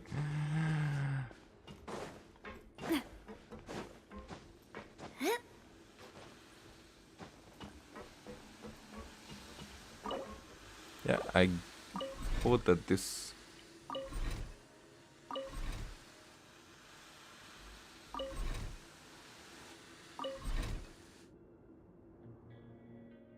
Okay.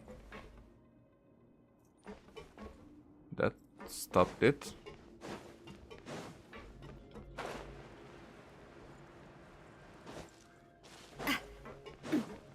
It doesn't feel like I have managed everything. Oh!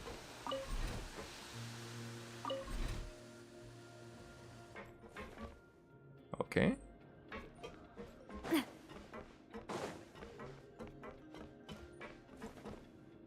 There's another one that way. Okay, okay, okay. I get it. I mean, I start to get it. Hey, do I need to kill you guys?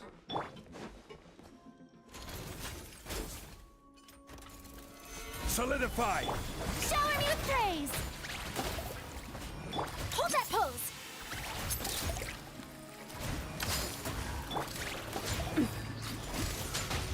Coming at ya!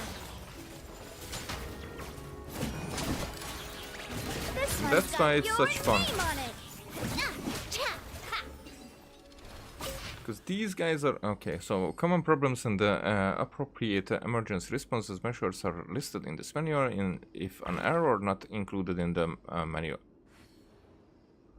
manual occurs, please contact senior researcher Braves at once. Common errors include the following: insufficient energy supply, system overheated, water entering the system, blocked emergency drained pipe, repair requests and feedback log, because evidence of leakage on the ground found near the cooling system water intake under the press, requesting urgent maintenance. Maintenance outcome: temporary sealant has been applied to the water intake to prevent water ingress. Due to the risk of backflow when using the cooling system, its use has been suspended until a permanent solution can be implemented. Okay.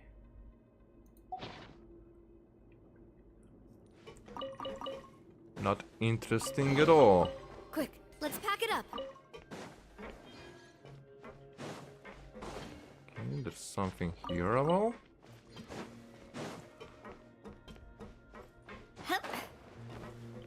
I guess you're good for nothing. Enemies.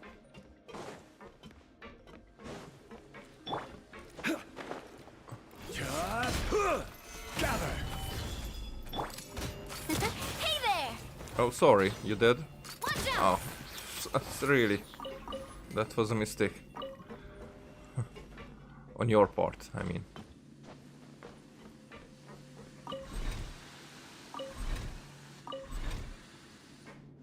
There. So that's closed up.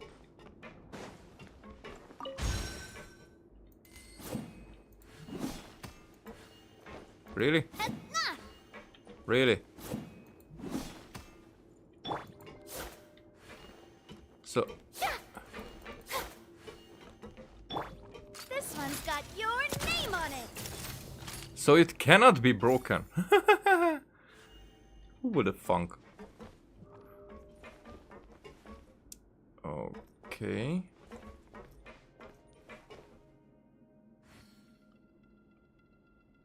So what's with this thing here?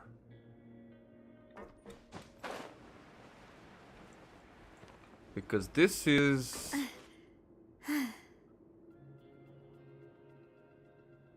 This is strange. That's some kind of liquid.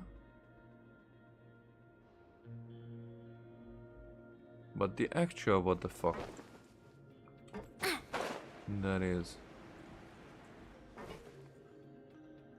And this is actually where I was looking. Oh.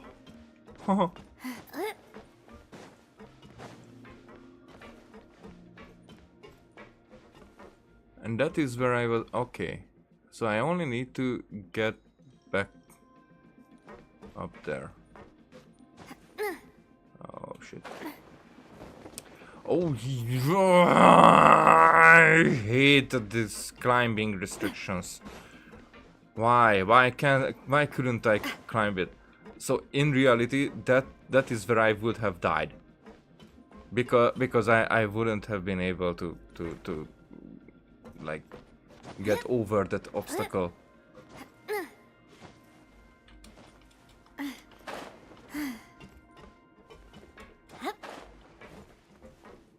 I know, this is not the place. I'm just having a look around. Alright.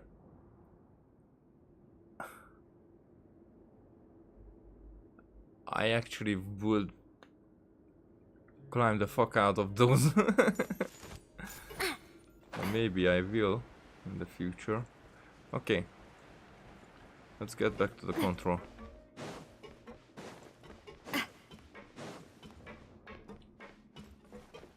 So I don't know about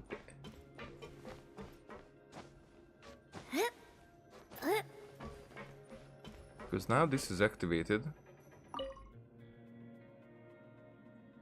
Whoosh!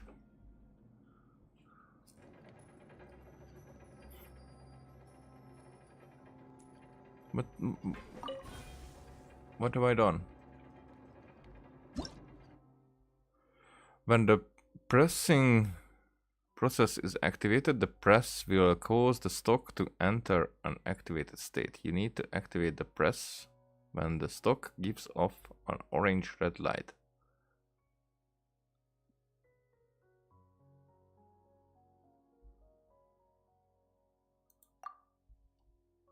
But how do I... Oh, I get it.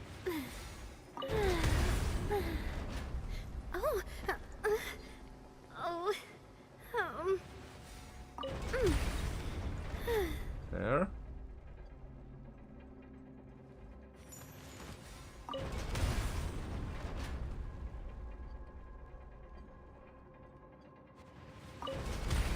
Oh, okay. Okay, system overheated. So I only...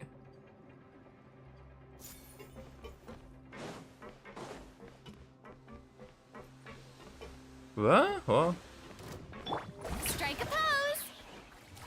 Smile. Oh, that way too quick.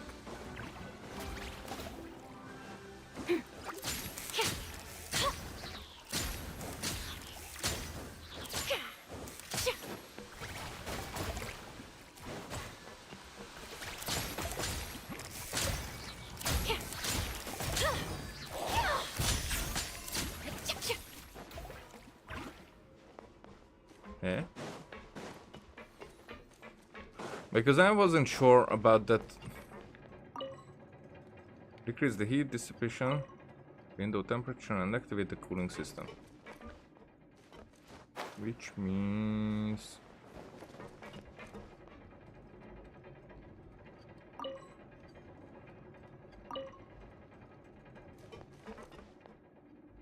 I kinda...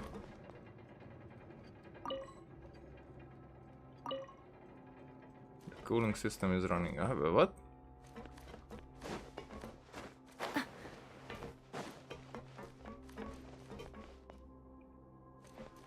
I should have done it like how I thought first. I was like... I thought that I'm not doing it right.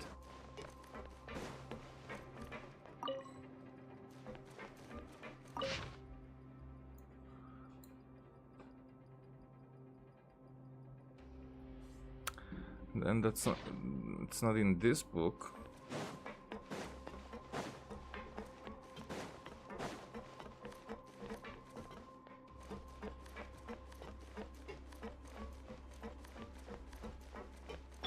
I'm not sure what do I need to do now.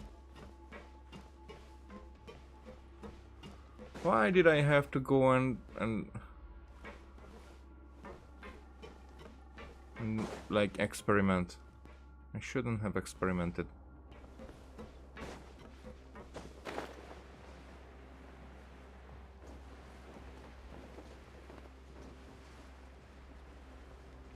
But I did not expect this.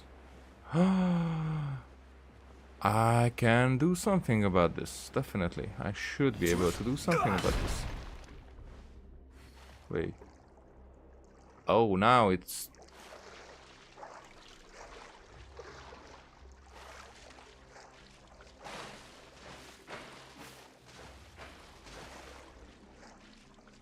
I mean, was this?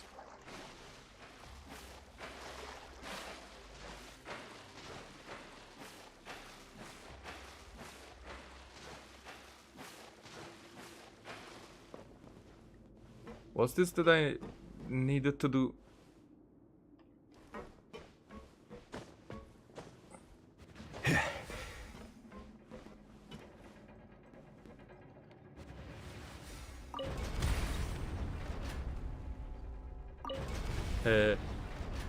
I guess I can do it all the time now.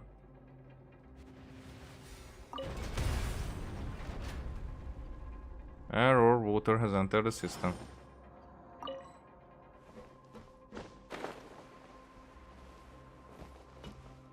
Wait. No, not yet.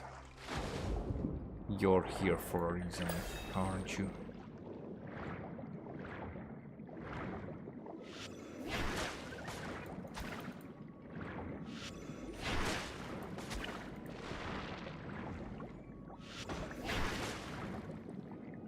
There, that's one.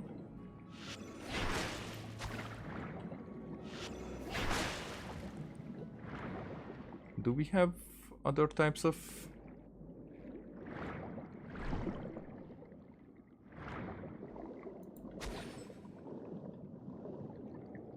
A little bit feels like it's intentional.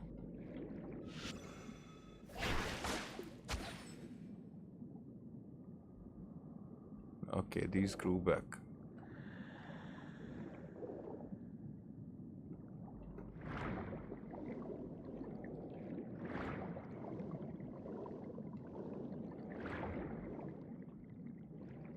Aha, I get it now.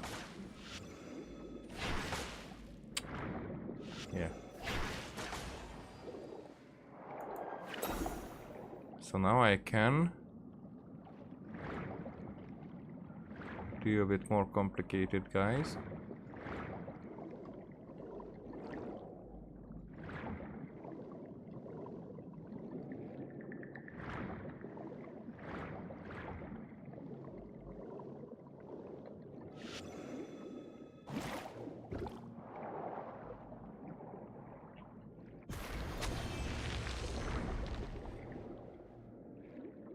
Aha, I see.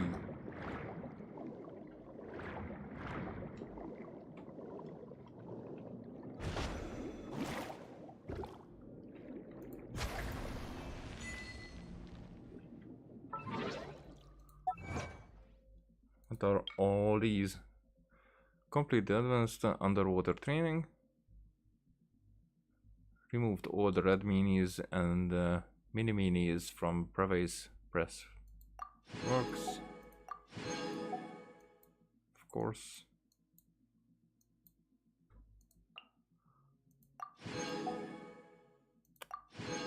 Huh. I guess I will actually use that.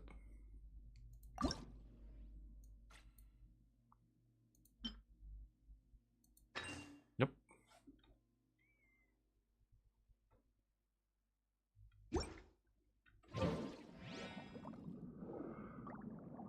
So if I did that, but it has this scary shriek like sound. I don't know why, but it does.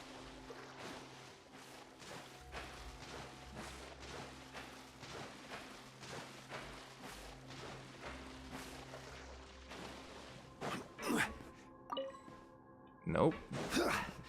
Oh, okay, okay.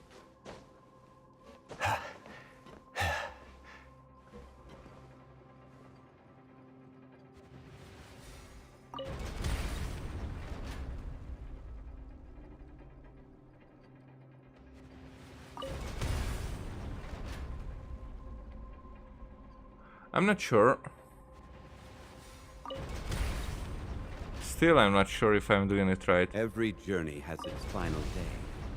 Don't rush. So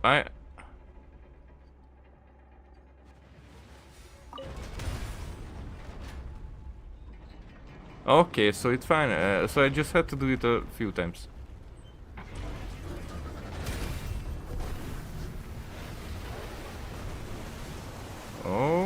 Okay. Now that's not the kind of water that we made ourselves to. Right, okay, okay.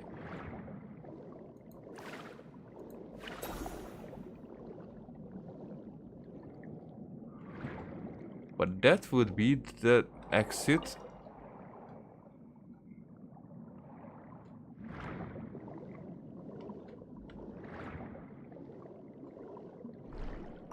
Okay, I picked it. Archium Luminite.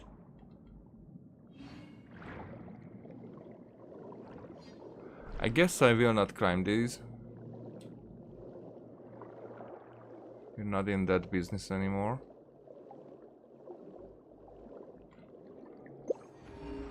Yep. I was almost sure.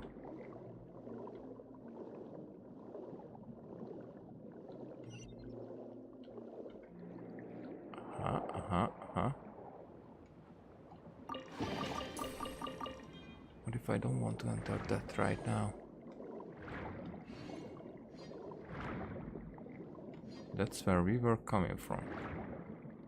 That's close, so there's nothing else. Just this. But where will you take me?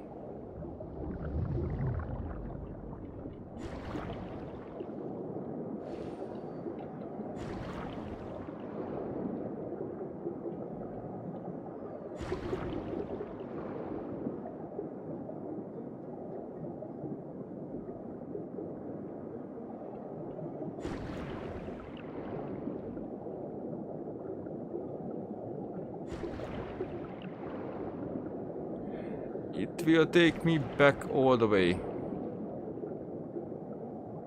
Right?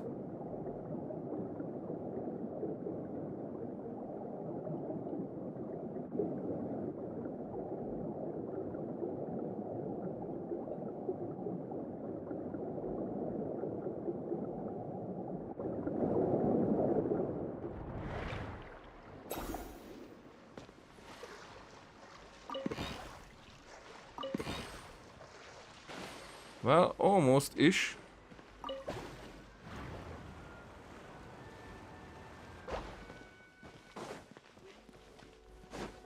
But not entirely.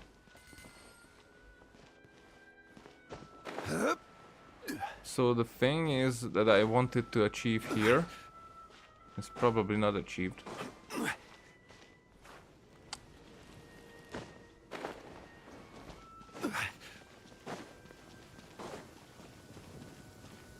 I get it that it's a hill, but it's not.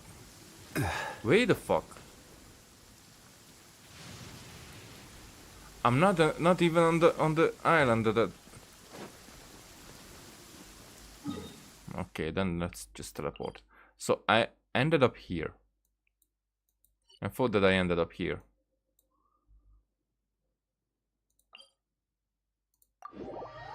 Now this somehow would be able, should be able. Oh fuck. Wrong buttons. To lead me to open this gate. But we're not there.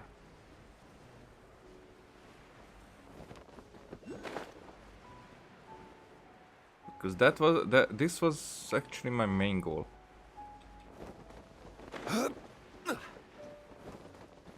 Wait.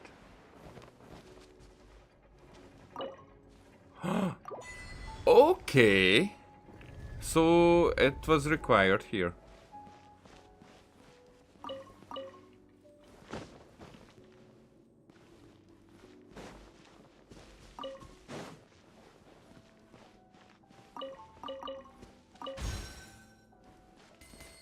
Okay, what is this? Golden bird shedding.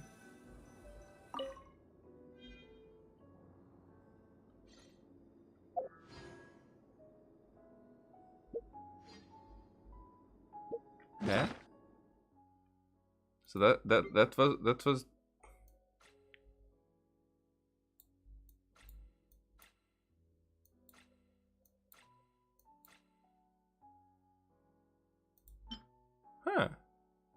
So I have crit rate version. Okay, that's that.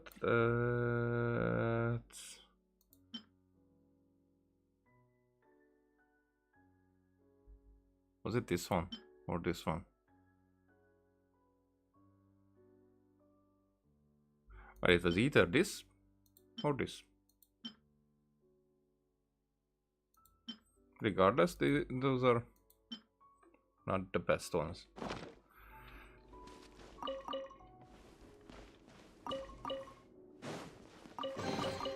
Certainly worth the extra mile. Now read this. Old notes. I received the biological samples. They were carefully stored in sealed jars. It's difficult to say if it is closer to an animal or plant. But it's clear that it is unlike any other carnivorous plant. It hunts more actively for living food. I tried transferring it to the basin and it started growing rapidly. It seems to eat anything. I cannot determine if this is due to its inherent nature or a result of mutation after the introduction of heterogeneous tissue. Maybe that person would be interested in it.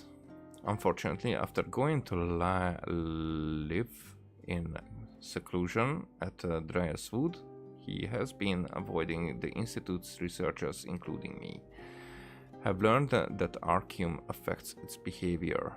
Further experimentation is pointless. Feeding should be stopped at once. Huh.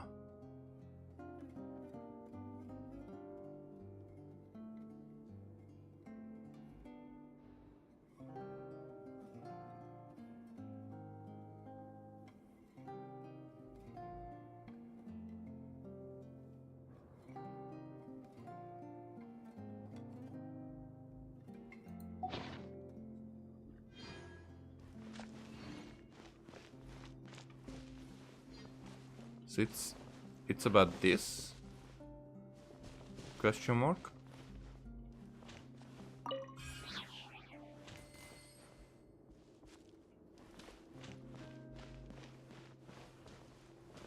Now I cannot enter there.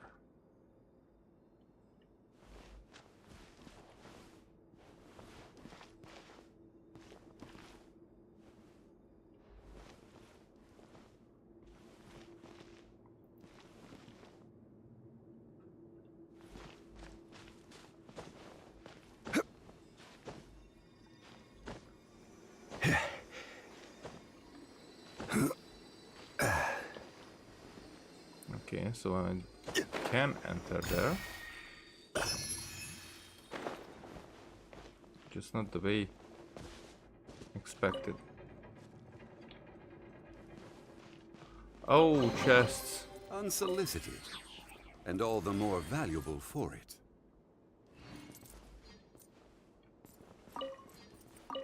And the hunter's bow. And another thing. And another read. Okay. Salvation is meaningless if only a few can be saved. What? Wait, what?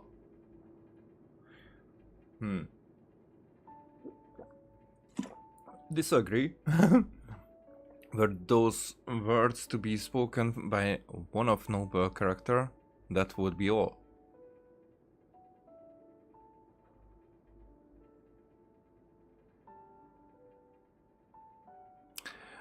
When the issues of cost and efficiency cannot be resolved, allowing the few to be saved is the best choice. The underwater shelter is undoubtedly a technical success, but even if we ignore cost issues, it's still a stopgap measure at best.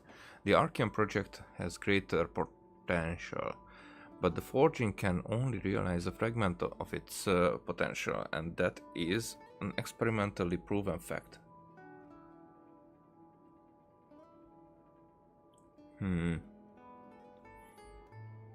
Another project criticized as being purely ornamental.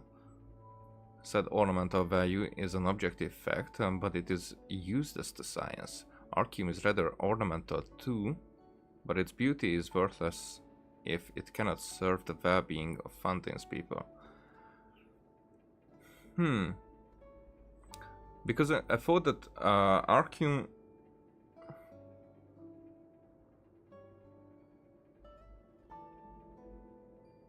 I thought that Arceum could provide some kind of power or like effect to people or other materials as well. So that mutation was not...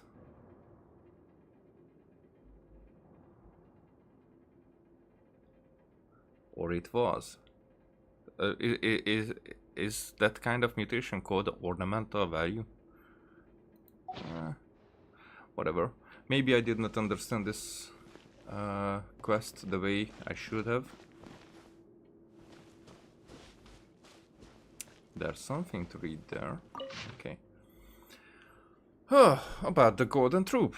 Comparative studies have been conducted on the surviving ruins of ancient orders from across the land. While they all had different names, the scripts and images left behind support the conclusion that they share the same origin. Ancient scholars believed that all arcane arts originated from a pre-Lemurian, the pre-Lemurian civilization, which is like that we call like...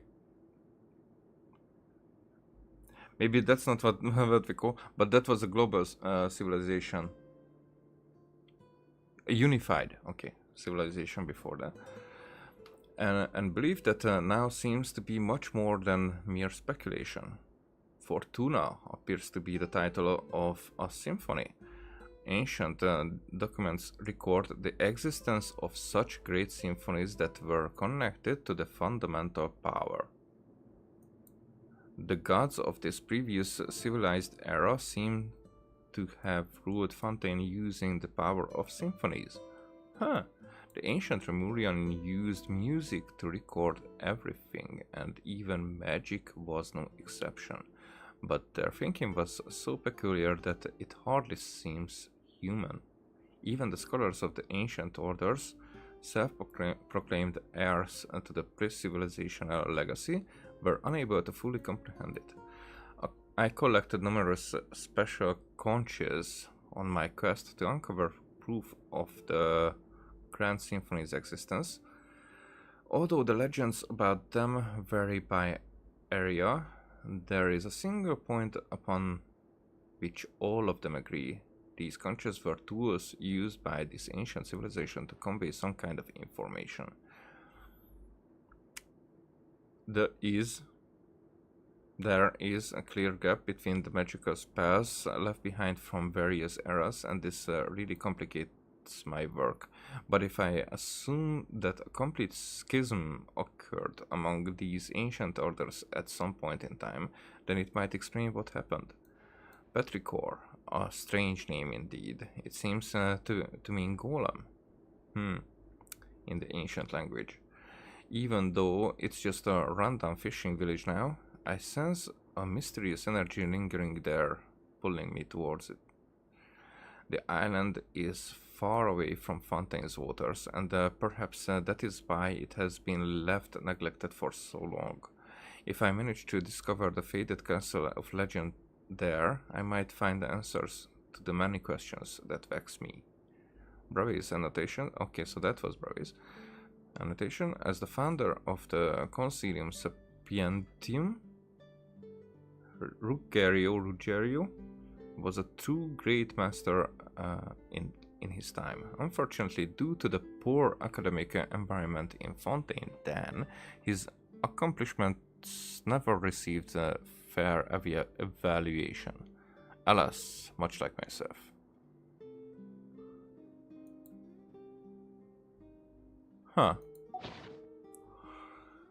Vague informations?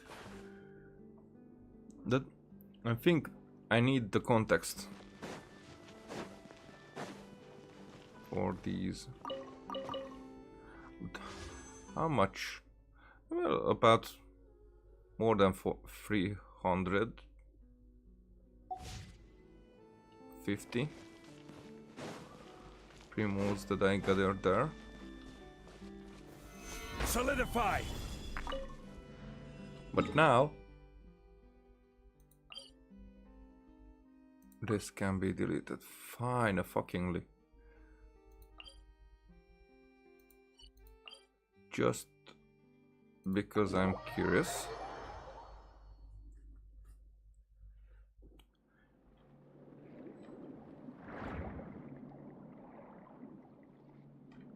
North? Okay, we're going that way.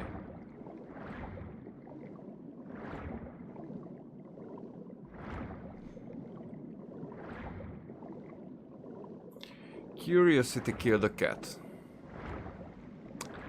And I'm going to die for it.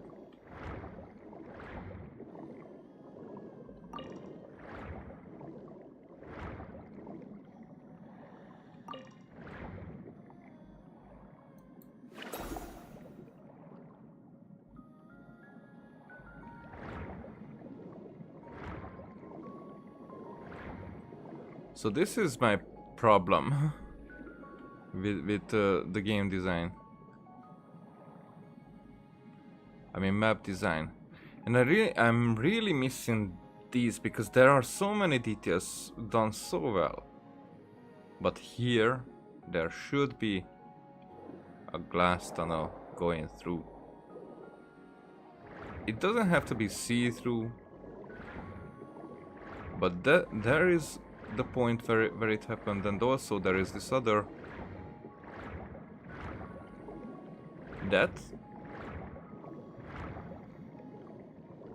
which there should be, because we were probably inside that, but when we were there we couldn't see.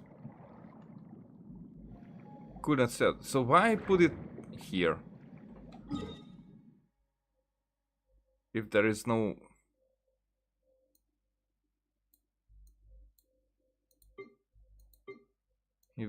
way for us to go through that? I mean, yeah. So this is the complex, and I am here looking at the side of this, basically, probably. And also where this went through, there was this glass tunnel. Why not put it there? Yeah. Why not put it inside the game? Just like this. Or leave this out and then put the glass something there. Like, if that is the fortress of Maripede, then that is here, and here is the fortress. And we know that, okay, it's a complex, but I'm right above the fortress, right here. We can say that it's that, but we know that it's not. We can see that the complex is much bigger, but what difference does it make to put it there? Because this has no reason to be here. It could have been under here. It didn't make a difference. And also, the entrance was here.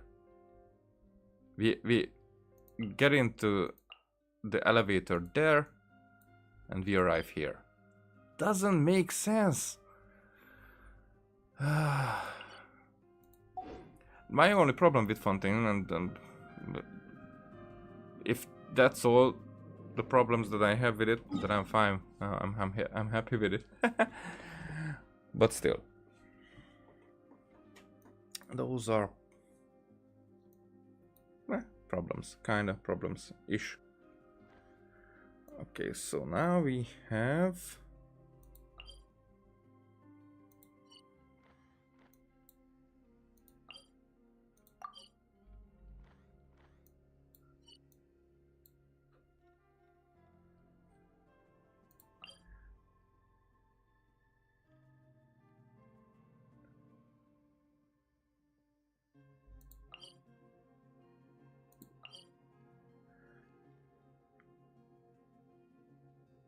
I'm not sure where that is, underground or not. And I don't dare to go there to check on it. However, I want to do a quick check, quick look at the games. Yeah, that's the story.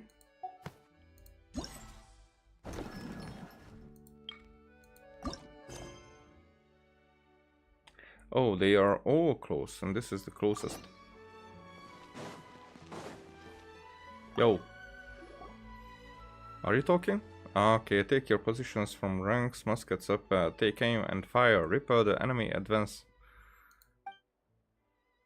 Come take part in the Special Security and Surveillance Patrol's special event and experience the joy of being the musket sharpshooter. Musket sharpshooter? Not a concept we are too familiar with. Looking at the stall this guard set up, Paimon can't help but wonder what the event she mentioned could possibly have to do with Fontinalia Film Festival. Ah, it's the Super Zenith boss level forces. What in the blazes are you doing here? What? Super Zenith boss level forces. If you do help me promote my booth, I'll be able to hit my quota for sure. Who in the what now? I'm confused. That blah blah blah forces thing isn't another weird nickname for Paimon and Pithew, is it?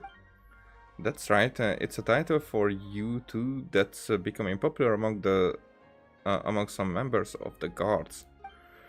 You might not remember, but we've actually met before. But considering how ordinary looking I am, and just an NPC basically, and the fact that I'm just a mediocre sharpshooter, I'm not surprised that I didn't leave much of an impression.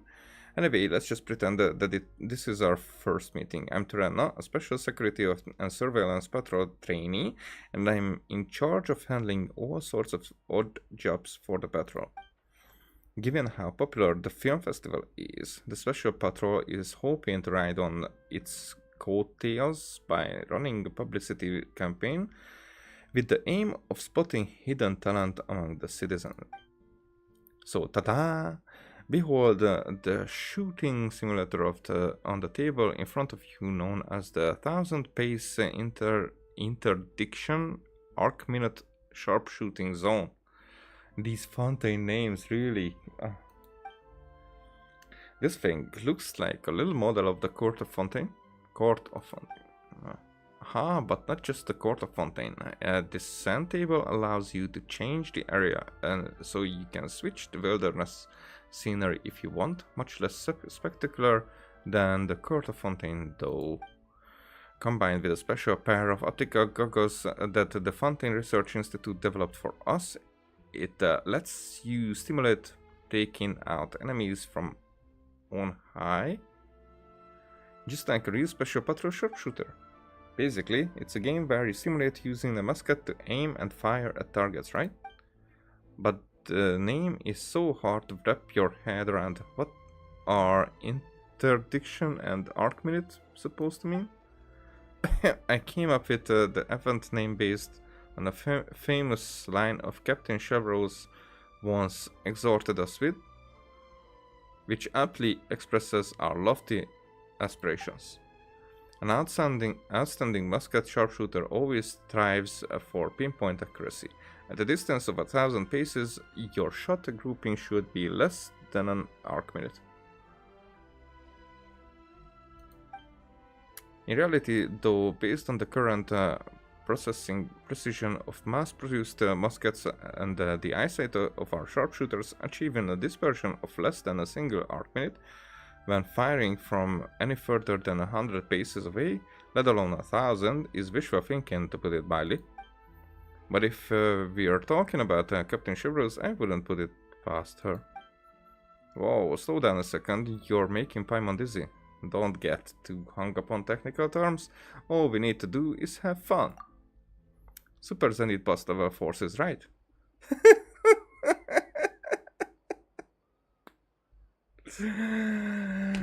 Super Zenith boss level force. That's a name. Sometimes it's not worth overthinking things, just give it a go. When I first joined the patrol, Captain Chevreau's told me that too. Anyway, please take these goggles, and when you're ready, you can start playing with the simulator on the table. Well, after talking so much, why don't we try that? Paimon was curious what it felt like to fire a musket anyway. Looks like it might be fun. There! I mean...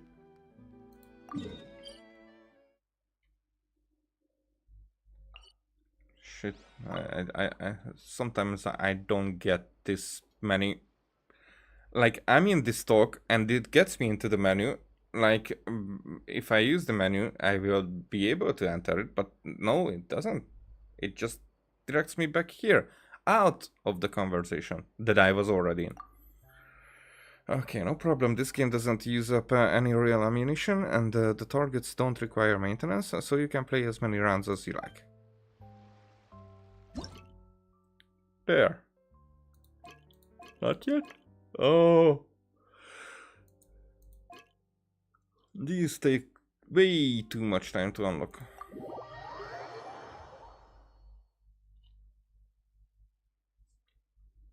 I never like these time gate things. Not in one way, not in the other. Okay, use a limited number of munitions to defeat all enemies.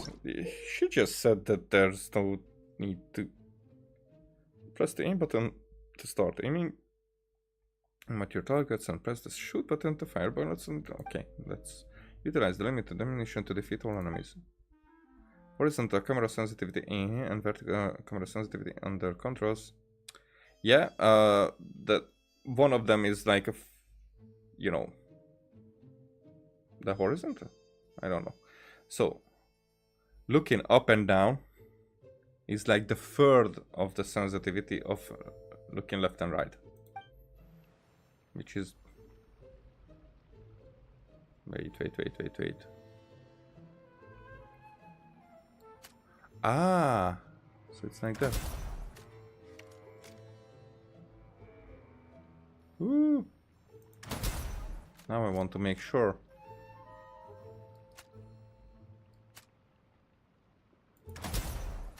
Huh?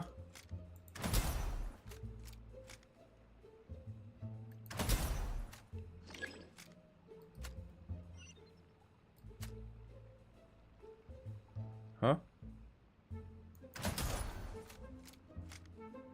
No?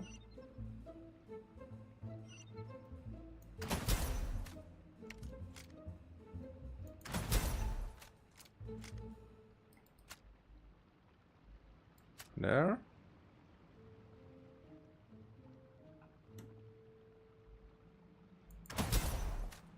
Okay.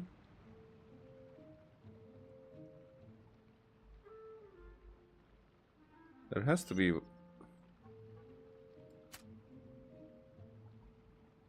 Whoa! So, a sleeping one.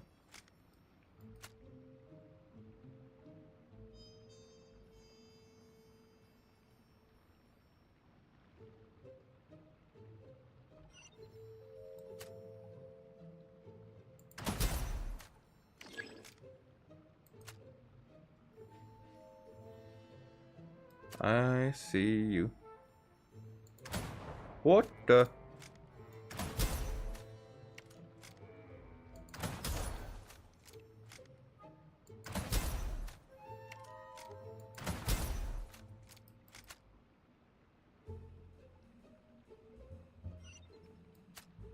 Okay.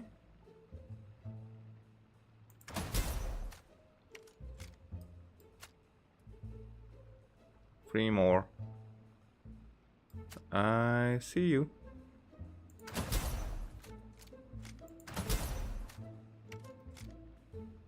Look here.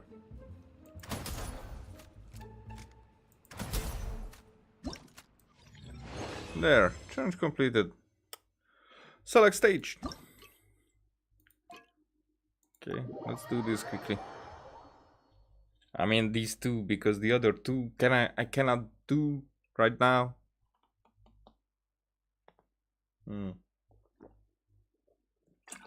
Emergency food plan.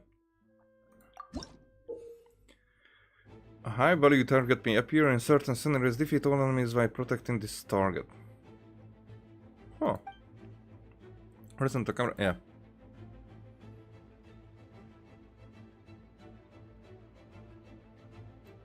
Hey.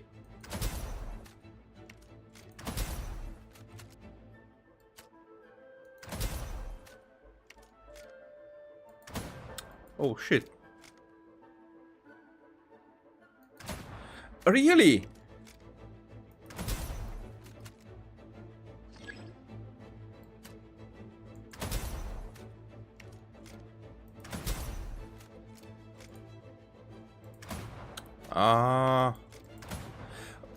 But it's made that it starts running in the freaking second.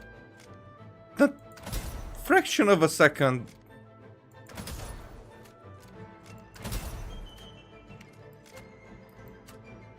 Can I do it this way? That's probably there for that.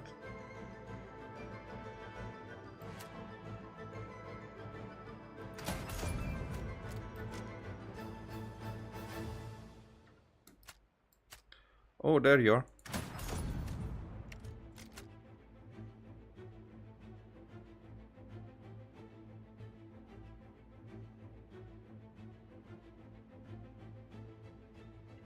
Hey, where?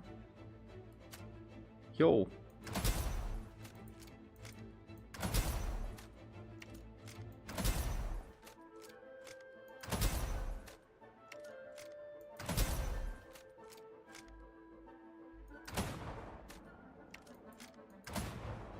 Really?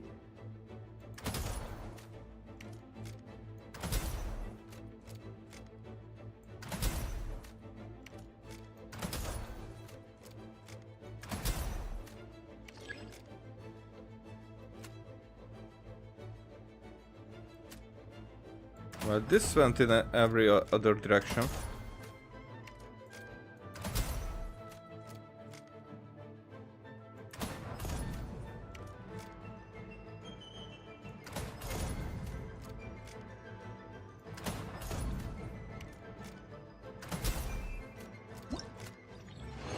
There you go.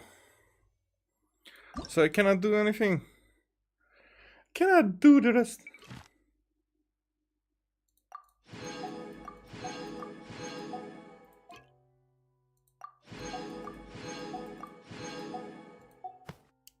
So what I'm going to do...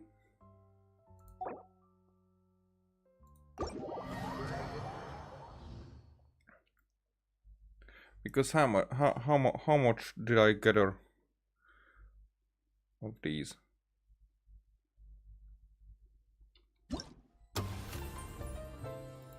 Oh, already there.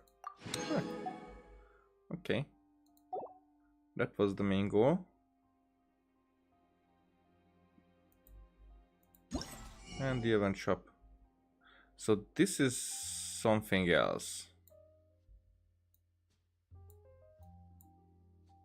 And the crown is not here.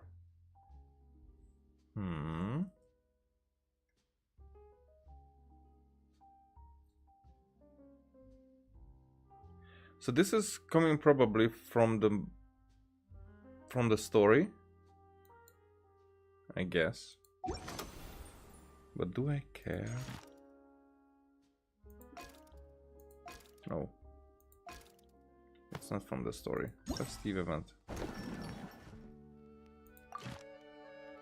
Oh, so we get both of these. Ah, I see. Okay, let's...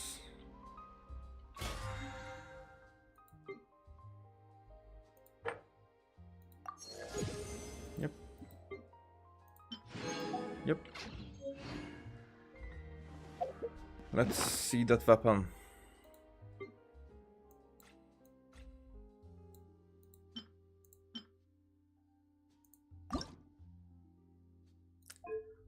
Hands.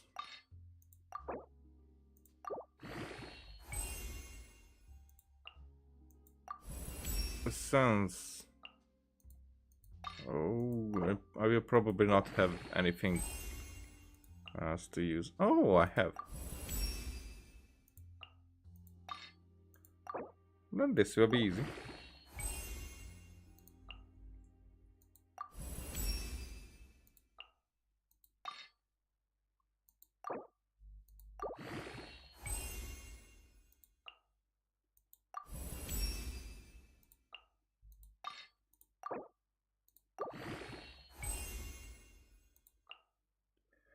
Okay, so let's go and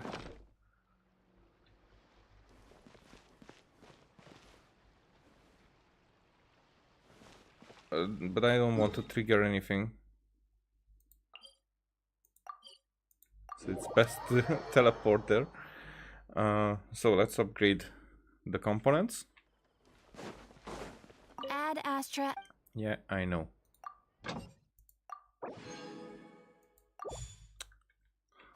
How much cooler that is.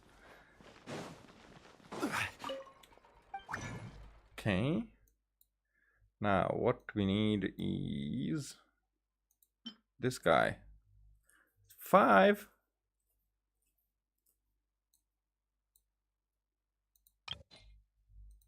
Well, that's not much. It's probably not even enough for the next level. I will need to gather more.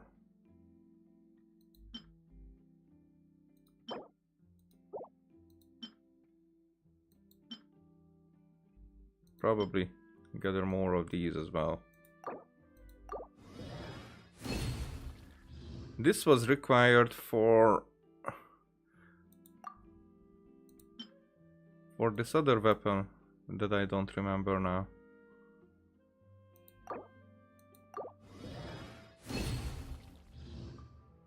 As well. Okay, let's see. Nope, not there. Let's see here.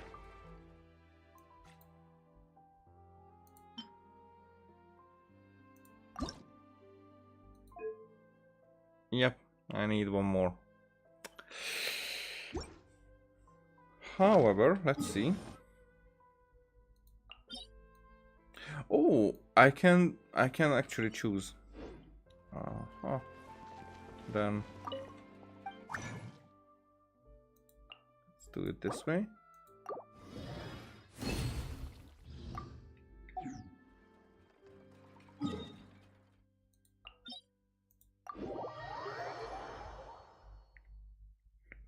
Get in there. Hitting it. I'm not even gonna heal up. Just go the way I expected. Should go. Whatever. This is the party that I'm going with. It should be enough. Should indeed.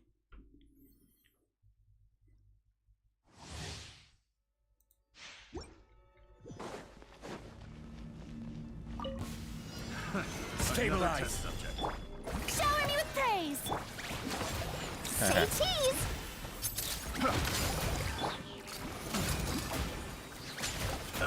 Hey there. This one's got your name on it. Hiya. This one's got your name on it. Attack. Solidify. Yoo-hoo! Feeling lucky? Leaving so soon. You can't run from death. So that's what I like about this. Oh, such fun.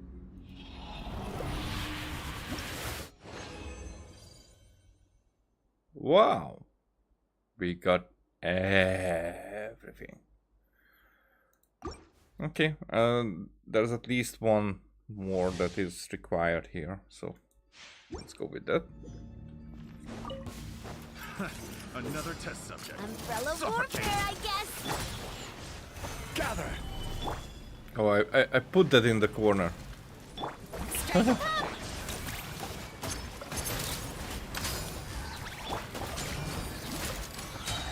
Hey there! Haha! Haha.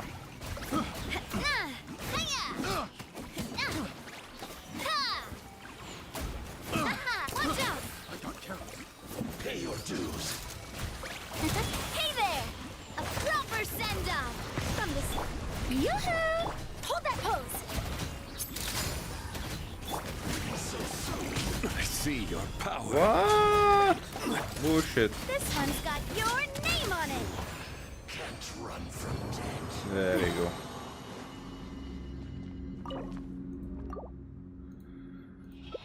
Okay.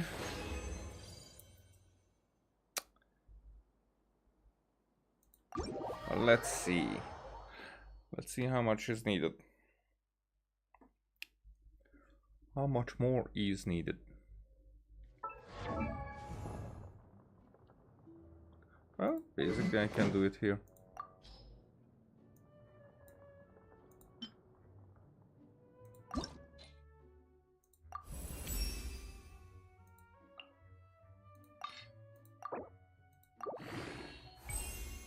Okay. So we do need to farm these.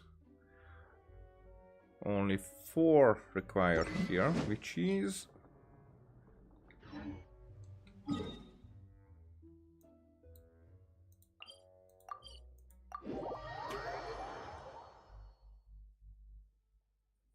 and also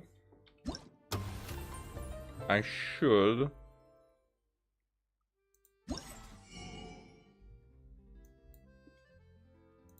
buy these.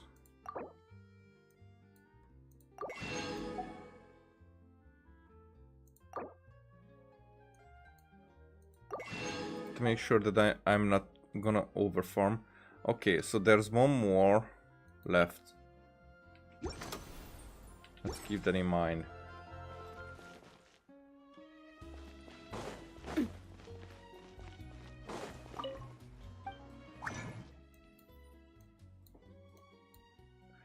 Let's keep that in mind.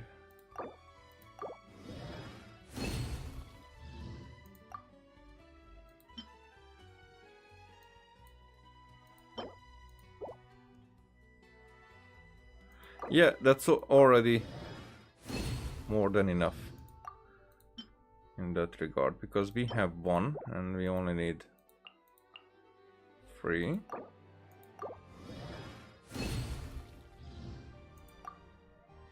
Alrighty.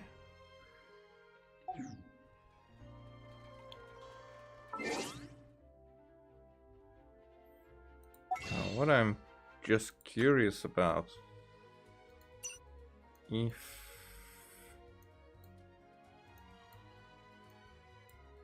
yes, we can.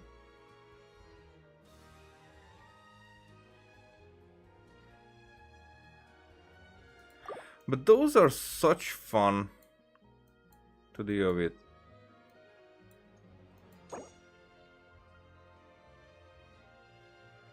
And they drop these like candies, so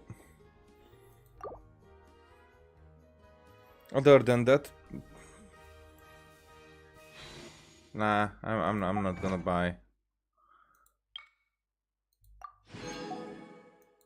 Unrequired. Okay, so here only the max level of fountain and what so everything is 100%.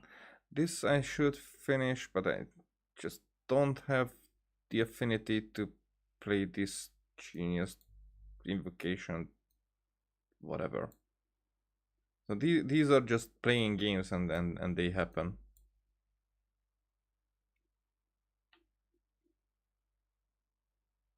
But I'm not playing. I should be. That's not the worst game, not even closely. So it's when it came out, I thought that I would play much more. And still, here I am. I did not, at least for a half a year, I did not play it. But probably more. Since there was the TCG event, I did not play any since then. What? Again? What was that?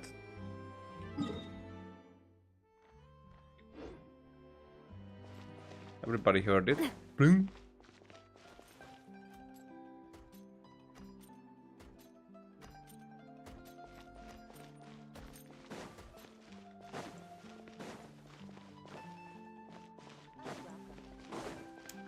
So what I'm thinking, oh, but I do want to do these, like, this was disappointing that I started and then it was just finished in a second.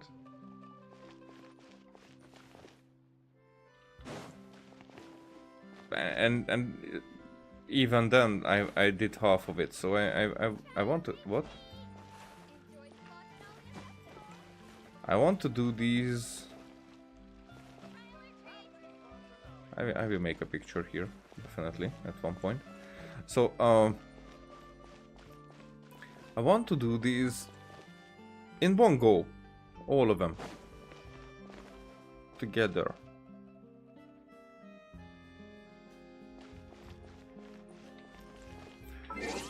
So that will probably be on stream. And for now, I think that was a cool enough stream. I like the story, really, actually. I think it's very fitting. I think the characters are cool.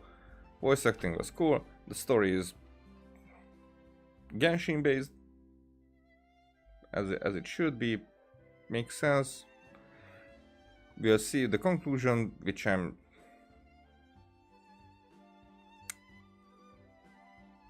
without doubt that it will be. I think on the same level that we are used to, and nowadays even these temporary events are even they weren't that mid. Even their mid level events had better moments nowadays.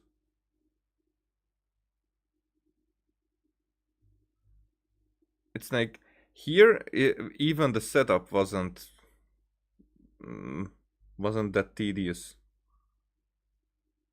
It was, I think it was maybe quick enough, or maybe my mindset when I got into that was even better.